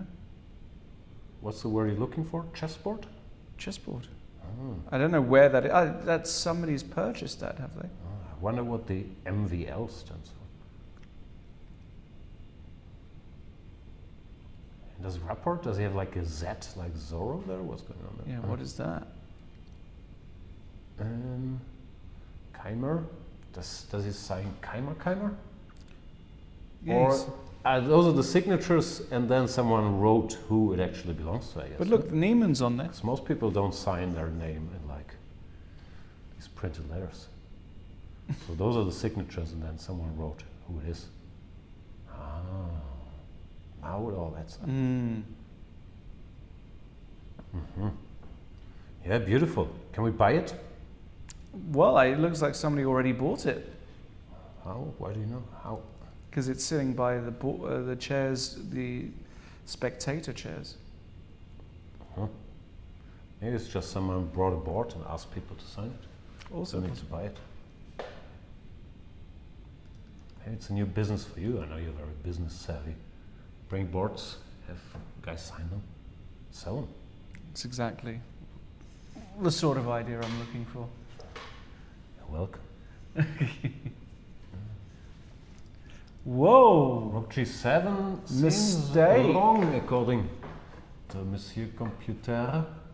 Rookie one so is bad. just winning. Why? One, he's just threatening to take him. Yeah. And rookie one's the most natural move in the world here. Yeah, it's very findable. Wow. Yeah, Rook G7 also Rook looks G7 wrong, feels like wrong, yeah. It's so much easier to just commentate on games. Yeah, it's so much easier to just read out the computer moves and then criticize guys when they don't make one. We're not just reading out the computer lines. We've got assistants. But we're not. There's a view of the crowd. Look at that. 10:30 on a Thursday night. Full should be in house. bed. Look, we've got some real Where are fans. the parents? No, this is, I think, is this the German commentary? I think because you can wear headphones. And Klaus Bischoff is giving the German commentary. I saw him in the elevator earlier. Oh. There's a guy who's just not changed. He's so chilled out, is Klaus Bischoff. Yeah. Nice guy. Very nice guy. Do you know him well? Of course. Been around for a long time. He's been around for a long time. And he's got a very nice voice to listen to. Yeah. And these youngsters... Who are these people? I don't know, but it's 10:30 at night. I'm always shocked that there are actually people that enjoy chess and watching chess. Because you know I'm very negative, I hate everything in myself. So whenever I see like this passion in people, like going somewhere to watch a thing, it confuses me. Shocks you, yeah? Yeah. Yeah, I get it. It's called being passionate. It's, yeah. They didn't look that passionate. What can make you re-find your true love for this game? I don't know, it's tough. Tough now, huh? It's difficult because, frankly, I think some people just have it for a long, long time, and the beauty of the game and so on. I've never had that. I've had this rush of learning new things when I was younger, but now it's not that easy anymore, and it's difficult. It's difficult. And you're a dad, you have a family, and... Okay, that can happen. But I still have it when I find like a new topic where I can absorb a lot of information quickly. Then I'm into it. But in chess, it's getting tougher. Like just from a passion standpoint. Also from a playing strength standpoint, but mainly... GH? Rekindle the love. Ricky is just self-destructing here. Yeah, he wants to give the queen. Yeah. But it's not going to work. Because takes. He wants rook the takes recapture, e4. rook takes, 96, rook d4, but the white queen is just coming in, right? Queen anywhere. Queen we e2. enter. Queen e2 is just really over, right? That's immediate resigns. C'est fini. Okay, maybe rook d4 isn't the most resilient, but the position is just collapso. Even here, look at this. No. This is brilliant. Rook d5, queen e2. Queen e8 nice. is mate. Threatening checkmate. Wow, that's... Once again. f4 is not an obvious move there. Well, but that Magnus can find on a good day. And I think, yeah, we're already here. Take 6 takes. He's also going to take here for sure. And now, after rook e5, I guess he wants rook e5. Because rook g4, even just g3, and we have f5. That doesn't work. Rook d4, queen e2 is obvious. So I think rook e5 is going to happen. Can I, after rook e5? played. Yeah, so f4 is the move here. f4 is crushing. But yeah, f4 is really crushing. Tricky. Yeah, I think he finds it actually.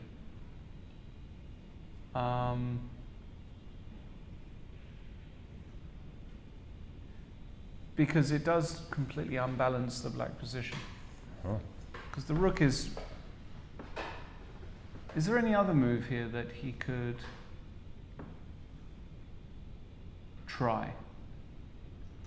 Like for me, the move queen h6 is somehow ridiculous because rook g6. It's Yeah, just, that makes no sense. but then queen f4. Is it? But what do you want on h6?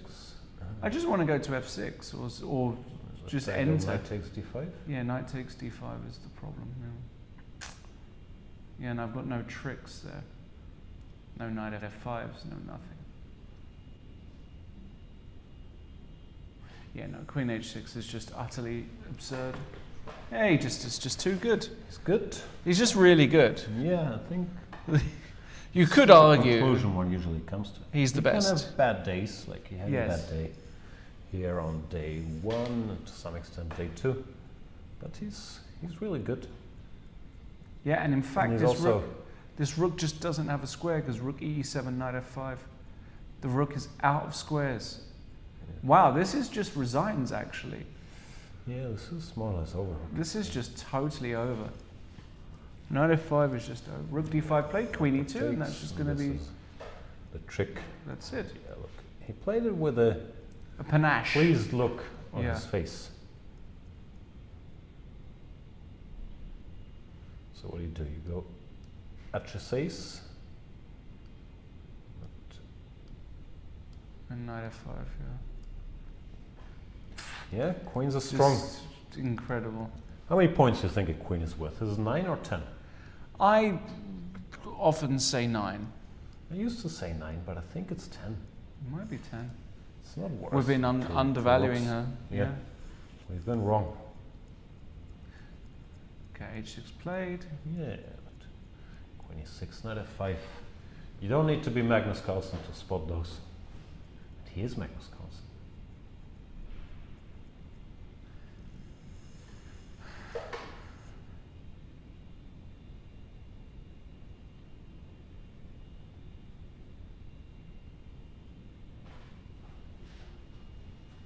Makes it look so easy. It's really infuriating. He just makes fewer mistakes. I mean, it was a complicated position and unclear who was better, but he never did anything drastically bad. And at some point, people tend to collapse. Helps if you don't make mistakes when you play chess. It really does. Vinny? Knight e5, king e8.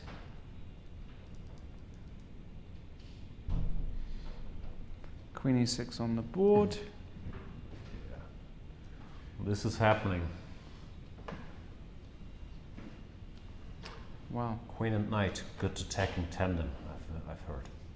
Yeah, 'Cause they do different things. They complete each other. Yeah.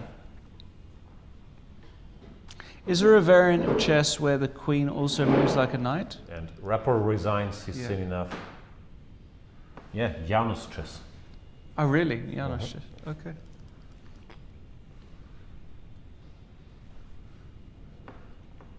Rapport has had a bad day at the office. I think we He's can. had a bad day. We can say that 2 losses. Yeah. One from a winning position or very good position. You can lose with black to the world number 1 and number 3 in Rapid, but especially that game against MVL from a winning position was tough. And he loses the lead he had built up. It's now back to 50%. And Mr. Magnus all of a sudden on +2. Just finds a way, doesn't he? Life finds a way. And we're left with this cracker. With the Germans.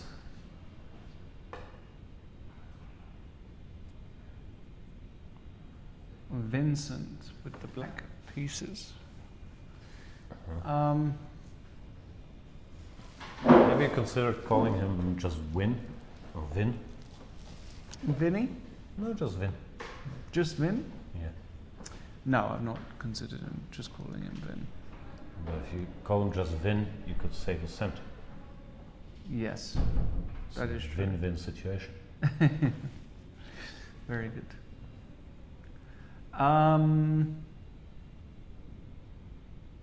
Rook F2 played, good move. Excellent move. Covers the C2 square. I guess white is slightly better, but it's also kind of drawish. I would lose this to Vincent with white. He would do stuff. Yeah. Then, I don't know, something would happen with the pawns, and then other stuff, and then I'd panic, and then I'd hang some material. Yeah. That's what would happen. Yeah, you would. If you go below 2600, is it you just calling it a day, retiring? No, I was going to ask you, when you fell below 2400, like, did it hurt your self-esteem, or you just get used to it and you keep going? Yeah, did a little bit, yeah. Yeah, I'm a bit But we're worried back. We're really back, you know? Not by rating, but in spirit, right? Yeah, no. I mean, Spirit's been dead for years, but we're back by rating. You're above 2400? Yeah, well above. Whoa, I wasn't aware of that. Congrats. Yeah. I think I'm knocking on 2420-ish. Wow. Yeah. Sky's the limit. Unbelievable. No, I don't know. I'm worried about it because I've been playing so terribly recently. I might have to do some work on chess. No. Yeah, never going to happen. It might happen. Really? I don't like it, yeah. I don't like it playing so badly. I don't like playing, but when I playing so badly, I don't like it. I think some work might have to be done. Ugh. But out of which hours do I take those? Out of my office watching hours, out of my streaming hours, out of my gym hours, sleeping hours? Nah, probably. Out of my spending How time much with time the do kids you hours. have? It's amazing. Streaming, watching. Like 16 hours a day. It's pretty sick. That's unbelievable. Yeah. Okay, Rook F2, Bishop D6.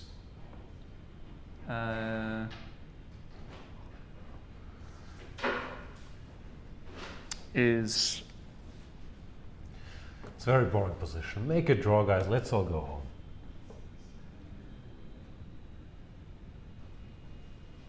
Yeah. Here. This is how you do it. King C6. Rook C2, King D7. D7. That's Rook what we D2. want. That's what the handshake. Ale. I think that's not completely unreasonable. The problem is it is because you go King B5. Yeah.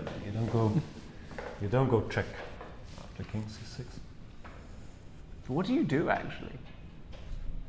I don't know. There we see the masses. The masses Antetokounmpo.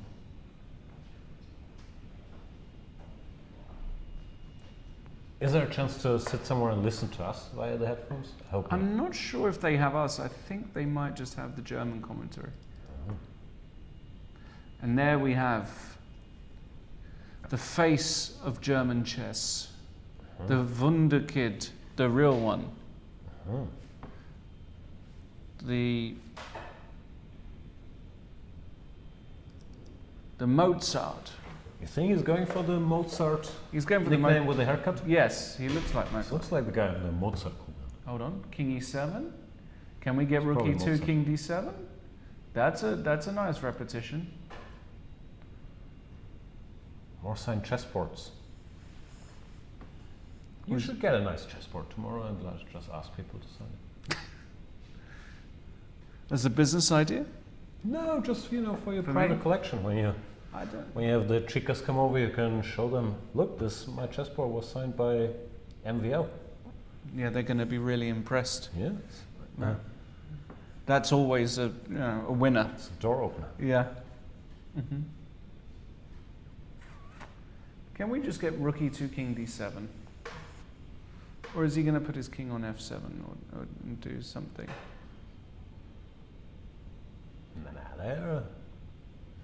There's still a lot of chess to be played. Look at Vincent. He's loving every second of it.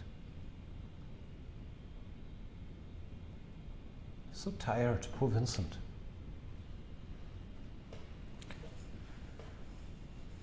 I think Daniel is also going to be tired. But Daniel's feeling good.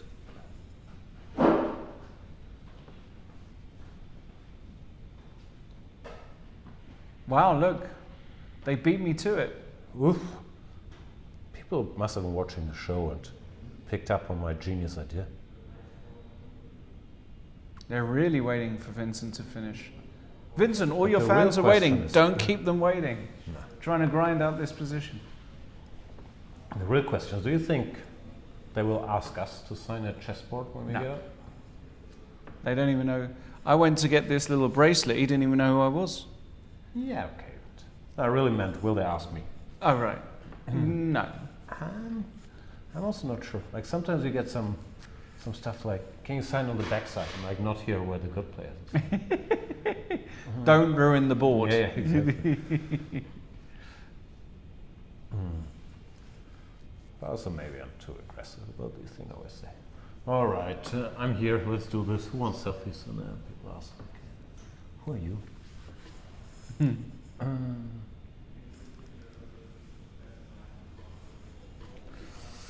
Daniel.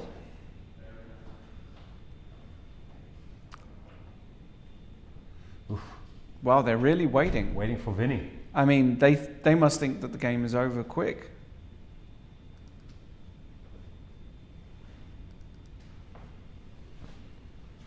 Have you ever waited anywhere for anybody so that they could sign the stuff? Like,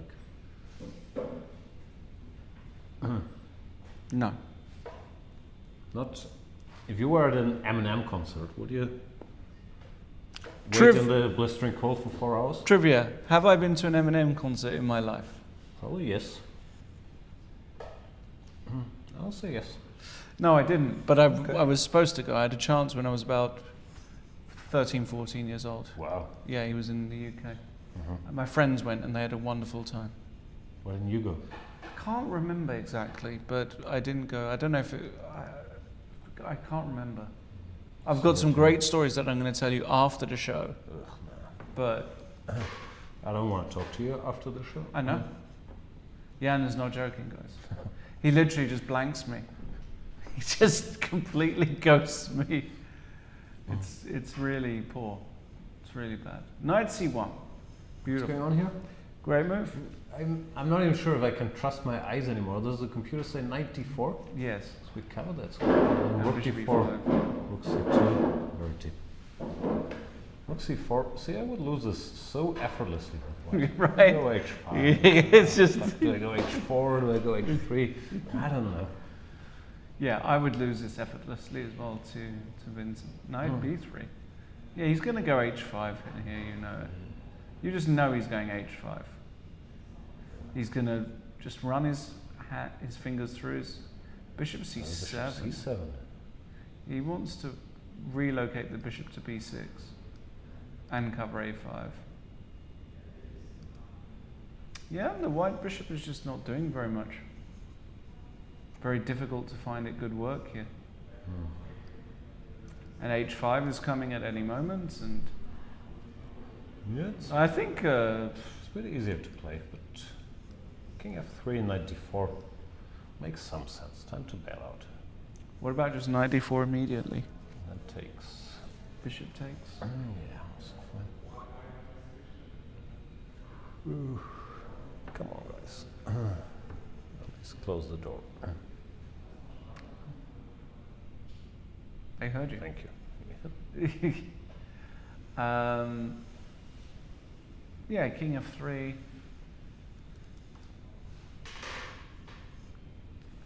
See what Daniel wants to do. Daniel could definitely lose this position. Anybody could lose.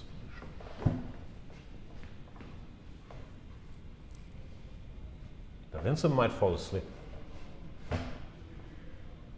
94 He played, does go 94. indeed. I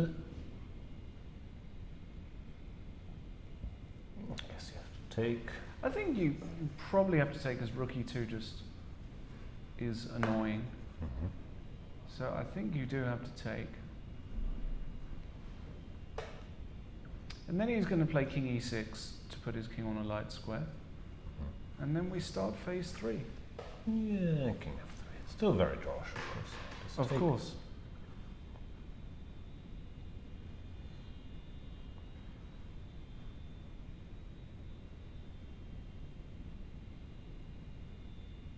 D6. He's shuffling his bishop. Bishop d6. Back and forth. Okay, now Daniel's going to play king f3. 100%. Yeah, bring the king to d3. Why? It's not really in trouble. No. But he's going to play king f3 here. 100%? 95? It's a high percentage. I'm going to go for 100. Wow. King f3 played. Easy. And he's going to put the king on d3. And then, if the rook ever leaves the c file, you can even think about bishop c5 at some point. h5, he's Why going will to it leave the c file? Where's it going to go? It can't even leave. Daniel will now play. It's 50-50 between king e4, king e3, or king e2. I don't think he's playing king e3, just.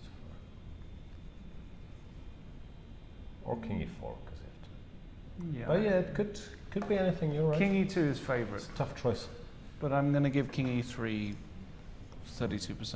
Yeah, so king e4 makes some sense. King e4. But he has to think about bishop e5. King e4, no, he'll play, yeah, because bishop e5, yes. And then king d5. It's not such a complicated calculation. Right. Right, actually you can win that king King and pawn. e4 threatens king d5. Yeah, king e4 he'll Maybe play. you did it. And then Vincent will play king e6 regardless, and then king d1, king d3, rook c1, and then that's the question what to do after that. Yep. So many questions. But maybe he's not going to d3 voluntarily. Oh, is he still giving him the look? He's so tired, but he's still giving him the Vincent Keymer look. So what is the Vincent Keymer stare all about? There it is. Yeah, I can see it.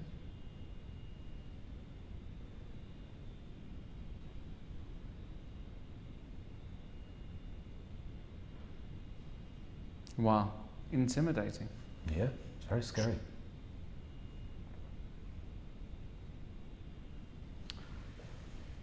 Very scary.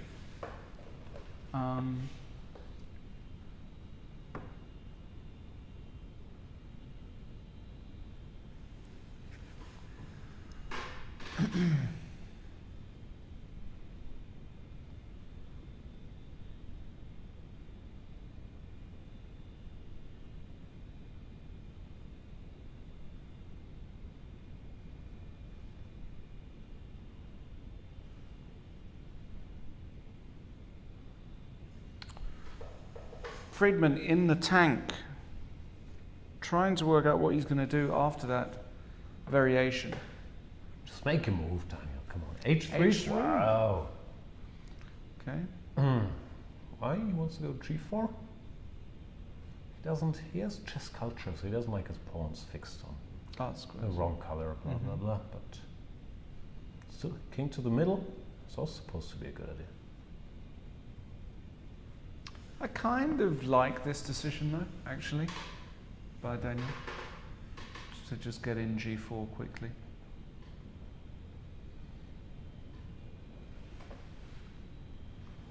And Vincent understanding that the odds of him winning this are very low. Just keep making moves. At this point, it's a battle of attrition. We can't see Daniel's face, so we don't know how tired he looks. I think he's fine. But I know I'm tired and I haven't thought for I'm a second exhausted. today. I mean, it's 11 o'clock at night. Rook c1 played. And I guess g4 can be met by rook h1. Yeah, or h4. It's a decision that has to be thought through. Yeah, fixing a weakness. Apologies. Yeah, rook h1, it's a problem. h4, bigger problem. Yeah, you got to be a bit careful about that. And Daniel, of course. Once you went h3, you can't just keep running around with your king, because now this is hanging, so it was mildly committal. Well, you can give a check, go back, let's say. Maybe that's a good way to do this. Daniel doesn't look thrilled with his position. Just doesn't look like he's panicking.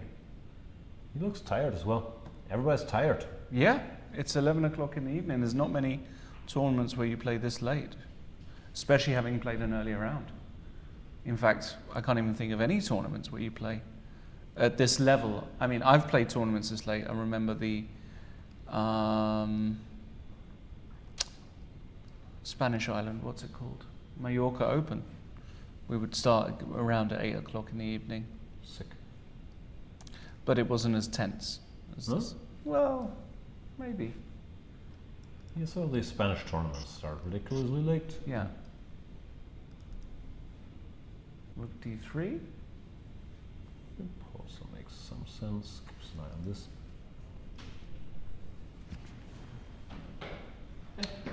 Oh, we've got a guest. Company. No, I'll leave it to you. I can.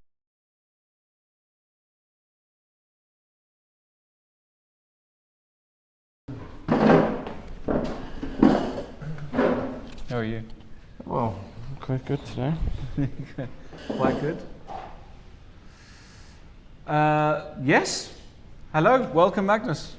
It's been a long time since I've sat here and you there, actually, in this setting. Done other things. Life moves on, things change, but one thing that remains constant is you seem to win a lot of chess games. So well done today. It was really nice, actually, this game, I think. We'll go through it, and you'll tell me the key moments. Seems as though Jan was commenting that it's all kind of not newish ideas. Yeah, I mean, it's really embarrassing that, I mean, first of all, it's kind of insane to get 2 Benoni games in one day. Like, I don't remember the last game I had 1 Benoni. But anyways, I end up going for this fairly modern line. But the thing is, like, I knew that 14a5 is the critical move. And then I looked at this. This was the last thing that I looked at before I left for the game. And I still couldn't remember anything. So sorry, I had to sort of play by hand, but. So you were actually expecting a Benoni today by Richard? Yeah, it's one of the main things that he plays, and he plays it against Ding. So.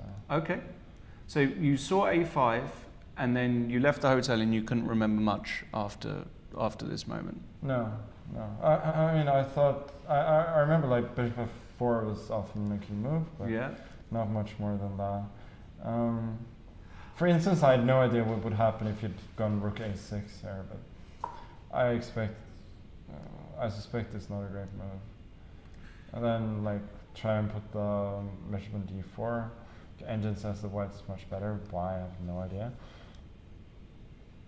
Okay, whatever.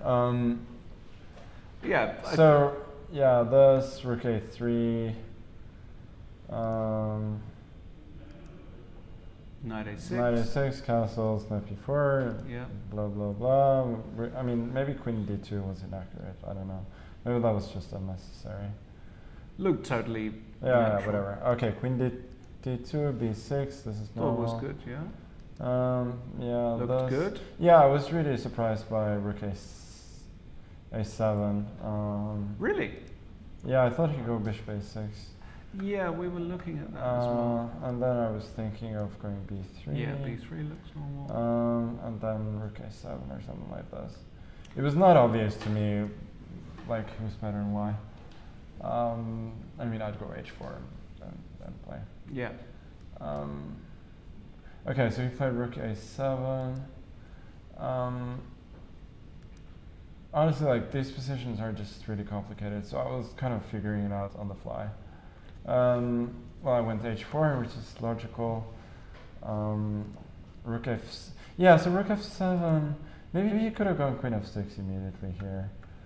Yeah, we were looking at that as well. Yeah, I mean, if I take the pawn on, I thought about this, bishop f5, then I go bishop b5. The thing is, like, I had no idea how to evaluate such a position. Rook b8, knight c4, and then, I don't know. Tough. Really complicated. Yeah, it's really complicated. I mean, my king is safer, so I always have that to go on, but I mean, I didn't know much else. Okay, but rook f7. So here I just needed a little bit of time to understand that h5, queen f6 was not too impressive. Since like compared to the immediate queen f6, he gets a good version. Right. So I was happy with bishop g5, and now it's really, really tough for him, I think. Bishop e7. I mean, okay, queen c7, but that's really hard to play. Like, it's really hard to play like that. Because the queen's just offside here. Yeah, queen. I go h5, and if I continue with either bishop f4, bishop h6, sometimes hg, and bishop f5 can always be met by bishop g4. So yeah, that's a key idea, isn't it? Okay, so bishop e7 was logical. So I took. And this was a surprising moment for me and Jan. Me and Jan thought he was going to take with one of the rooks. Oh. Or did you expect queen takes e7? No, I expected queen takes and then queen f6. Oh, right. So what was wrong with something like this, for example? I guess nothing particular was wrong. I was going to go h5. Yeah. Yeah, rook g7. I thought it's rook just f6 maybe. Yeah, rook f6. I go f3. I thought it was just unpleasant for him. Right. You have this h6 idea. Yeah, h6 is there everywhere. Okay, king g7. Okay, that's hard to play. Can even throw in b3 to get the long diagonal. Yeah. I mean, these are just positions that engines just understand so much better than we do. Okay. Well, he took with the queen. Took with the queen. Yeah, h5. But I was expecting queen f6. Okay. So this was the surprising part. I couldn't. Oh, I was not intending to take on b6. Why is that so good? I guess he just has too many weaknesses. a5 is weak afterwards. Yeah. That's not easy. And then just back. And then just back. Knight d3. b3. Just you leave the Kasparov horse on d3 and say doesn't do anything. This is not an octopus on this occasion. I guess I have f3 in some lines as well. Yeah. Okay. I mean, that was not obvious to me. Okay, bishop f5. Now, however, bishop g4. Yeah, this was his last chance, I think. Takes. And now rook f5. Yeah. This I was not so sure about. Yeah, Jan was a big fan of this. Yeah, I was actually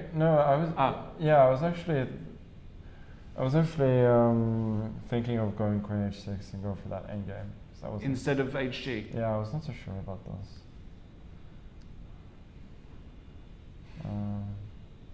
Then Queen of Spades. Queen of Spades. I thought Rook E takes F8. HG. Rook D5.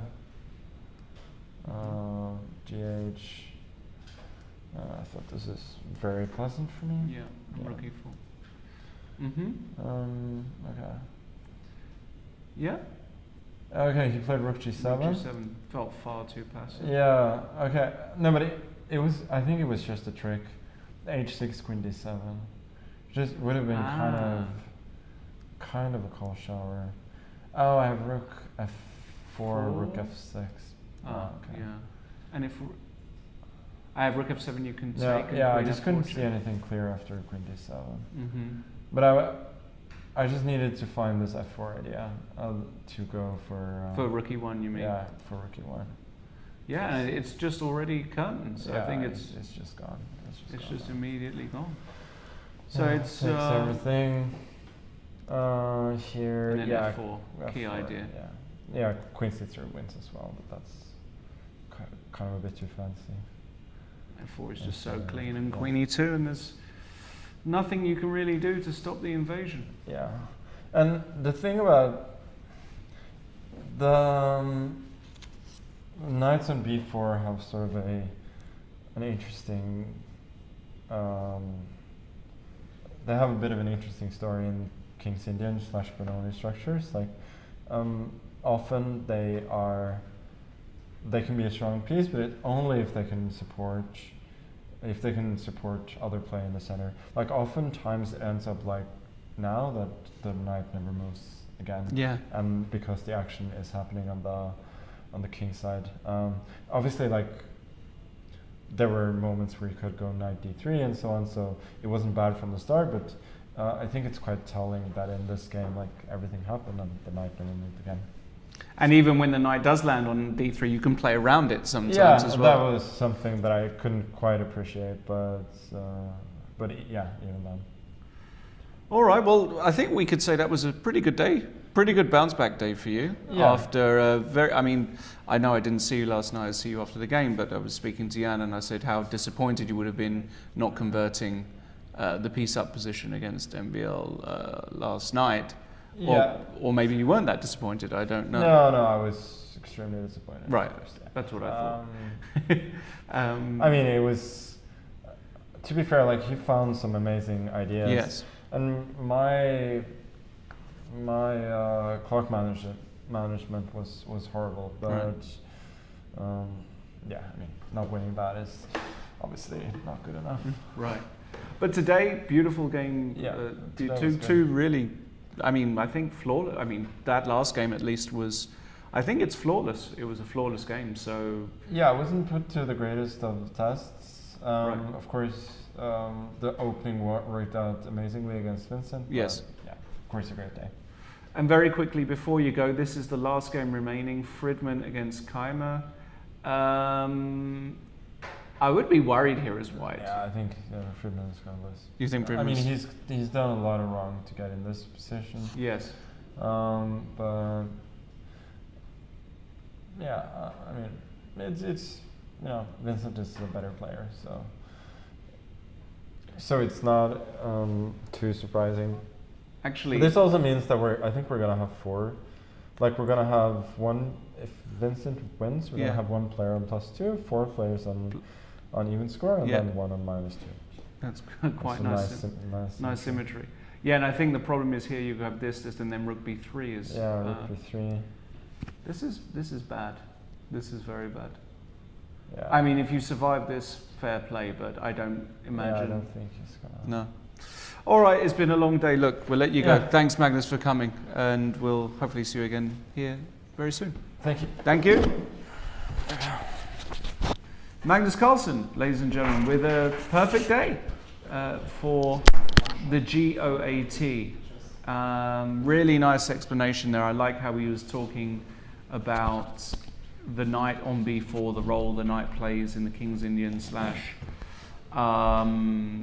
Benoni structures, and how the knight can just sometimes be just totally caught offside on b4 if it doesn't get in the game. It's just a a bystander, just a pedestrian. Speaking of bystander, I'm back. How's Vinny doing? Vinny is, I think, going to win. He's got this really good chance now. He's managed to get active with the king, and defending this rook and pawn is just gross because, yeah, the pawns are immobile, this check, and king g3 is in the air. Obviously, the passed f pawn is here. It looks tough. Looks really tough, yeah. Crowd still around. Not leaving Vinny's side. Die-hard fans. Yeah, That's great movie. Yeah, I was going to say, not die-hard fans of Vinny, but die-hard. Poor Bruce Willis. You heard what happened to him. Yeah, he's not doing well, is he? He's not doing well. I think it's Parkinson's he's got. I don't know. Awful. Well, is that your favorite Hans, or you prefer Niemann? No, I definitely prefer the die-hard Hans. Hans Gruber? Yeah, Hans Gruber. Fair enough. Yippee-ki-yay? Is that was that him? Yeah, that was, right? I'm not sure. Doesn't Bruce say that? Yeah, Bruce says that. Anyways, thinking of my youth, reminiscing. I used to have the posters in my room. Wow. Reservoir Dogs, Pulp Fiction, Train Spotting, Die Hard. Wow. So much has changed. H4. Gross. Yeah. Rook b2 check. Disgusting. Not helping. Yeah, this is nasty. This King is h3, rook b3, and king g4. I guess you just lose all these races. Check. King back, king g4. Let's say rook a7, g5. No. Way too slow. Normally the pawns can give check, and the white pawns aren't really moving. There's just no chance. Yeah, and Daniel knows it. You can tell the body language has really changed here. He's not happy. Yeah, His point must have been to go king h3 now, but it's not going to save it.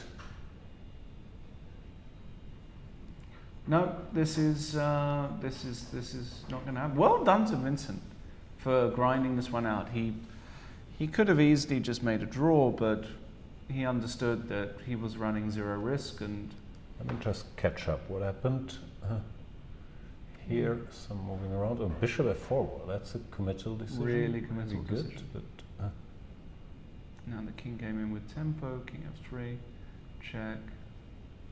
So it's all still fine. King e4 is a really nice move, by the way. 4, more trickery. Rook d6 was a mistake. Yeah, you had to stay put.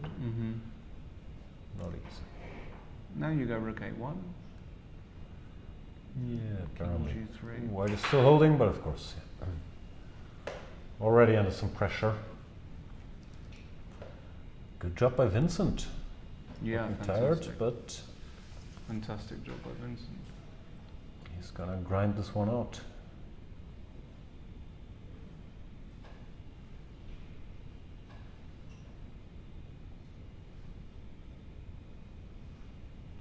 Daniel realizes king h3 was not saving him, so goes king f1.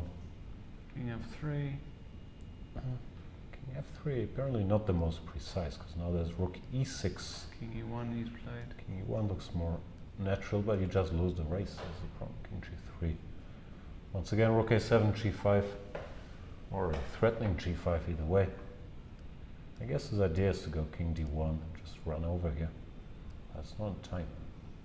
Here, Rook f6, gh. Gh. Pawn runs. Yeah. Now we have seen Vincent make a mistake in an ending against Ding, so he's going to have to be a little bit careful. But extra alert. He goes king g4. That's the same theme after king d1. g5 is still strong.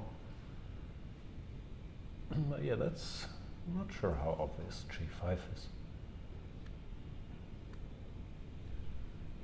But this king cutoff on the back rank is just so bad.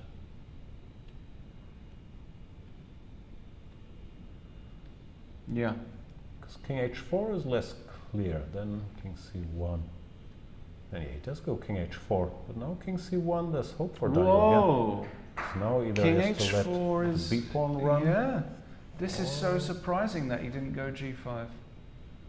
Really surprising. He's not quite there at the absolute late stages. Easy to say. Sitting here with computer, I'm not sure. Is g5, rook f6, gh. I mean, it's not an easy decision. Rook e2, No. b5. You can lose now. Here comes Bojan. You can actually lose. Because if you play something really poor like rook e5, rook a4 check, rook b4 suddenly, and no, this is I now take black. Sorry, white. I take white now. g5, b6. Wow, I think he realizes as well. Rook b6, and you have to calculate g4 and now a4 you might lose. 4 g3, so the king has to come. d2. King h3. Messy. King f3. King f3 loses, then g2. No, still complicated. King g3? Wow. I mean... Okay, similar.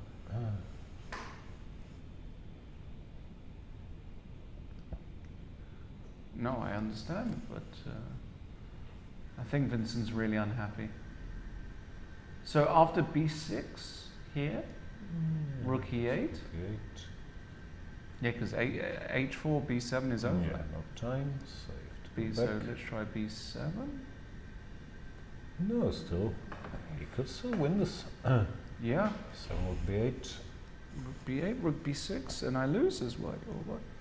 Oh, the h pawn is pretty fast. Oh my god. b6, he has to go rook b8, rook e8. 46 seconds. Vincent Keymer. He will. Of course he'll go rook e8. Not here, because of this. So we'll go back.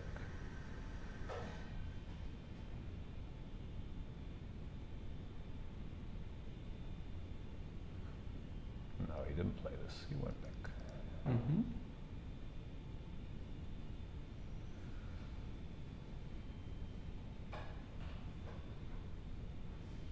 These positions are just insanely tough to play, and no humans really play these perfectly.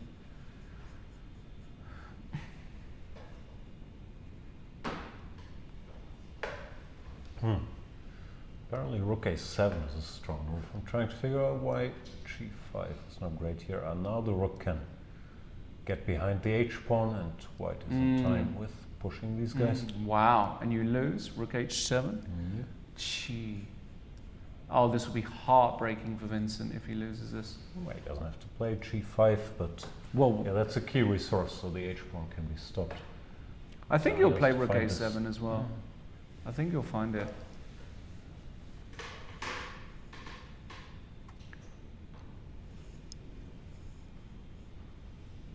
See. Can I go rook g8, or is that too subtle? Wow. Okay, but it doesn't change much, because you go here, here. Oh. Wow. With such little time left, 10 seconds only bonus per move. Expect some mistakes. Time's running out. Daniel's like, damn, I wish I had 20 minutes here. A big puff of the cheeks. And he's going for no, a4. Okay, that's not losing, but rook a7. It might still transpose, right? Seemed much cleaner. Okay, now h4, then you really have to go rook a7. All of a sudden, black has some more options. So I'm not loving this. Okay, he's gonna go h4. Likely. Yeah, h4 played. And rook a7. Well done, Daniel. Rook a7. Finding this. Move too late, but still in time to hold. But now rook g8, yeah, it's much trickier. Now rook rook c7, you're not in time like earlier. You were in time with the h-pawn, so 1 square behind. No, you are sort of in time, right? a5? Okay, h3. Now you need to find rook. Wow, only rook e7 works, but rook d7. Rook d7 looks more normal. And yeah, he's played rook d7. Yeah. That's losing. Yeah, but it's impossible to understand why. Yeah. Like why the rook on the e file compared to the d file is winning? I guess here you just go rook b8, yeah? That's actually not impossible to understand. But why? What's the difference between the e file and d file? I don't understand. So h2, rook e3, king h. Somewhere.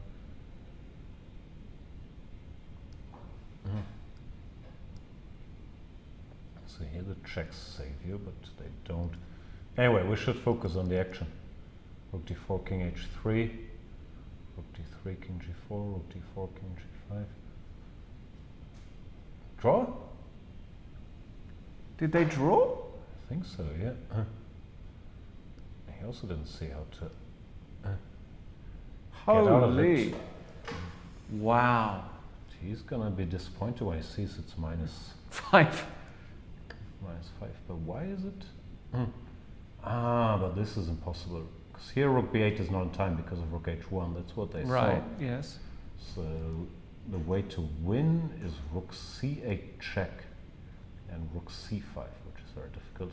That's why the rook had to be on the e file. So you could go king d1. The king Okay. can't go to the d file because of rook d8 check, but yeah, that's it's literally impossible. Impossible with little time. And now with the king here, now rook c5 saves or wins, because a6 rook b5, b7 rook b5, and black just wins. Oof, Vincent will kick himself, but yeah, that's very, very hard to spot. General good save by Friedman, who looked like he was losing this, but got away with it. And there he is. Signing boards. Signing. Let's see. Let's see. Great. That guy's saying, no, you don't get to sign my board. Great save there by Daniel. That's a beautiful really selfie right there. And he's signing a few boards. He's a friendly guy. He certainly is, yeah. Sign everything. And he saved a position which I would have given him close to zero chances to save. And just another day of action. Magnus Carlsen bouncing back with 2 impressive victories. Yep, let's look at the results. Bunch of draws, but also a bunch of bloodshed. Magnus with 2 out of 2 today, and MVL won that roller coaster of a game against Richard Rapport. Tough day for Richard, losing twice.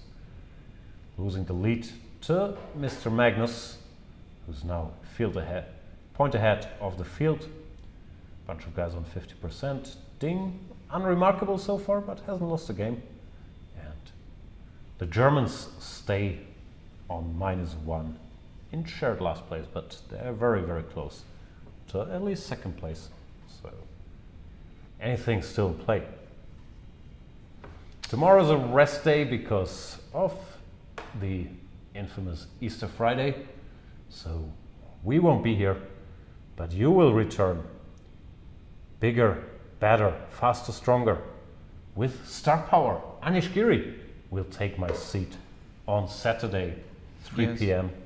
I'm not sure that's official, or I'm not sure if Anish has agreed to come, but we'll just announce it, put some pressure on the guy. And yeah, it's gonna be an amazing show. 3 more days of action here. I just want to say, Jan, it's been nice being back here with you again. It's been a pleasure. Thank you for like in the old days. Yeah, for all of your hard work, good humor. Who else is there? Keep watching the show. Yes. watch the Candidate Show on chess.com with a bunch of amazing hosts as well. Buy my Chessable course, part 1 is out.